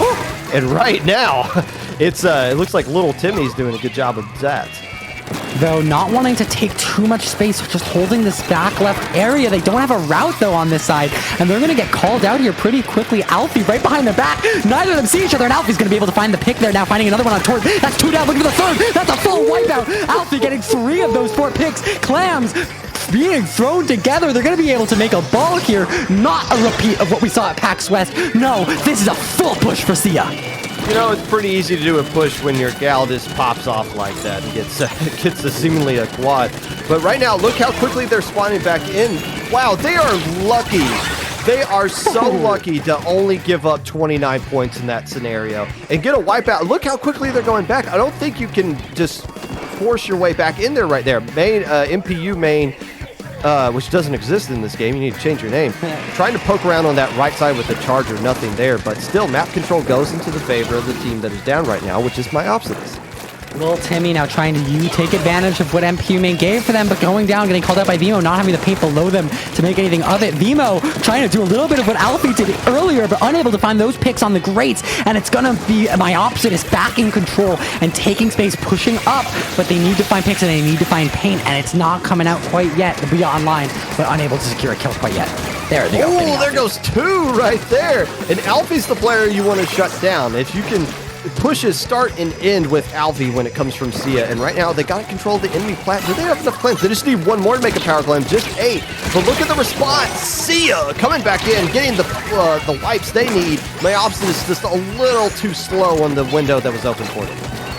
Tort now on the right side, not wanting to end up a pseudo backline, getting rid of that ball. They're looking to take space and put paint down and try to find an opportunity in. Going 1 down is Seaya. That's Ellie on the splatling, but Alfie dropping in, getting a repeat, maybe 1 for 1, exactly what happened last time. I'm a Little Timmy though, getting called out, not letting the same fate happen. Tort with the pick. Now the ball is going in, but getting called out by Ellie. Ellie on the respawn with that splatling. You don't have as much time in this game. You've said it a million times, Popgun, but that respawn from Ellie is vital there, and that's going to hold on to this lead. That was the problem with the PAX West match, is that everybody's tried to score across that bridge. It's so easy to defend that bridge, even when you get wiped. That's why there's only 79 remaining and not more of that on the side of Seaya as well. You got to be able to attack from both sides. Little Timmy trying to do that on the right side, and that's a nice trade there into the favor of Seaya, as now Alfie's starting to cook as well, trying to push up into mid. But yeah, you got to attack from 2 angles. It's just not a given to score across that grate. This high DPS shooter from Alfie, they're taking advantage of it, and they're taking advantage of it well, using those grates in mid, but they're going to get called out by Little Timmy. That's a 1v1 that we've been seeing often, and it keeps going to either side. Who's going to win that fight? Who's catching the other off guard? That's going to be a tactic cooler. Fine, some sugar for this. They look to make another push across grates, but they don't have the picks yet to make anything really happen. They're in a vacuum, not able to do enough. And now just 1 player left alive. A minute left to go. Hey, technically it's a close match, even though both teams are struggling to score right here. But yeah, you got to do that little pincer attack that we talked about right now. And when you're Myopsidus and you have this charger player, you're going to have to find a way to create some offense with it, which they have been doing. They have been sitting their MPU main to the right to poke from a distance from that side. But you can't be staying back right here. And oh, I believe the Charger got a trade on one of those inkjets, or the Bazookas, yeah. Bazooka. Look how many clams are coming out here from Myopsidus. All of a sudden, controlling economy 15-0. A full monopoly, but they're pushing the left side again, Popgun. It's almost like they're asking for it here. Unable, finally finding a pick on Alfie, a 2v2 situation. But here's the pincer on the right side. I wasn't able to see it before, but unable to find a pick. And it's just them with that Booyah Bomb, able to get it off and find the ball, score in. It's up to Little Timmy on the right side to find a push. Gotta get 4 clams in there. They only got 3, and they're not gonna find a way to just slipped through. The right side shut down. And the ink wall saying, no, this path is closed as well. So both teams do score. That did actually happen. But game 2 of this long map with a bridge over the middle tour goes into the favor of Seaya as they're up 2-0. 2-0 and looking at a match point. This is a huge set for Seaya, looking to go to grand finals, get the rematch against Croutons that they've been looking for all day. It's going to be the 3rd time they play each other if they can get one more win over Myopsidus right now. And what is this 3rd map? Something. Okay, it's Splat Zones at Hagglefish. Okay, I feel like this is one of the better map mode combos that we've seen so far in this game. It works a lot like Main Stage does in the last game, where you got like those flank areas, but you gotta watch the flanks, but you're still seeing players just come through mid as well. So finally things get to calm down a little bit in this set. But so far Seaya's just been dealing with these maps a little bit better, just slightly better than the other ones. And also welcome in everybody who came in from Melania's stream. As well, I believe also coming from the MKH Invitational. We are in losers finals of the first ever Splatoon 3 low ink, and so far we're getting through it, we think. Yeah, I mean, you said the player is finally getting a chance to cool down, but this stream is fiery hot. This is low-level Splatoon 3 action, and Popgun, we've been on the mic many a time by now, and I swear there's always some shenanery that comes out by now in the tournament. These players are starting to get a little bit tired. They've been playing 2 long days, and when you're Myopsidus and you have to reverse sweep in a best of 5, you gotta be turning something on or changing something or finding a difference from the last 2 games. Honestly, I don't think you got to change anything if you're Myopsidus. What you've been doing has been fine. It's just, this is this tournament. This particular low ink tournament is about who can figure out the riddles quickly enough, who can solve the maps the quickest enough. And this one's going to be a little bit easier. This is probably as close to a traditional Splatoon map mode competitive combo that we've seen so far. So this, if you're Myopsidus, just do what you've always done and play your game here. If you win this game, you get some momentum, you get right back into it in game 4. But right now it is tournament elimination game, as the winner of this one, if it is Seaya, will move on to grand finals. Myopsidus liking your speech there, Popgun, opting not to change a thing. Once again, the same comp. It looks like even the same gear coming out. They think that this is what's going to be able to hold them in zone. And the double Trizuka we saw in Rainmaker earlier from Seaya, they're pulling that out again here. They like that aggression against this. Oh, E-Leader getting swarmed by who else but Alfie with the Vanilla Gal just running right on in. You want to keep your Charger players safe, and it's hard to do so. Oh, popped the juice just for themselves. How greedy. Yeah, it's always a painful situation when you pop it and you look up and you see, oh, everyone's dead. But that quick super jump out is going to keep them alive. But that Trizuka, the aggression from Seaya, it's coming out. It's finding 2 picks there. One, there's another. It's just this flank on the right side trying to find an opportunity. And Lil Timmy taking in a jump from Nom Nom. They're going to try to pincer into this zone. There are 40 ticks remaining. If this fails, that could be the end of the game. Yeah, they're gambling everything on this little flank opportunity right now. And now this pincer situation, and it's just Court left alive. I like the fact that they tried it, but it didn't work, and that's going to cost them the tournament. They thought they had the riddle. They thought they found the key, and another pick comes out for Seaya. Abuya online. Not going to be enough to cap zone. And Pubane playing some Slayer with that E-Leader, but Seaya, they hold that zone, they get the cap, and they lock it out. They're moving on a clean 3-0 sweep, and I think a new result. This is a rematch from yesterday, and Myopsidus won 2-1. So Seaya, in what felt like another playoff 3, winning 3-0, getting a rematch, a 3rd-time rematch in grand finals. I think that was just the second. They didn't, because it was Croutons and Seaya who played against each other yesterday. So they'll get their third match. That's what I'm saying. Seaya, Jake that's Croutons what you're playing looking- 3 times. Yeah. Well, yeah, Seaya beating Myopsidus 2 times in a row. I gotta give Myopsidus credit for at least trying. You can't blame a team for at least trying that play that they did there. I'm gonna come down here. I'm gonna throw down the juice. I'm gonna let you jump to me, and we're just gonna try to pincer 2 from mid, 2 from the backside. Try to keep them, catch them sleeping, and it just didn't work. But you gotta try something in that situation. You lost the first 2 games. You're about to get knocked out of the building in that 3rd game. Instead of you would like to see players come back. Let's throw down this juice, all 4 of us, and go in. But I like the effort at trying to make the play, and you can't kill them now because, oh, well, it didn't work. You know, it's like going for 2 in a football game. If it works, oh, it's a great play. If it doesn't, no, it wasn't. I give them credit for at least trying it, but Seaya just a little too much in their favor right now, and they're looking really, really good heading back into this rematch with Croutons. And with Popgun, that, go on. You lost me. You lost me with the sports analogy, my man. I don't I worry. stopped being able to follow. Oh, don't worry. We lost everybody in chat with that as well, which is perfectly fine. We're gonna take a commercial break, so go get your popcorn, go get your snacks, restart your Switch so that you can download the patch from Friday, which I'm convinced some of you might not have, and we will be back with grand finals of Low Ink here on IPL.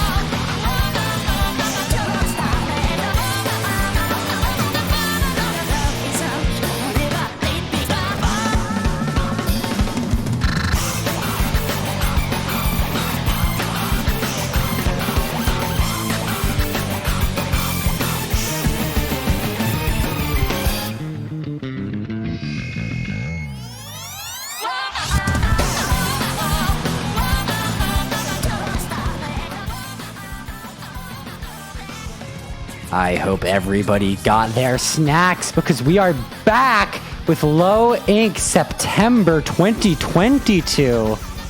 I'm Brush, and with me is Popgun. We are very excited to bring you this grand final set, a third-time rematch, Seaya versus Croutons. First match going on yesterday in round 6. The Croutons win 2-1. The second match going on in winners finals today. Croutons winning 3-2. Seaya's been knocking on that door. They've been flirting with beating the Croutons, and they got one more opportunity to do it. If you think the Croutons are going to win for a third straight time, or if Seaya can pull off the upset, make a prediction right now. What else are you going to do with those channel points? Gamble with it for a little bit. And keep in mind, you are just betting on this particular set. If Seaya wants to win this, they'll have to force a bracket reset and win 3 more games. So you're just betting on this first set, not the entire grand finals right now. However, if Croutons wins this one, they win 3 games right here, the tourney is dead and gone with, and they'll escape with the championship. And that is a weird position to be in if you're Croutons, a team you have already beaten twice. You've proven you can take them on, and somehow Seaya keeps getting second chance after second chance. It's such a Somebody just dumped their life savings into Seaya at the end there. Oh my goodness. Croutons 300K all of a sudden is a massive underdog to Seaya. Okay. All right. Well, yeah, I mean, Brush, we'll see how that works out. Commentators curse, I guess, as I say. Croutons able to win 2-1 yesterday, able to win 3-2 today. I mean, Croutons, I wasn't gonna call them the underdog in my storyline here, but sure, Croutons taking on Seaya, I guess. If I made a bet that big, my wife would kick me out of the house. My goodness. So here we go. Yes, so game 1 going to be Eeltail Alley Tower Control. Best of 5, no counter picks, just good old-fashioned Splatoon action between these two teams that are growing a rivalry with each other here. TNT coming out with the trademark machine, and Alfie leading the way with the Gal. Both those players have been leading the pack for their team so far today. I'm getting deja vu. The exact same comps. These players know what to play, they know how to play it, and they have been learning quickly. This game's only been out for a week and change now, but they have figured out what they like and what makes their team special. That double Trizuka on the side of Croutons is huge, and these early picks, these early trades, no advantage, but we're going to be decided for a hot second here, I feel. Yeah, I think the colors are off on stream. This is, yellow team is Croutons as they do hop on the tower first. Have we talked about the fact that the first checkpoint is like right where the tower spawns? I think I like that. I think that's a nice adjustment, just so you can't just escape mid at the start. Is that the point behind that, you think? Yeah, I mean, being able to have that mid, it makes you have to... I might think with that first wipe. You get a wipe, you're not steamrolling to first checkpoint, you're steamrolling to get control of mid. It actually, I think, is going to force teams to remember to paint the map. Something that I think a lot of low-level teams sometimes struggle to do early on. But this first checkpoint is now cleared, I think, for both teams. So we're back to, I think, what feels more familiar and normal for tower control gameplay. Where's Seaya at? You're at that second checkpoint. The Vacuum doing a good job of staying alive by themselves, but they were dancing around behind everything. Still find a way to clear the checkpoint, get wiped in the process. But yeah, I can't believe Vacuum basically forced Seaya across that checkpoint by themselves. The rest of the players were back, I guess, fighting someone in mid. You know, there are deaths or wipes where you beat yourself up, and I mean, obviously staying alive is better than not, but you got those 2 checkpoints. You're going to be able to control this as well, but with one going down on the far left, that was the spot that held the checkpoint, held the checkpoint, for Croutons, and they're going to be able to steamroll through it, even look at getting a lead here as there's a 3v3 situation. They're both teams hopping on tower at the same time. It's going to be Toad with that blast defender pick, and there's a full wipeout. Now a huge advantage to Croutons. They're looking at getting a knockout here as this last checkpoint starts to fall. Yeah, and now you see the players starting the spawn pack in, but that checkpoint does fall, and this is a potential KO situation. Crouton, but TNT being the last player left alive, and did get a Splatoon play. They should be aware that that player is back there. And ultimately, they somehow survived. It looked like TNT for sure was going to get the splat, but it doesn't matter. They got what they came for. 2 checkpoints down, and now it is, we still got a long way to go. We're not even halfway through the game right now.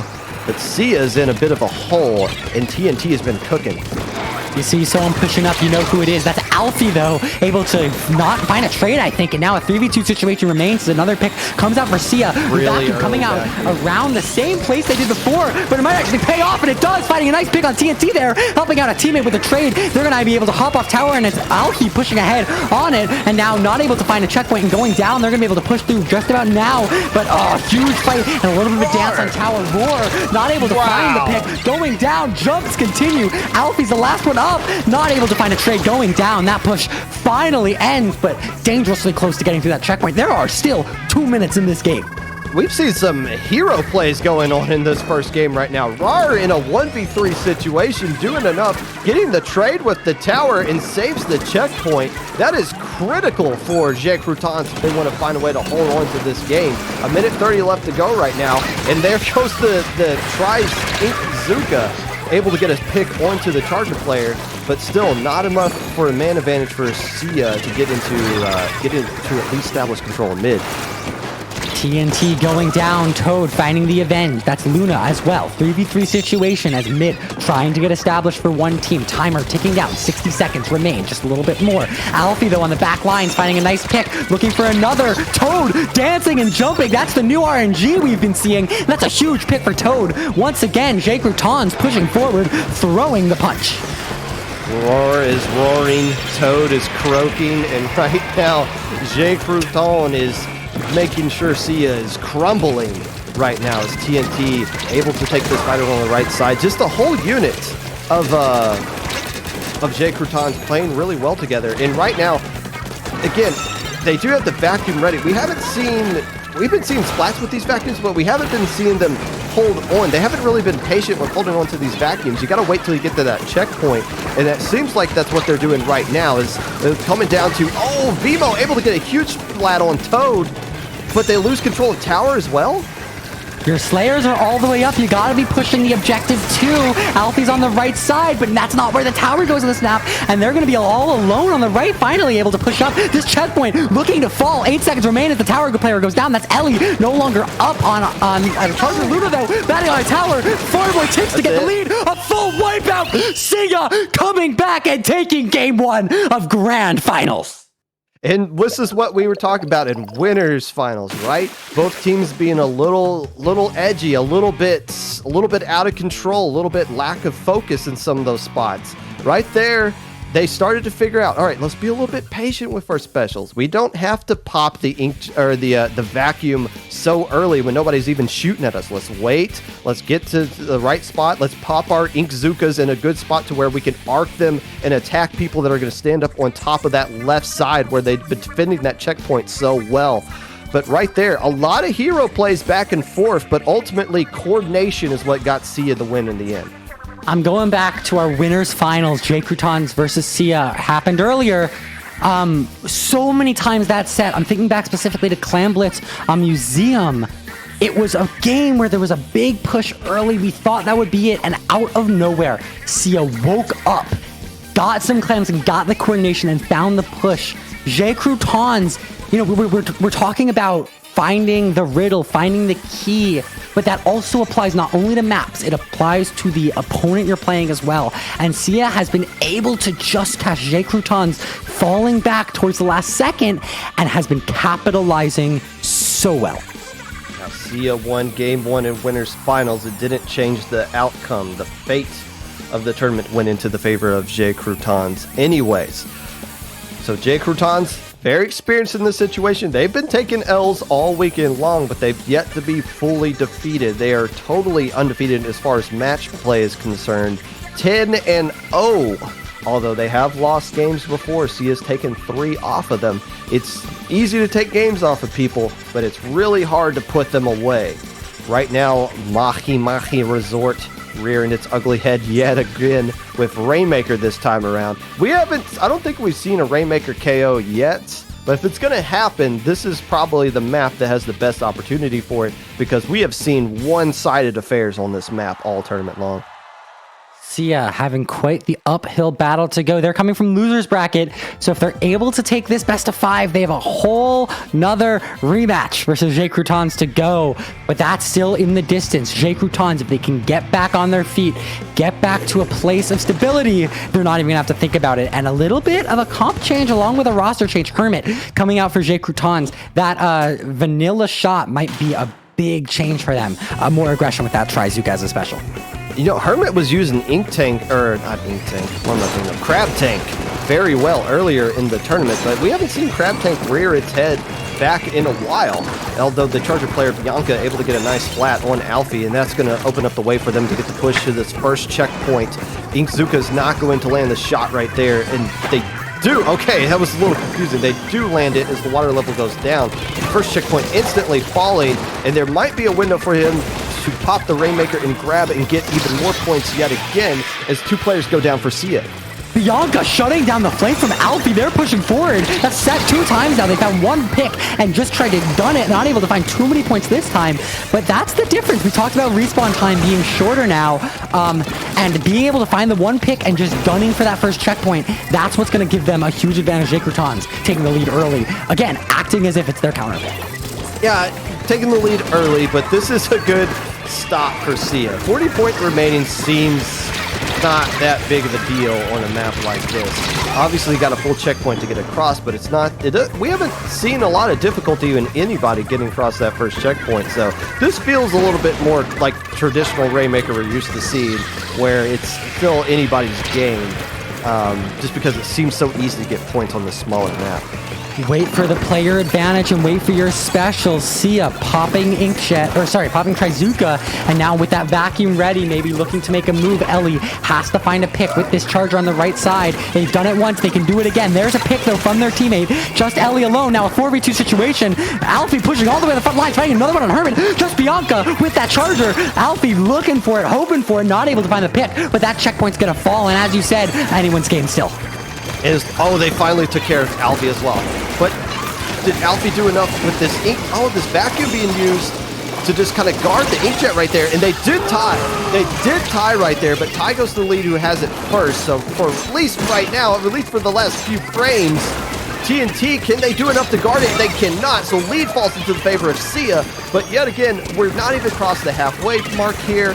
These players for Seaya are starting to get cleaned up, so that will shut down the push for now, we think. Ink control still in favor of Seaya, but Alfie's all the way overextended on the front line, going down to the killer whale. But Rainmaker grabbed by Seaya, 22 points, very strong. Taking the right side, saw roar there, unable to locate it. 22 feels a lot stronger than the 40 we saw earlier, but there are no more checkpoints remaining on this map.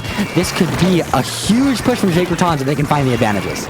I wonder if somebody's going to try to go like where Luna is right there, that jump they're trying to do on the offensive side. Because, again, we've seen a lot of teams start the tunnel vision, especially when you get later into the tournament. You start tunnel visioning some things. Let's just try to go up this ramp and only this ramp. But then when you try to rotate the other way, the other team's so used to defending the other thing, they're caught way off guard. So there might be a path there if Croutons can recognize it. But right now, they can't even get control of mid. Look how much yellow's in mid right now. Seaya easily winning this turf war, and that means they can play back and play for picks.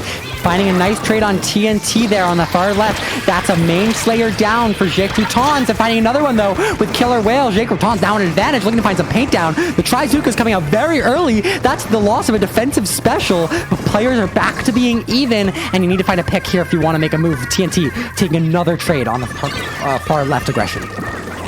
Using that vacuum, I was curious why they were using that vacuum so early, but that vacuum user is the one who grabbed the Rainmaker, so it makes sense. If you're not going to use it on the Rainmaker push because you're grabbing it, might as well use it first and see if you can make something happen with it. But there goes the flank along the left side, expertly shut down by Seaya, and no vacuum to stop these double Trizookas being fired at the same time, which don't connect, but do force everybody to back up at least. That is impressive. Yeah, nice coordination there from their team. Even though they're not going to find the pick early enough, they'll find enough chip and enough paint from the Trizooka that it's not going to be an issue. The Rainmaker force all the way back in mid, and now just adding insult to injury, Seaya not able to find an opportunity though. So maybe actually Croutons back on the front foot, able to push forward a little bit more, but a player going down, a 3v4 situation. There's 20 seconds left in this game, and Bianca goes down holding that Rainmaker. Yeah, nothing really given. And they're trying. You saw TNT there trying to do the flank. So they're trying to do something you would traditionally see on like Humpback Rainmaker. 3 going around the elbow, 1 flank around the left side. It's just Seaya's doing an expertly good job of shutting down everything right now. And I don't. Oh, they're gonna get one more shot here. No, it's Seaya who's got the man advantage. Wipeout. Game 2 is gone. And I don't know how we got to alligators for Seaya, but so be it. Chat is going hype that they've won the first 2 games. Brush, they've won 5 in a row. Yeah. I mean, they are on fire. We didn't touch on it because I know we hate the cliches, but Croutons have had a lot of time to rest, and that means they're not as warm. It's not as common to see a team come back in a bracket reset, which is what's looking very possible here, and win if they lost in the first set.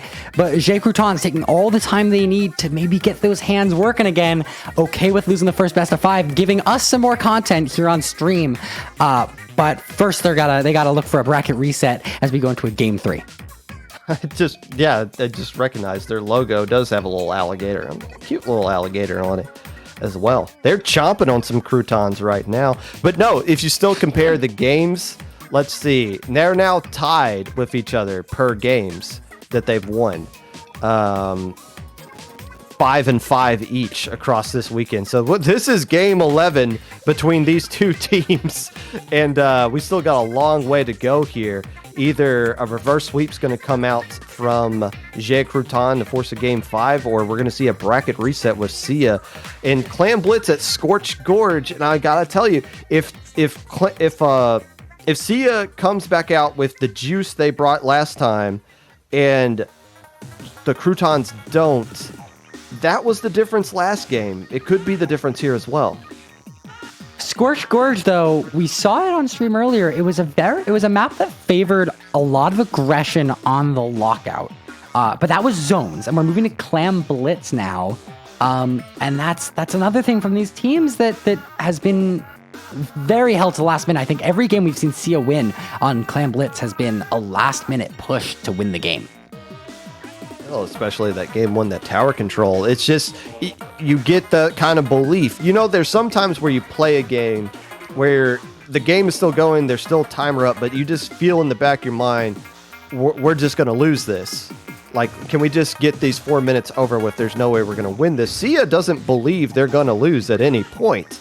And now, again, 5-game winning streak. They got a lot of wind behind their sails right now. And Croutons coming off of that break, like you said, really struggling to pick back up. I mean, they looked really good in that game 1.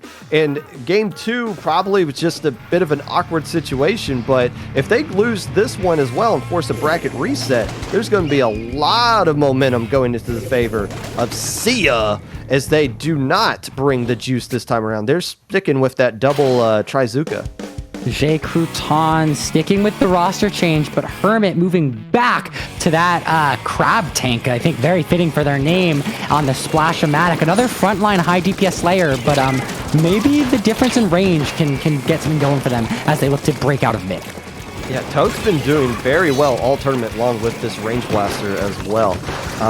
But 2 players instantly going down from the Croutons, and Toad is forced to retreat as those Inkzukas getting fired at him, and another one ready to go. Z is picking up right where they left off. Pushed all the way back, and Croutons and a Trizuka is going to come out. That'll find a pick on Toad, and an enemy Trizuka there coming out. Or, sorry, maybe it was a crab tank itself finding a pick. And lots of specials online for Seaya, but unable to really find a pick and really find an advantage. They're stuck in mid with 2 power clamps, and those are big targets on your back. And if you want to be in mid, you want to be in there with your anchor player, establishing control of that tower area. So the Remix doing a good job of staying alive up there, but now TNT starting to push up. Oh, there you go. You can't. Oh, able to get a trade and a double off of that with the jump in right there. That is. I don't want to say that's lucky, but that was just a break that worked into the Seaya's favor. It seems like everything's just kind of fallen their way. Back on the Splatling now from the Charger. This ball going to be a huge opportunity for them to find a way in. Popping that Wavebreaker, that'll give them a little bit of extra chip damage and finding a pick there. He's Wavebreaker, Ellie, sorry, maybe. Now with the Splatling unable to find a way in with the ball. And they've got another one behind, but able to back up and not wanting to overextend themselves, keeping a little bit of paint down, but not going down. These lives are vital, and they're able to hold on to them.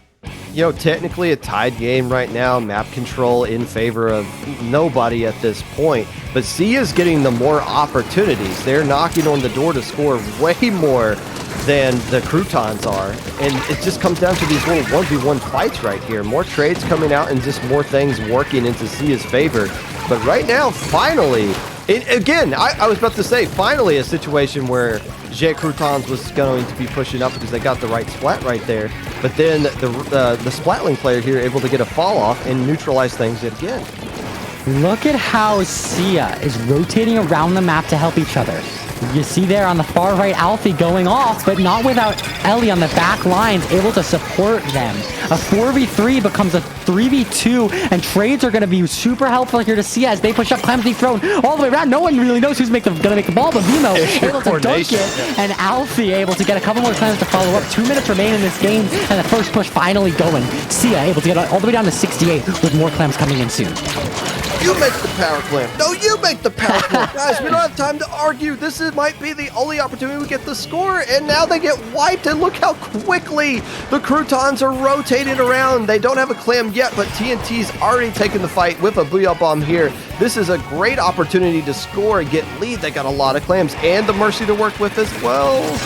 Reverse, as Croutons able to push all the way in, break this basket. The clam holder with 6 is stuck in the vacuum. They're able to get it all the way out, not trying to pick, but find a ton of space. They're tied for lead. They need one clam to get it, but no one can find it. Toad getting a lucky clam spot, able to pick up some clams. Bianca on the back lines, throwing some clams all the way in, all the way down to 44. They have so much paint control, even in this small area.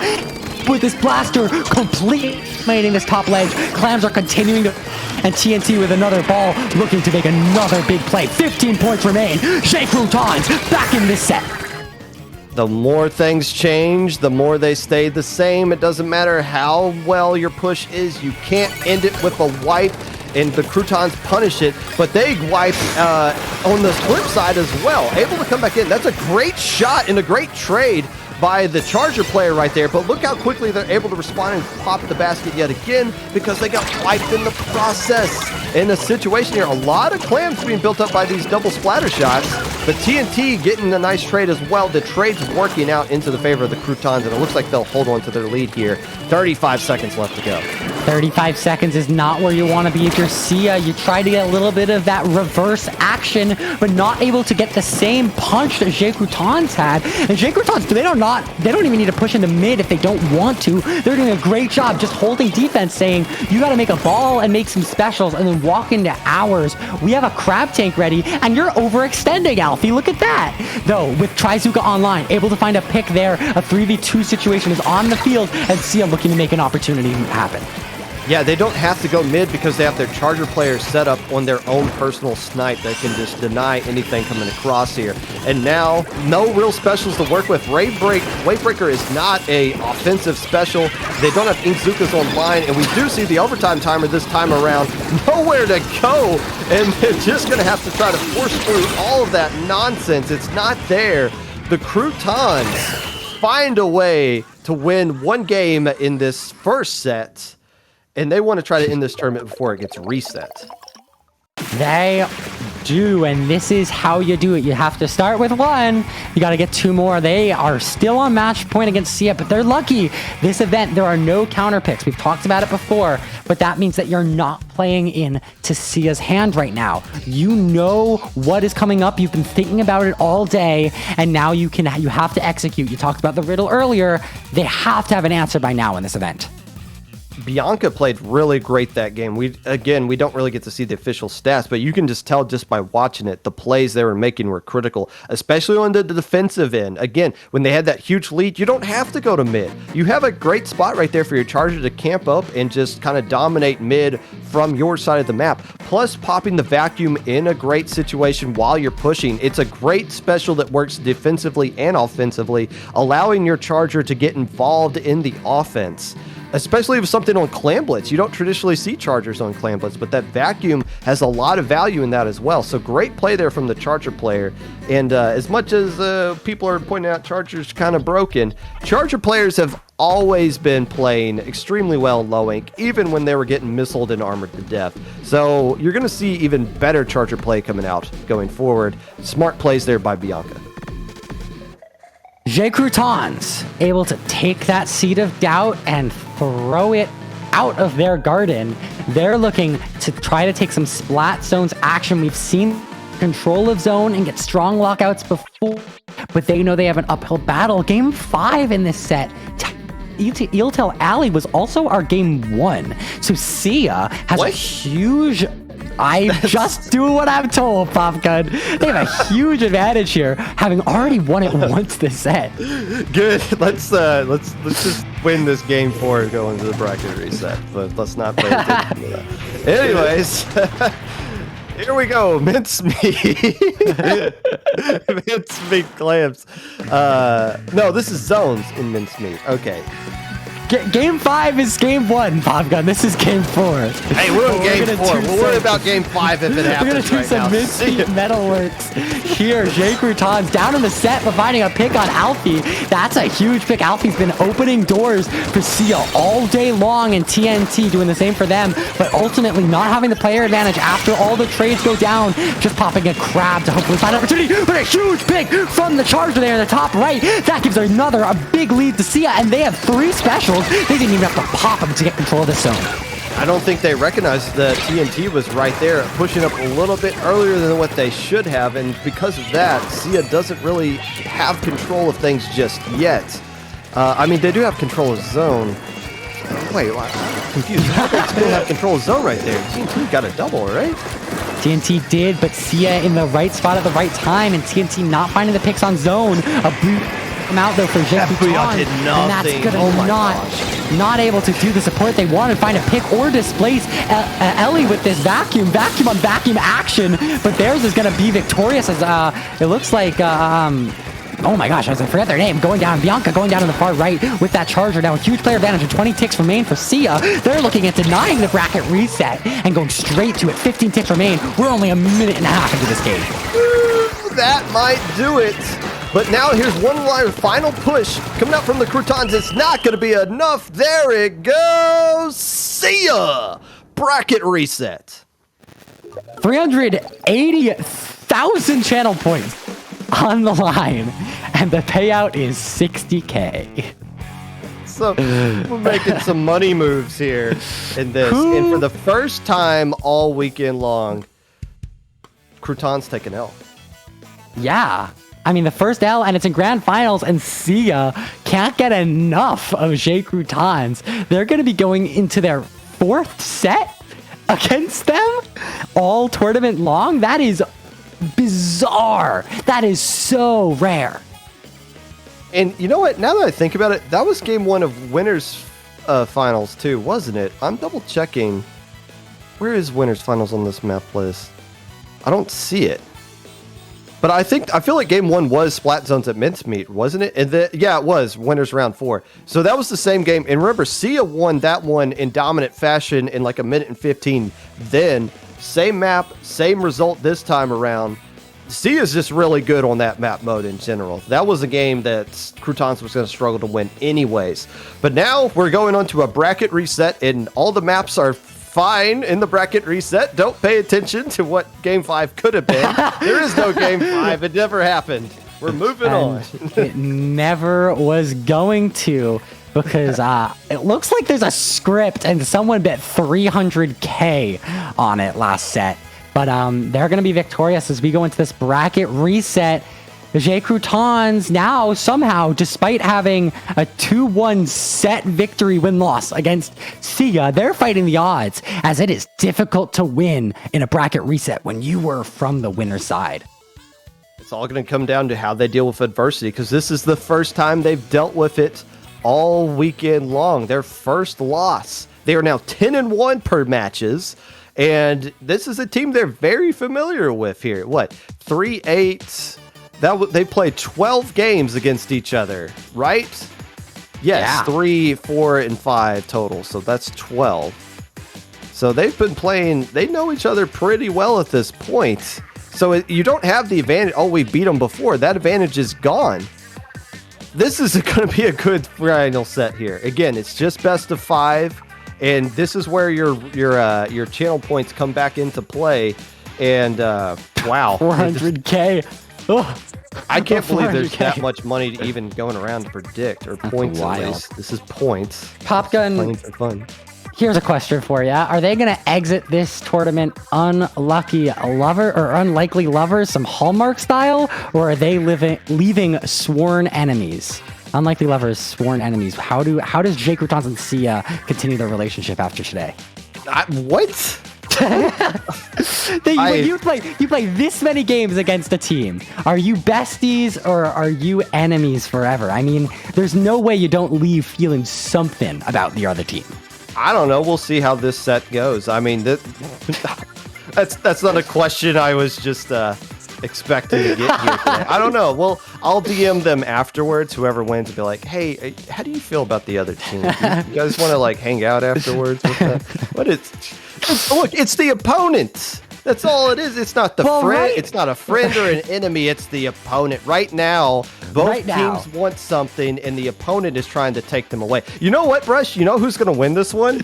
Whoever wants it more. It's going to come down to whatever team wants it the most. That's what we're going to find out now. That's been on our minds all day, Popgun. I know both of us looking for the opportunity to throw that one-liner in there. Seaya, though, at least it can be said that they are proven they do want it a little bit. You're playing the same guys 3 times. They are still in the right headspace because they're going into a full bracket reset grand finals of Low Wing September 2022. Seaya versus J. Croutons. That is a tri-slosher. Somebody changed something, and that is the key change right now. Toad, who has been lighting up people with the blaster, coming out with the Inkjet tri-slosher. We haven't seen that at all so far today. Maybe it's just for this map, or maybe they want to say, hey, let's try it. Let's throw a little curveball like here. I like it. Let's see how it works out. We saw a team back in Splatoon 2, Uwu, do this in grand finals of Low Ink, and it worked to their favor, but going one down is J. Croutons, though it's not Toad. Toad staying alive. I need one on Luna. Going down, though, to Vimo on the right side. Now Vimo pushing all the way up. Or Vimo, sorry, backed up now. It's no one else. Alfie, sorry, all the way up. Missing the jump, though, is Ellie, and unable to get through that checkpoint as quickly as they'd like to. But a 3v3 situation as Seaya is in the pace of this game. Yeah, Seaya's picking up right where they left off, and okay, here comes the Inkjet coming out from Toad's tri-slosher in a great position there by the Splatling player on that right side, able to get some splats and shut that down. And there's no juice, so players aren't going to be spawning right back in, but there's something going along this left side that's causing some fights and some players on the sides of Croutons to lose their lives. Ultimately, the Rainmaker, nice little flank around that right side there, and finally the Rainmaker resets, but the first checkpoint belongs to Seaya. J. Croutons didn't just switch off with that blaster for the try. They're now on a Splatling. They've been rocking a Charger all day. It's been Ellie for Seaya that's been flexing Charger and Splatling. But as Ellie holds that Charger, it's J. Croutons on a Splatling, and they're hoping that Bianca can make a difference with it. Oh, trying to force something that just wasn't there. Hermit's Crab Tank was in a great situation. Just didn't really get any splats, but it does allow them to pop the Rainmaker right now. And the question is going to be, how do they get the splats necessary? Holding forward on that Trizuka, and Kermit is able to survive it for now, but they're still having a lot of difficulty getting up this rank. It's Alfie who's been able to stop that play, though going down, it's enough of a stall for their teammates to respawn, and now a 4v3, Croutons has to do it all again. They have to find all the picks twice, but it's not going to happen as Ellie able to find a pick with that charger. Now finding another one on Bianca. That's a 3v2 situation as they're able to push back into mid. Now look, still 3 minutes left to go. Dia's only gotten to the checkpoint. That's it. That's all they've done is get to the checkpoint. So one wipe, and if the bridge, the little spinner thing there is in the right rotation, you can just jump that and instantly plant it onto the pedestal. So there's not much that the Croutons have to do to get back into this one. But the aggression coming out from the side of Seaya as 3 players instantly go down. It's just the Hermit who's left. And look at the perfect position of the spinner creates this opportunity for a home run to be hit by Seaya. What happens when you have 2 Trizookas? You get 3 picks, 3 and 3, and that's going to be an opportunity all the way in. Though the pop getting 2 picks on Croutons. Vimo wishing they hadn't left so quickly, and now Alfie trying to pick up where their teammate left off all the way to the front lines, trying to just do a little bit sharp, find a pick here or 2, but unable to find one quite as early as they wanted on Toad. Finally finding a pick on Hermit, looking for another one. There's Bianca finding 3, and their teammate coming in to find the 3rd. They need to get the Rainmaker, and quickly it's just Roar alive, but able to shark. It's Rorik, and they're able to hold on to that push. 27 versus 69, still a very dominant lead for Seaya. They are leading this game by a mile. They're only still in this game because Roar was able to stay alive. There was a great window there for them to grab the Rainmaker and run with it, but sharking right next to it and forcing Seaya to play honest there. But still, 1:20 left to go, and now that you've gotten across that checkpoint and gone that far deep in the enemy base, that is a massive mountain to come back from. But Crab Tank beats Charger in the famous game of Charger Crab Tank Trizooka. And another pick coming out there. That's Hermit, unable to find it though. And Luna, the last one alive in this corner, somehow dancing around the Rainmaker shots. And they're going to find the pick somehow, miraculously. Luna staying alive. There's a minute left, and Croutons has not made it to the first checkpoint at all. Yeah, and again, it just comes down to if the spinner is in the right spot for them to make that jump. But all those stars have to align basically for the Croutons in this game if they want to get back into this one. They need to get a wipe at the right time, and right now they're the ones that are actually no, this is Croutons with the Rainmaker right now, and the spinner doesn't hit the right spot, so they have to go to this ramp, but they do have the man advantage, and they do clear this first checkpoint, and they got something to work with here, Brush. Bianca not going down when popping that Rainmaker on the pedestal, and that's a huge advantage for them here. The Trizooka coming out, hoping to stall out, maybe even deny a checkpoint, and no one really knows the overtime rules for this game yet. And Bianca's forced to stall out a little bit. That Rainmaker looking to reset. They gotta grab it for They can't grab it. Bianca can't get on there. Bianca finally able to grab the Rainmaker. 5 seconds remaining. They're going to an overtime. They need to play advantage of the Trizooka, finding 2 picks. Just Bianca alive with the Rainmaker. The checkpoint is cleared, but Vimo's holding forward, finding the pick, not letting it be a trade, and Seaya taking advantage. Game 1 in this bracket reset. Their 4th rematch against Croutons. These Zookas are very effective, and we didn't see that. The first time they used double ink Zooka, it didn't really work, and that was one of the last times that Crouton was able to win a game against this teams on Hagglefish.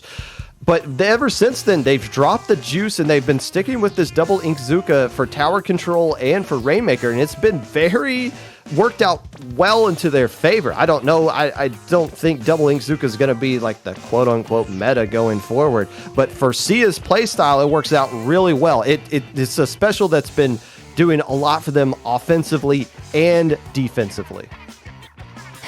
Yeah, I really like the offense piece of the Trizooka, though. Having 2 of them gives you such a move in, and I think that's all, at least I have been focusing on today, Popgun.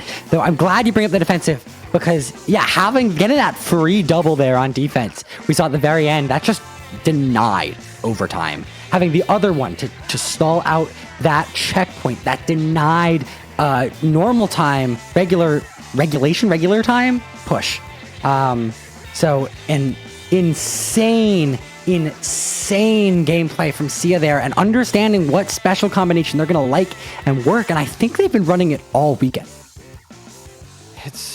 Now it's up to Croutons to reestablish themselves here. They've clearly lost their mojo at this point. I like the fact that they changed something up. I feel like Toad's been just as effective with Blaster. I mean, it's hard to tell, but just from what we've seen, it seems like Toad's been very effective with the Blaster, but went back to the Tri-Slosher that game and just didn't have many opportunities to push up with those Inkjets. But Toad is now out, and I don't know who they subbed in. I think Bianca. I don't know. Toad was in that last game. Maybe Hermit came back in.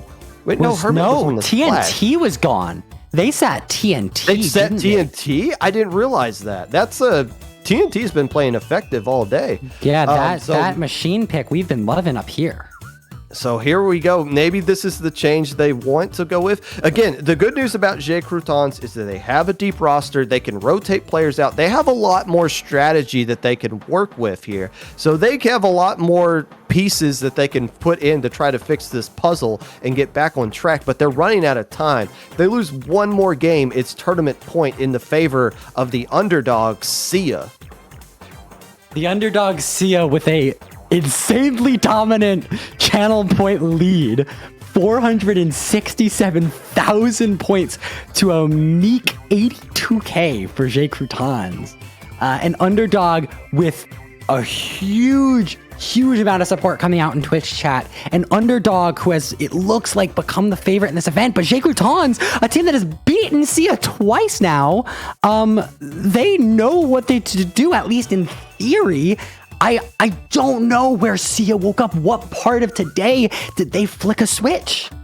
I mean, we just see this every low ink. It's just, I mean, yes, we say the word momentum a lot, but that's really the story of these things. On paper, Croutons should be the better team.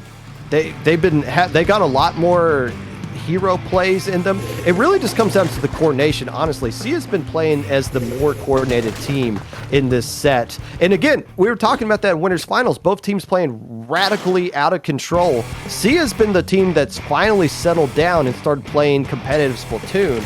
And Croutons has really been struggling to catch up to that. Here you go. Some charger action back to where they're comfortable. Croutons not wanting to play with fire any longer. Back to a comp they're very comfortable with. That's not going to give them an advantage early, but it's going to allow them to establish themselves back in mid, the playstyle they are much more used to. Both Trizukas are ready for Seaya, and they're looking to find an opportunity to pop with a gal trade and a 3v3 situation. No one wants to make the first move. They're being very patient with those Shizukas as well. One getting popped and the other one ready to go as we see some flanks coming out now. Hermit trying to split their attention both ways. Do I attack Alfie in mid? Do I pay attention to his flank coming around the right side? Ultimately just kind of forcing to hold that spot right there. It's really difficult. I've said this about every Clan Blitz map, but it's so true. This basket is so far away from mid, tucked away into a corner. But as long as you can keep the fight in mid, that's where you want to start pushes. But just getting control mid doesn't really mean a whole heck of a lot as far as actually scoring from what I can tell here. Popgun, I can't hold my excitement every time there's a charger pick, and it's not going to amount to much, though, as Luna able to find two early, including Bianca on the charger. That's a huge opportunity for them, but back to even strength in mid, no one able to make a move. Exactly as you said, these maps feel so stally. Both teams being very patient right now. Like, somebody's trying to make a flank, but nobody really wants to commit to trying to do something. Though, okay, you got those Inkzukas, well, we're just going to stay back and force you to pop them closer to us so that we can take you out. All you see is Luna trying to make something happen here, but Hermit's been watching this right side all day long. Finally, control of map looks to be into the favor of Seaya, but they don't have clams to work with. They don't have the splats. It's just been a very neutral 2 minutes here. 3v2 situation, and those are some big picks if you're Croutons. You want to be able to look for capitalization, but Vimo finding the pick on TNT, that's their main slayer, and they're now down. It's Seaya in control of mid, and Seaya with a huge number of clams. 16 is nothing to scoff at. They need to find some specials here quickly and have a response to Croutons. Look how far away they are, though. Yeah, they've established control of mid, but they're still a country mile away from the basket. And you got that charger player who can find a couple of spots to camp up and just keep Seaya into mid right now, as one player does go down. And yeah, it's we might. Honestly, we got 2 minutes left to go here. this one might go to overtime if nobody scored. It's that kind of map, and it's just been that kind of playstyle from both teams. Nobody wants to try to create something, and other than the Inkzukas, they don't have many specials to work with. Once again, paint control, going back to the favor of Croutons and a trade happening on Alfie. That's a player you want to get rid of if you're Croutons, so you take that and laugh. Ellie now, I don't know, backing up on the right side, looking for an opportunity. That's the Booyah coming out, getting canceled there, and though getting popped, TNT is going to go down. We're going to get 3v3 situation. Vimo now taking a shark in mid, looking to find an opportunity in. Croutons couldn't capitalize yet, and now as balls get thrown and get tossed around, it's a Trizuka from Seaya trying to open up the field. But going into more specials of their opponents, Croutons hold on. If Alfie was able to make something happen right there, that would have been the opening that the Seaya needed to get back into control of mid. But nope.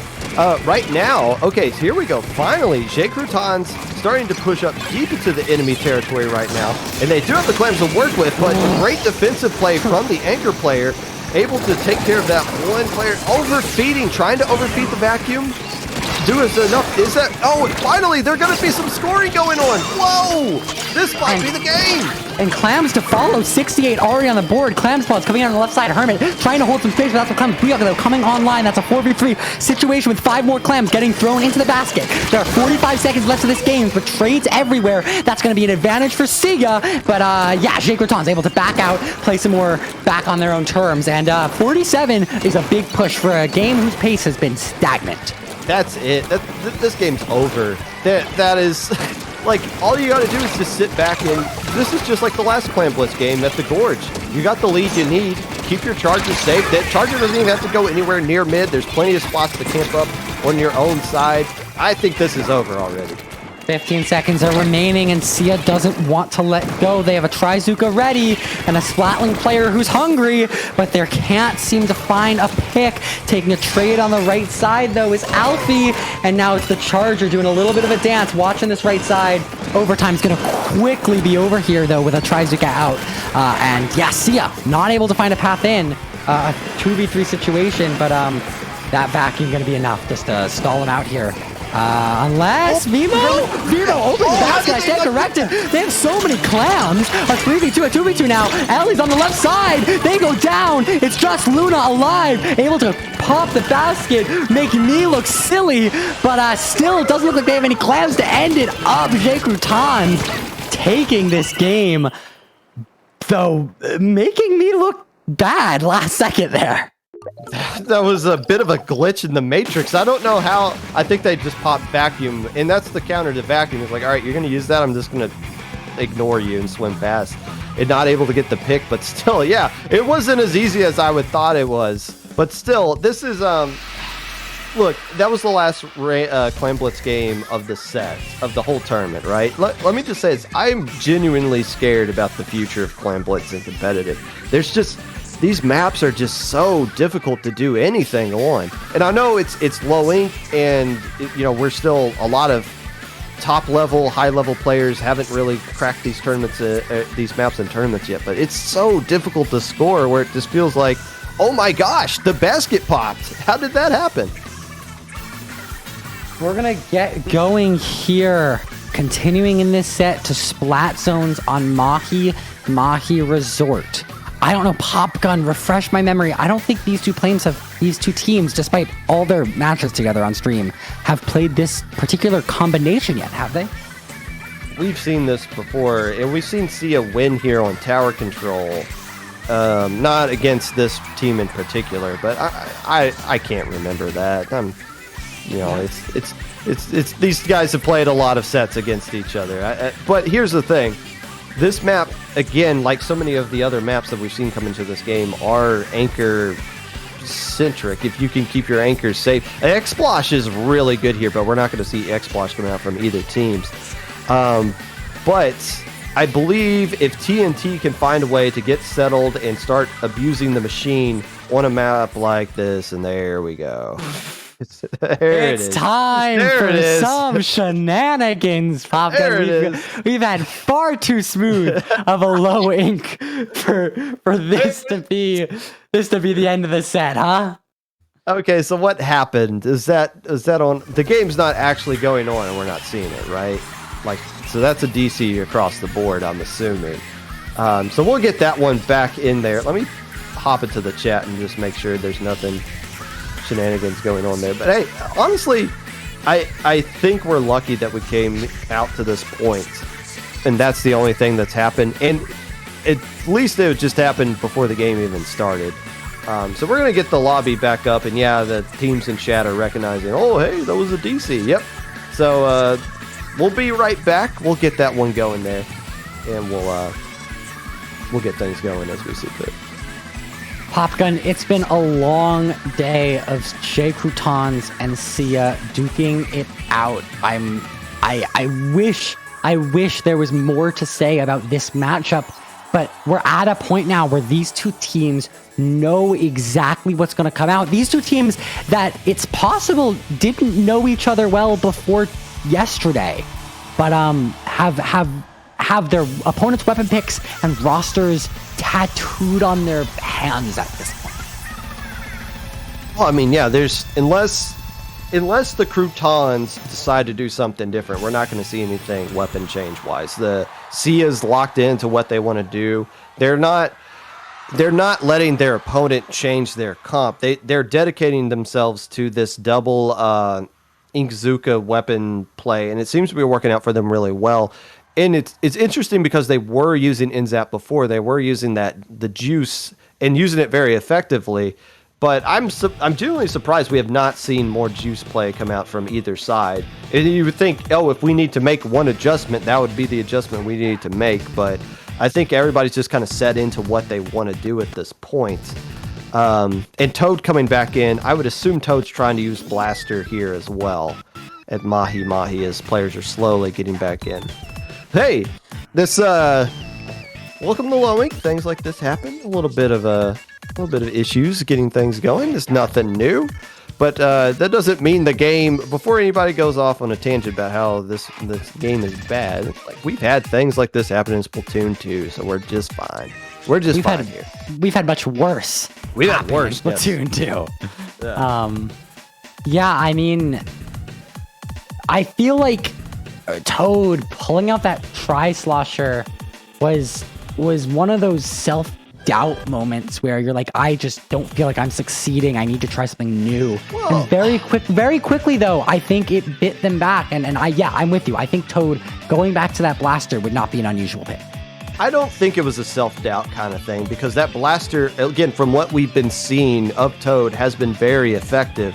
I think that was just more of TNT's not here in our lineup, but we still want the Slosher, so let's use the Inkjet Tri-Slosher and see if that works. I don't think if anybody's lacking confidence at this point, all you gotta do is think back at what got you up to this point, which is the same weapons and comps both teams have been showing off for the past 10, 12, 13-ish games they've been playing against each other at this point. But yeah, now we're just waiting on... Okay, so one more player's got to get into the lobby, and hopefully it's just they're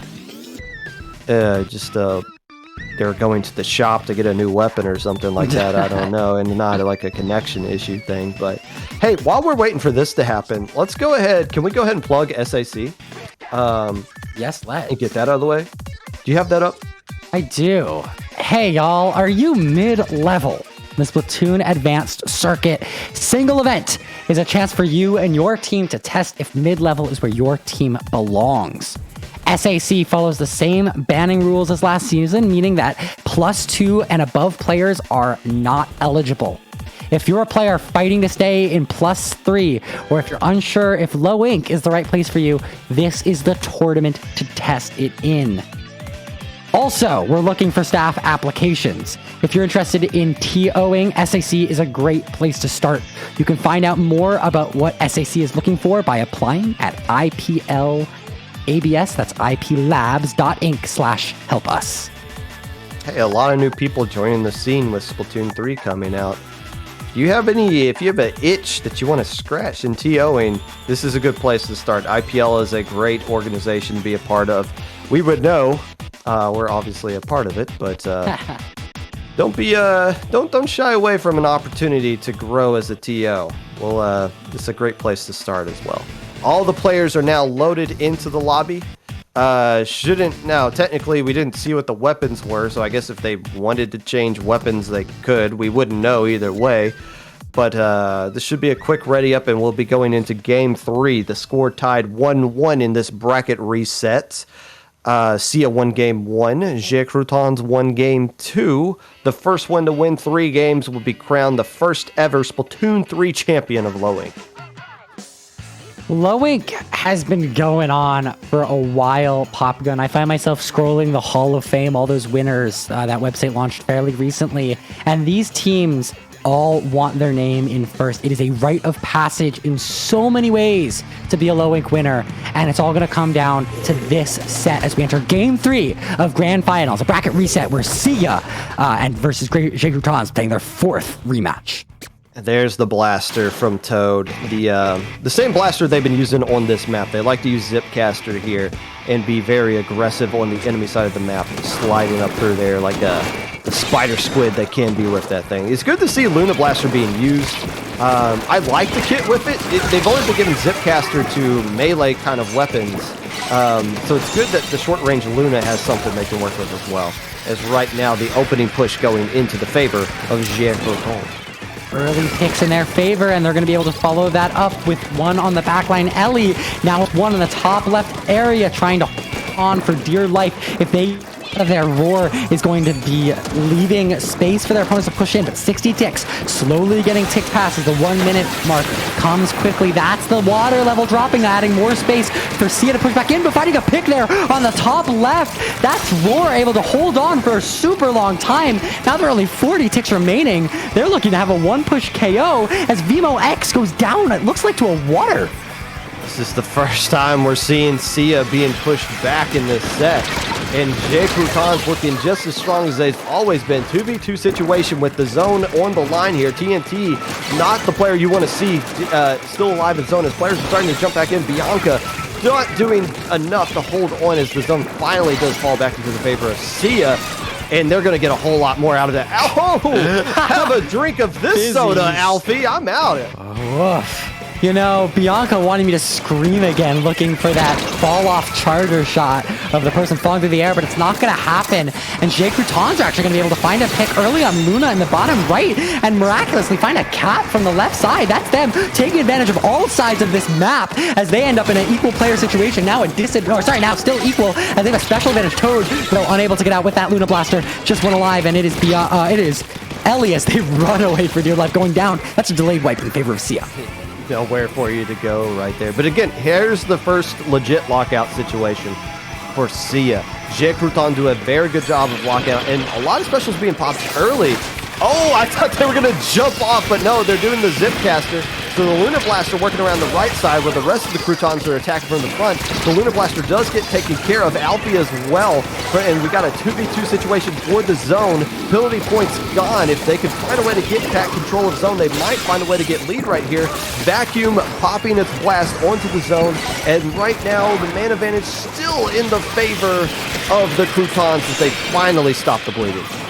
Finally finding an answer to Seaya's big picks and push, but now unable to hold on as they actually end up in a player disadvantage. This right side being sharked by TNT, but quickly aggressed by Alfie, finding the pick though. Beautiful shark as penalty points tick past the 30-point mark. There are 2 minutes left in this game, and Croutons back in control. They're eyeing a lockout and a KO.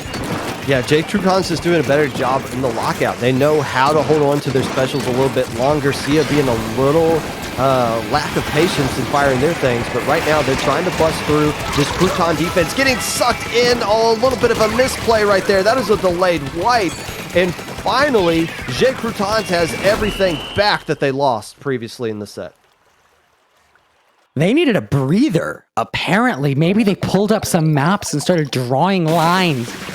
When you know what the map list is, you have an opportunity to strategize, and the difference there could have been Croutons understanding the map. We saw them with such a strong lockout that only happens when you know where your teammates are going to go and what your teammates want to do. That is a huge win for Croutons, and they are redefining when, you know, Popgun, you talked earlier about moving into a 1-1 best of 5. It's basically a best of 3. They just redefined what a best of 3 can look like. And Seaya went back to the playstyle that we saw in the winners finals of things being out of control. They weren't patient with their specials. They weren't going in together. They were just kind of feeding in, trying to make some hero plays, popping the Trizuka in the zone, seeing if they can just get a shot here or there. That's not what got Seaya to this point in grand finals. That's not who they were. So that's credit to Croutons rattling them a little bit, being more aggressive in the beginning, getting the splats early on, and forcing Seaya to not be comfortable, which is something we haven't seen them really do since game 1 of the first bracket reset of this grand finals. And right now, Croutons, after they've been getting beat up in this grand finals, all of a sudden they're just one game away from winning the whole tournament. One game away from winning the whole tournament, and I keep drilling it in. These two teams hit each other so many times on every single one of these maps at this point. The only thing that they can change is their roster, and Croutons, the team, though not by a lot, having a larger roster, being much more versatile, but having a much more versatile roster, but not even flexing on it, relying on the same couple players they know and trust, and they are, one game away from taking the whole thing.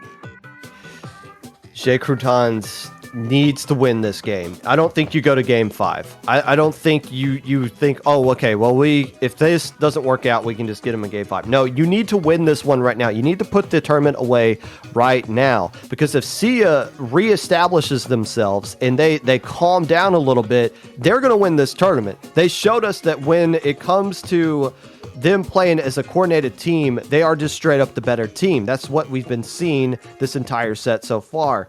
So you need to strike while the iron is hot. While Seaya's trying to recollect themselves, you need to put them down now. This is a must win for Croutons.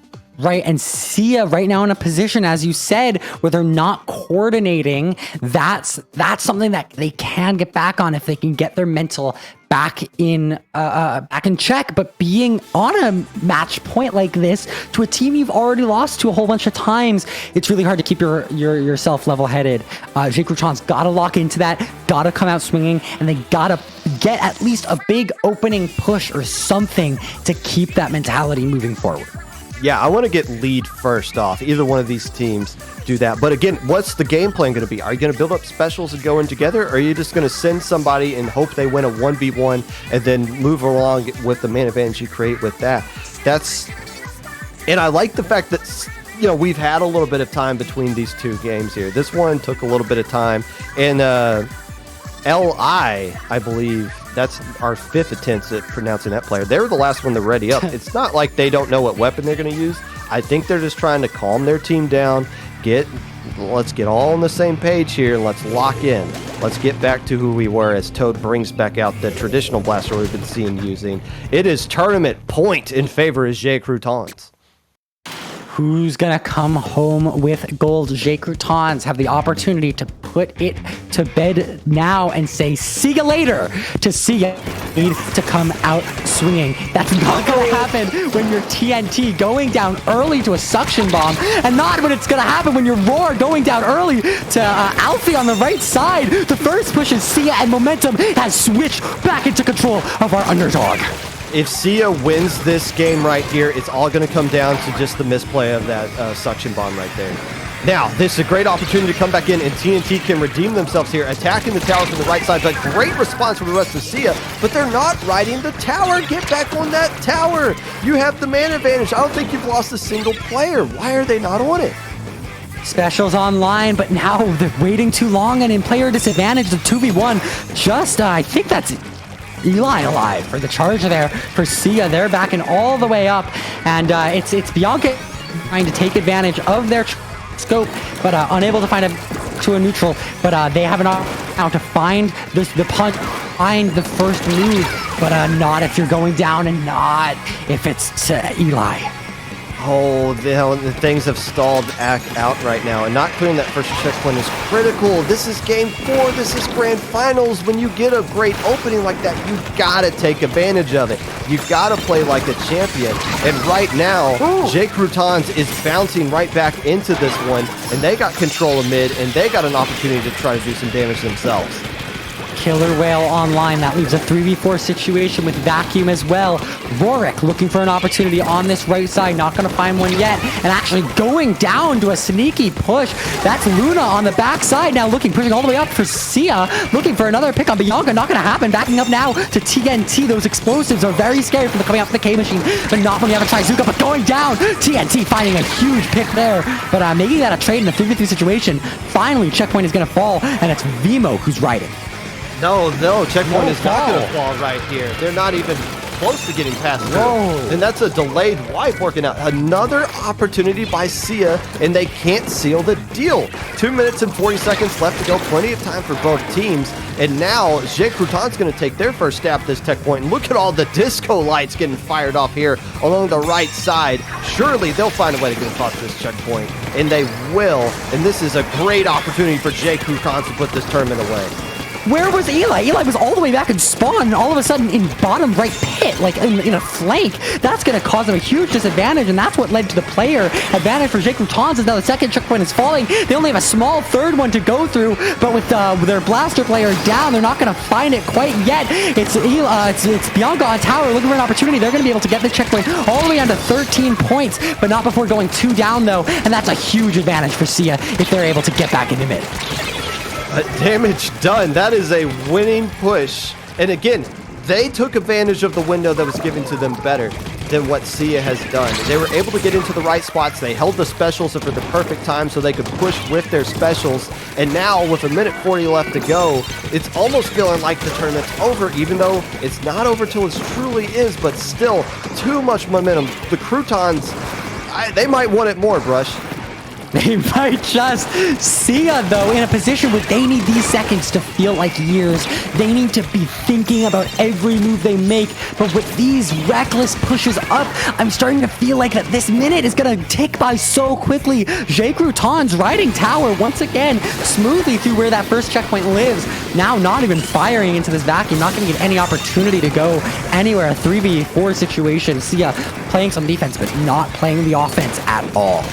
Potentially the final minute of the tournament here, and the Booyah Bomb is going to be key in shutting down any push, and that's what TNT has ready to go with that Booyah Bomb. And there is a vacuum on that potential. It's not ready, but they're going to have to time that vacuum perfectly with that Booyah Bomb if they want to find a way to win this one. But they got a huge mountain to come back from.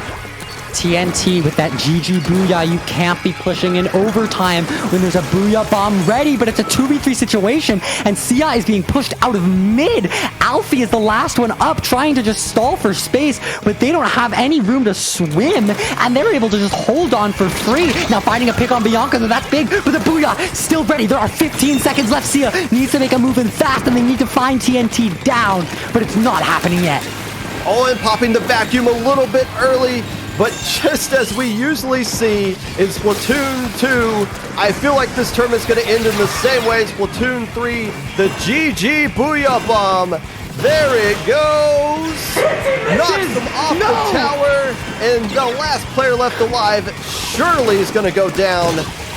Croutons is your first ever Splatoon 3 Lowing champion. 467,000 channel points were put on the back of Seaya, and Croutons says, Seaya, we've played 5 sets against you. We're not letting you get away with this. Croutons, a huge victory, a calm finish, and tower control on Scorched Gorge is gonna show the tournament the victor. They were able to establish themselves. Seaya looked like they were coming back like the Seaya of old in the beginning of that game, but didn't really know how to capitalize off the mistake TNT made, not recognizing where that suction bomb was. Croutons faced a lot of adversity in that grand finals, and they were able to find ways to overcome it. That's how they were able to win. That comes with experience and leadership in the VC. And that's what Croutons flexed in that final game 4. And that is why they are your low ink champions. To put it simply, they just wanted it more. They just wanted it more. And yesterday, during the pre-show Pop Gun, we heard from the captain of Croutons. We heard them say that this was their time, that they've been doing this for so long. They know the ins and outs of how this tournament runs. The people who they've been measuring up to have graduated. This is their month. This is their time to shine. And they proved themselves right. That's what Mindset can do. And that's how you play a tournament, go 6-0 day 1, and drop 1 set to the team you've played 4 times. And that is that's the end of low ink. We got through it. First Splatoon 3 low ink. Oh, no real issues. A great grand finals. And that is how we're going to kick off this game into Splatoon 3. Very nicely done to both teams. Seaya's got a bright future ahead of them. Seaya's ahead of schedule. I said Seaya was on pace to win it before the end of the year, and they were about 5 minutes away from potentially winning it today. So Seaya is way ahead of schedule from where they were in Little Squid League 20, where they finished in second place, surprising everybody. So who knows where they're going to be 3 months from now. And Myopsidus having a great one as well, making third place, Cherry-Dolphines, but at the end of the day, it belongs to the Croutons, and they are finally banned from low ink. Pop Gun. It belongs to the Croutons? That's how we're sending this thing home? That's okay, all what right. were the... what? Everybody... spam the bread to help Croutons. Okay, we've had some bizarre chants in chat, but whatever floats your boat. That's gonna do it for us here at Low Ink. Let's start wrapping this up. Brush, where can people find you? You can find me, as usual, on leechess.org at Brushstrokes SPL. Challenge me to a game. I might accept it. Popgun, what about you? You can find me biking around the neighborhood touching grass, because I've been trying to touch grass more during Low Inks. Actually, no, you'll probably find me in Salmon Run. I promised my team I'd Salmon Run with them after this. But you can also find me on my Twitch stream tomorrow, 6 p.m. Eastern Daylight Time, the Popcast, where we are going to recap everything you just saw and more in the Low Ink recap episode. From all of us here at IPL, our producer Ink Fair, the head TOs for this tournament, JPEG, Cohen Hero, and myself, and all the lovely and talented staff who spend literally the entire month verifying all the players that you just saw play in this tournament. We thank you for watching, the idiots in chat, and we will see you back next month with the next edition of Low Ink here on IPL. Take care.